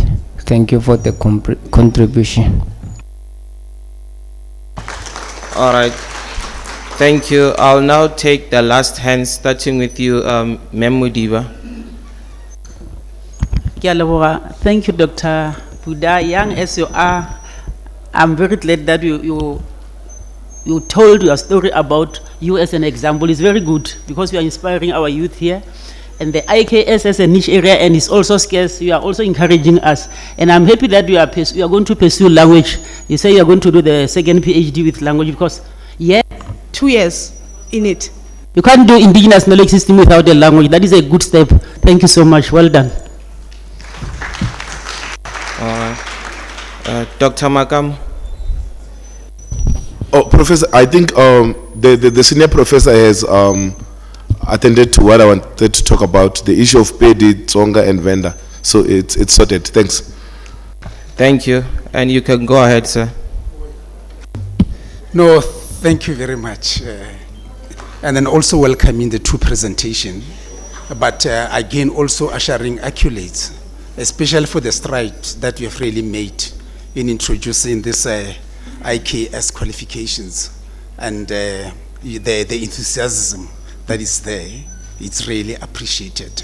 But just to sympathize with the challenges that you are really raising, I think the challenge largely is both ideological and also our active role as academics and scholars in translating the working class ethic into a palpable reality. I think we are really, for us, as both like extraneous, subversive forces that are sort of hell-bent, largely with nostalgia. But now, it is now incumbent upon you to make sure that you really push and make sure that there is that paradigm shift. I mean, you mentioned these universities that are sort of non-starters, but I think we should not really approach them in a form of competition. We have really to complement and make sure that we move into that space. I wanted really just to appreciate the initiation that is there. Thank you very much. Thank you. From Prof. Shai and Dr. Lagota, in that order, please. Thank you so much. I want to join the other colleagues by congratulating the two speakers. My question is directed to the colleague from UMP, Dr. Buddha. And maybe I should premise my question by saying, I enjoyed your presentation. In fact, I think Northwest University should be very proud of you. You will serve very well as an ambassador. But my question is this. Based on your paper, what will you say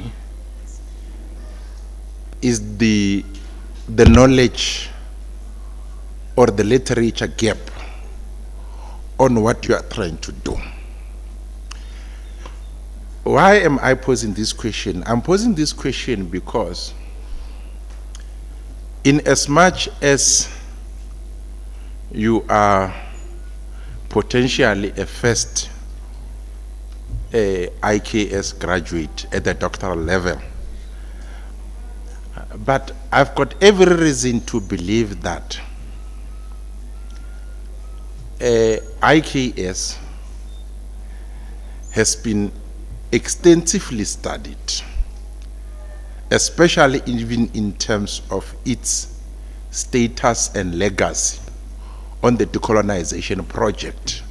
So what I'm trying to say is, you know, while we operate in this emerging, when these disciplines like IKS become standalone disciplines, we should not lose sight of the fact that these disciplines have been tackled extensively within other disciplines, including African studies, folklore studies, and all that.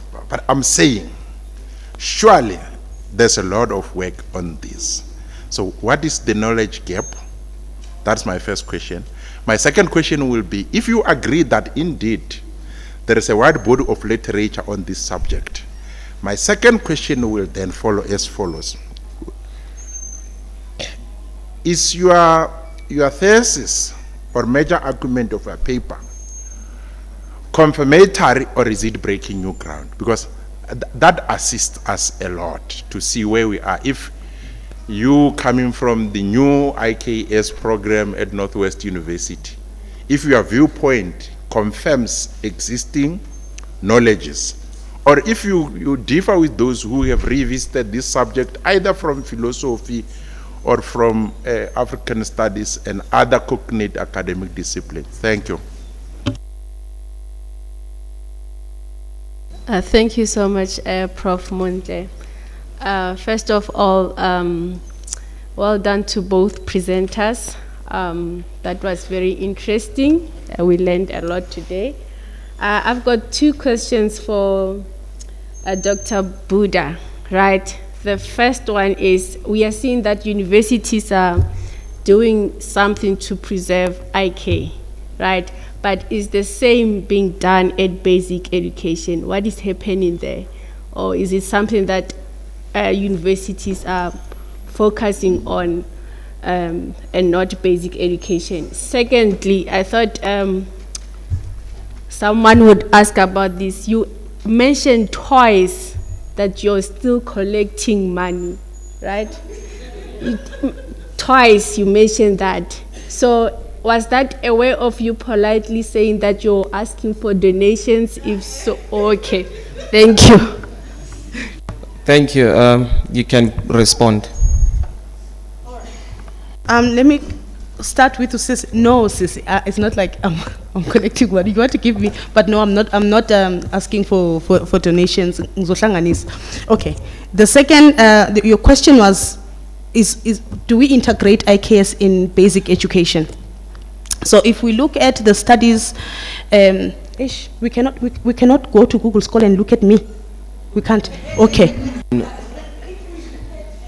People like Prof. Gumbo, who studied IKS. Prof. Gumbo is the editor-in-chief of Indilinga, Journal of Indigenous Knowledge Systems, who is also my mentor. If you look at his studies on science, education, and indigenous knowledge systems, he elaborates on how indigenous knowledge systems is incorporated in science and education. I have written papers on indigenous games, ethnomathematics, indigenous games, and incorporating them in the foundation phase, arguing that children need to play indigenous games because they teach them mathematics. Diketo, for instance, they teach students how to count the stones, and they teach them science because when you throw keto up, it has to go 90 degrees. If keto goes like this, it's gonna fall, but if keto goes like this, it's gonna catch it, and that is 90 degrees. So that is science, showing that indigenous games have mathematics and science, and gravity also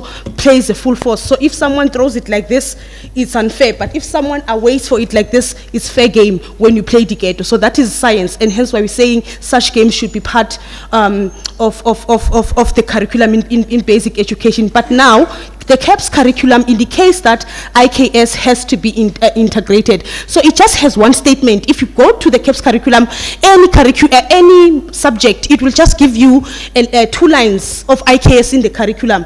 But when you look at it, because I've written a study which I'm yet to publish, is gone. Apparently those guys, they're saying I have to do corrections. So it says only indigenous,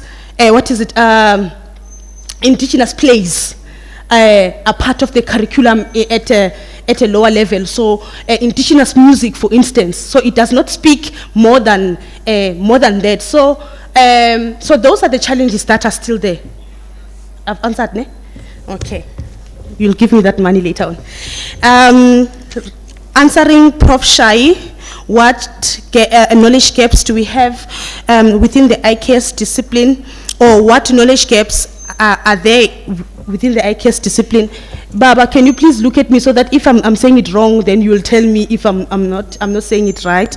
So I think in this case, you've indicated that there have been people who have done the IKS, or researchers who have conducted research in IKS from multidisciplines, and I agree with you, and hence why I said earlier on that there might be people who have done IKS as a research, for research purposes, but we cannot call them indigenous scholars. If a sociologist does IKS related research, they are not indigenous scholars, they are sociologists. So if someone in African studies does IKS related research, I don't know what they are called, but they are not indigenous scholars. So IKS was born because even inappropriate methodologies were not used, and hence why the likes of Chilisa, the likes of Kovac and Williams from New Zealand, Prof. Chilisa is from the University of Botswana, wrote about indigenous methodologies, methods that should be used by scholars in conducting indigenous research. But if you are just a scholar who's interested in IKS, you will always use indigenous people as subjects, question their worldviews. So indigenous people in academia have always been misrepresented because they are not properly, their knowledge is not properly captured, it's always filtered. And hence why an IKS curriculum is important from undergraduate to teach and to decolonize students, so that when they get to a higher postgraduate level, they understand the philosophical underpinnings that are associated with indigenous research and become the ambassadors of indigenous knowledge. And when it comes to papers that I've published, Prof. Shai, they are interlinked honestly with what others have written, but I touch in so many disciplines, even though my main focuses are in decoloniality, ethnomathematics, what do I focus? Traditional leadership and decolonizing methodologies. But I do focus on land reform, because if we speak about land, we're speaking about the land of our ancestors, the land that carries spirits and our ways of knowing. And if we are talking about land reform, we can never exclude indigenous people and the connections they have with the land. I speak of food security, where we look at indigenous methods that have been used for food security. And since we are addressing hunger, which is one of the Agenda 2020, Agenda 2030, what is the Sustainable Development Goals Agenda of 2030, where it speaks about no hunger. We look at how indigenous knowledge systems can how indigenous knowledge can sustain communities. So if you look at the Sustainable Development Agenda, actually, it incorporates a lot about indigenous people. Almost all the goals have indigenous people and address the need of indigenous people. So Mina, in each and every field that I tap on, whether even now we had looting in South Africa, I looked at who were involved in looting, and these are indigenous people. Now we look at moral regeneration and moral degeneration, and what can traditional leaders do to sustain, because government failed and people continued looting, and they wanted to spread in indigenous communities, and hence why traditional leaders had to stand up. And because we listen to traditional leaders, because we understand customary protocols, we did not vandalize the smaller malls that we have in our villages. So I tap into a lot of disciplines, and I do believe that there is still a gap within academia, and IKS should be implemented in so the University of Limpopo, and I'm here, so I'm not whispering somewhere, University of Limpopo. The University of Limpopo has a mandate, is bounded by policy, as I've indicated, to produce degrees that are IKS related. I understand that they have an IKS documentation center in process, but also the IKS policy of 2004 does bind them as much as it did with UNIVEN and also with NW. When in 2001, when these negotiations were there, it's like I was there and I was not, but in 2001, when these negotiations took place, the likes of Prof. Sirote, Prof. Sileti, Prof. Nkondo, and other professors, UL was discussed as one of the universities to implement IKS. So the challenges will be met only if we do that. Okay, but it's fine. I talk a lot. I apologize. Thank you. Please give them a round of applause.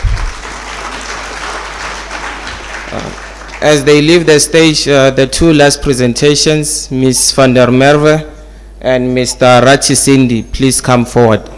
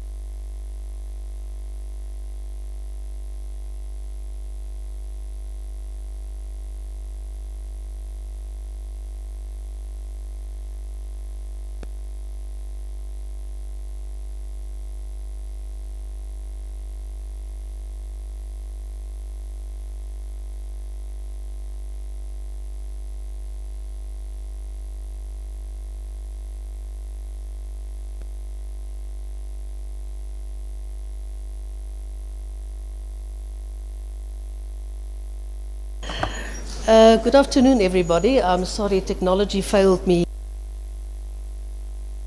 Spring Lectures email did not receive my presentation, but luckily we could get hold of it.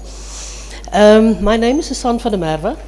I'm a doctoral student at the Department of Criminology and Criminal Justice at the University of Limpopo. The topic of my presentation today, it is an exploratory study of homicidal children in South Africa, an interdisciplinary study. My interest for this topic, let me quickly go to the outline of the presentation. First, I will look at the introduction and the background, the research problem, the literature review, the role of theory in the study, the purpose of my study and research questions, the methodology, and then also ethical considerations. I'm sure all of you will recognize this picture and all of you will know what it is about. It is regarding the Columbine killings, where a 16-year-old boy one morning woke up, got hold of a samurai sword, went to school, killed one boy of 16 years old, and then severely injured two other children. For me, that was very disturbing, and I thought, you know, it's such a sad story, because I will like to find out what is the reason that somebody just, you know, and a child of 16 years old, just get up one day and decide to kill somebody. And then when they questioned him, you know, his remark was, when I put on the mask, everything just went quiet. So that's very, very, very sad for me. And then I started reading in the newspapers, because, you know, the literature for this topic, phenomenon, is very scarce. You can't really find anything. So what I did in the mornings when I made my coffee or my tea, then I would go to the newspapers and then I would get hold of some of these stories. And if you look at it, you know, we see them. I'm not sure if everybody really reads them until the media, you know, blows it up, like the most recent one that we had in August, of the little girl that was found in the school storeroom. If you look at 2022, a primary school pupil stabbed to death by a classmate in Zastron. In May 2022, a grade 10 pupil dies. That is in Soweto. In November 2022, that name I'm not going to try and pronounce, but a grade 11 pupil stabbed to death. If you go to 2023, nearly every month there was a report of a child being killed by another child. If you look at 2024, on the 8th of February, could have been prevented because of bullying, and that was in Ennerdale. In February, a grade 11 pupil outside the school. Another one in February, a student went to the school to go and get his report card. So that is when I decided I really would like to, you know, study this phenomenon and find out if there's anything that can be done about it. If we look at the crime statistics released by the SAPS, on the left-hand side we have the population of South Africa, and then on the right-hand side, when you have the map there, the dark red one below here, 17 to 20 children that's killed in a year. Moving up to 0 to 4 people in Limpopo province. And then further on, children that have been murdered.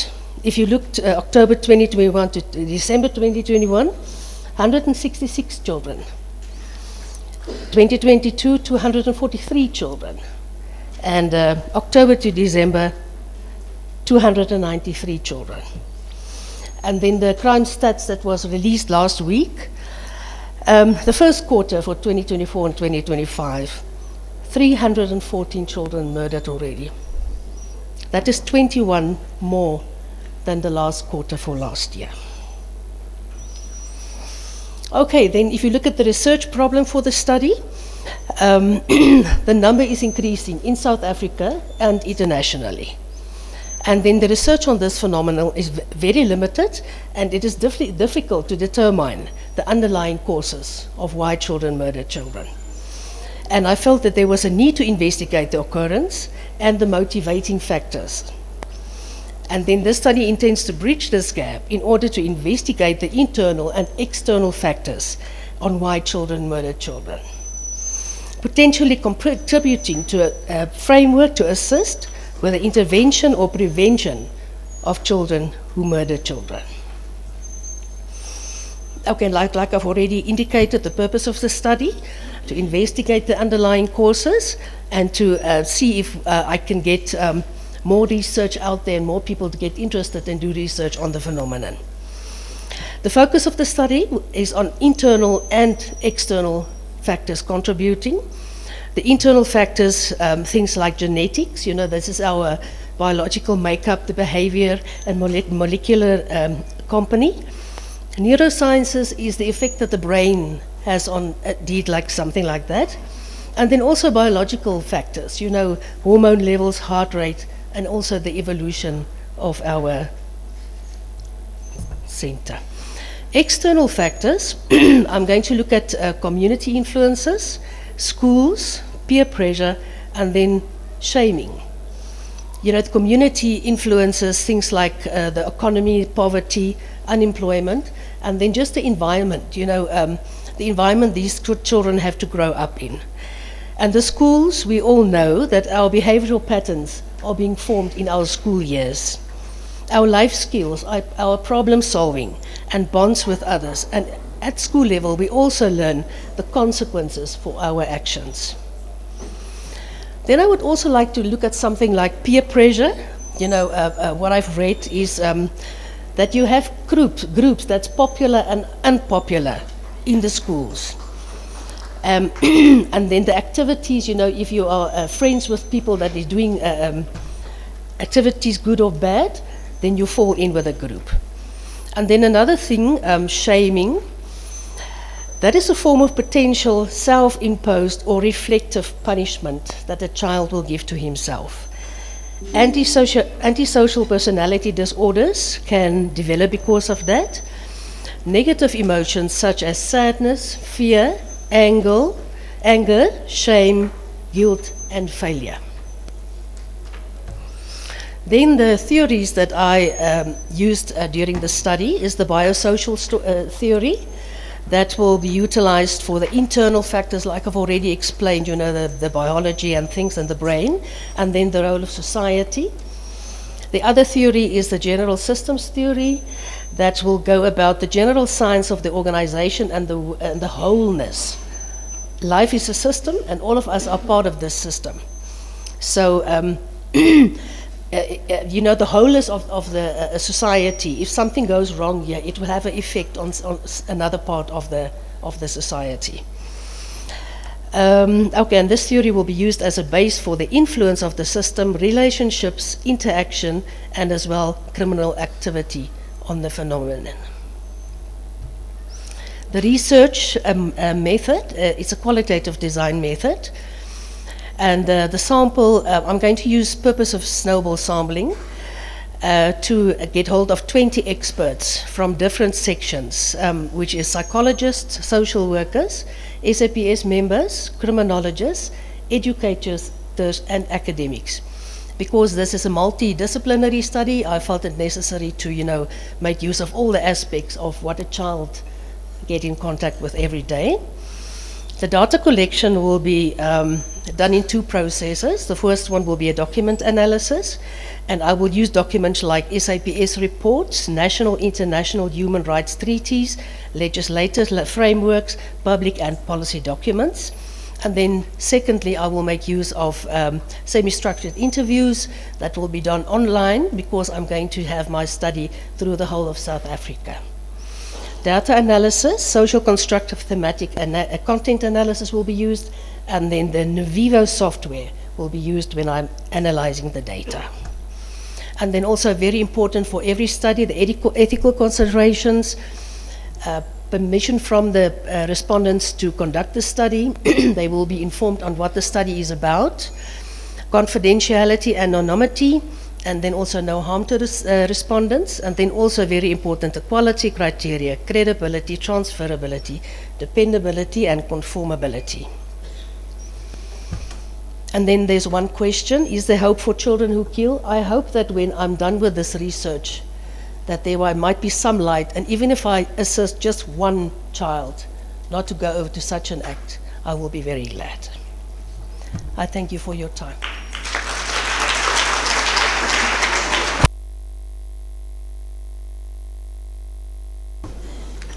Thank you very much, Ms. van der Merwe, for such a great presentation. You have adhered to the time stipulated. Thank you so much for that.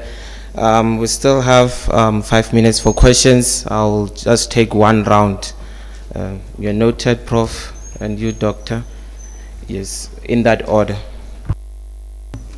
Thank you, Chair, and thank you for that wonderful presentation. I'm picking up on the statement of your problem, how you have phrased it. You've said why children murder children. If it is phrased in this way, it might read as though you are saying, you are questioning why they murder children instead of murdering the other, maybe the adults or so. So then the question is, isn't it your focus on why children murder? Whether they are murdering children or dogs or somebody's horse or their grandfathers. Thank you. Doc. Thank you, Chair. I think that was also one of the questions that I had for you, ma'am. But secondly, do you think that there might be a link between the biological basis that you are studying and the developmental theories, as we know, for example, that behavior is learned in a lot of ways, right, socially. So do you think there might be a link there? And if so, because I saw on your two theories, but you didn't mention anything about the development and you're looking at children as conduct. So, yeah, thank you. It's fine, you can respond, Ms. van der Merwe. I'll try my best here, Prof. Thank you for the question. You know what, I thought about, why children, if I say children murdering children, that is the speciality that I actually want to go into. Because there's so many research already done, of children murdering their families or their siblings or things like that. So I think, children murdering children, I really think that is what I actually want to. I can put it in another way if you would like to, but I think really that will be my choice, to children on children, if it answers your question.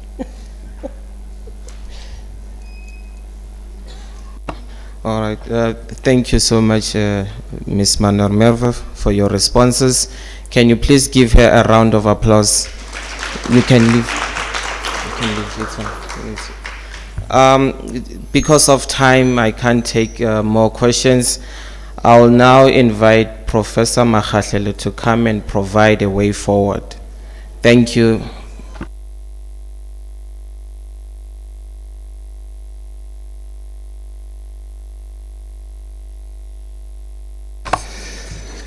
All right, thanks, Professor Muntle, and thanks to everyone for your patience. We really are running behind schedule, but nonetheless, I think it was all worth it. I'm going to make a few announcements, and I would really appreciate it if I have your full attention. Firstly, we would like to make a request to all delegates, especially student presenters who made their presentations and have collected their name tags since from yesterday, to see to it that before they leave, they pass by the registration desk. They need your student numbers. All student presenters who collected their name tags. Some might have forgotten to collect their, the name tags. Please pass by the registration desk to enlist your student number and collect your badges.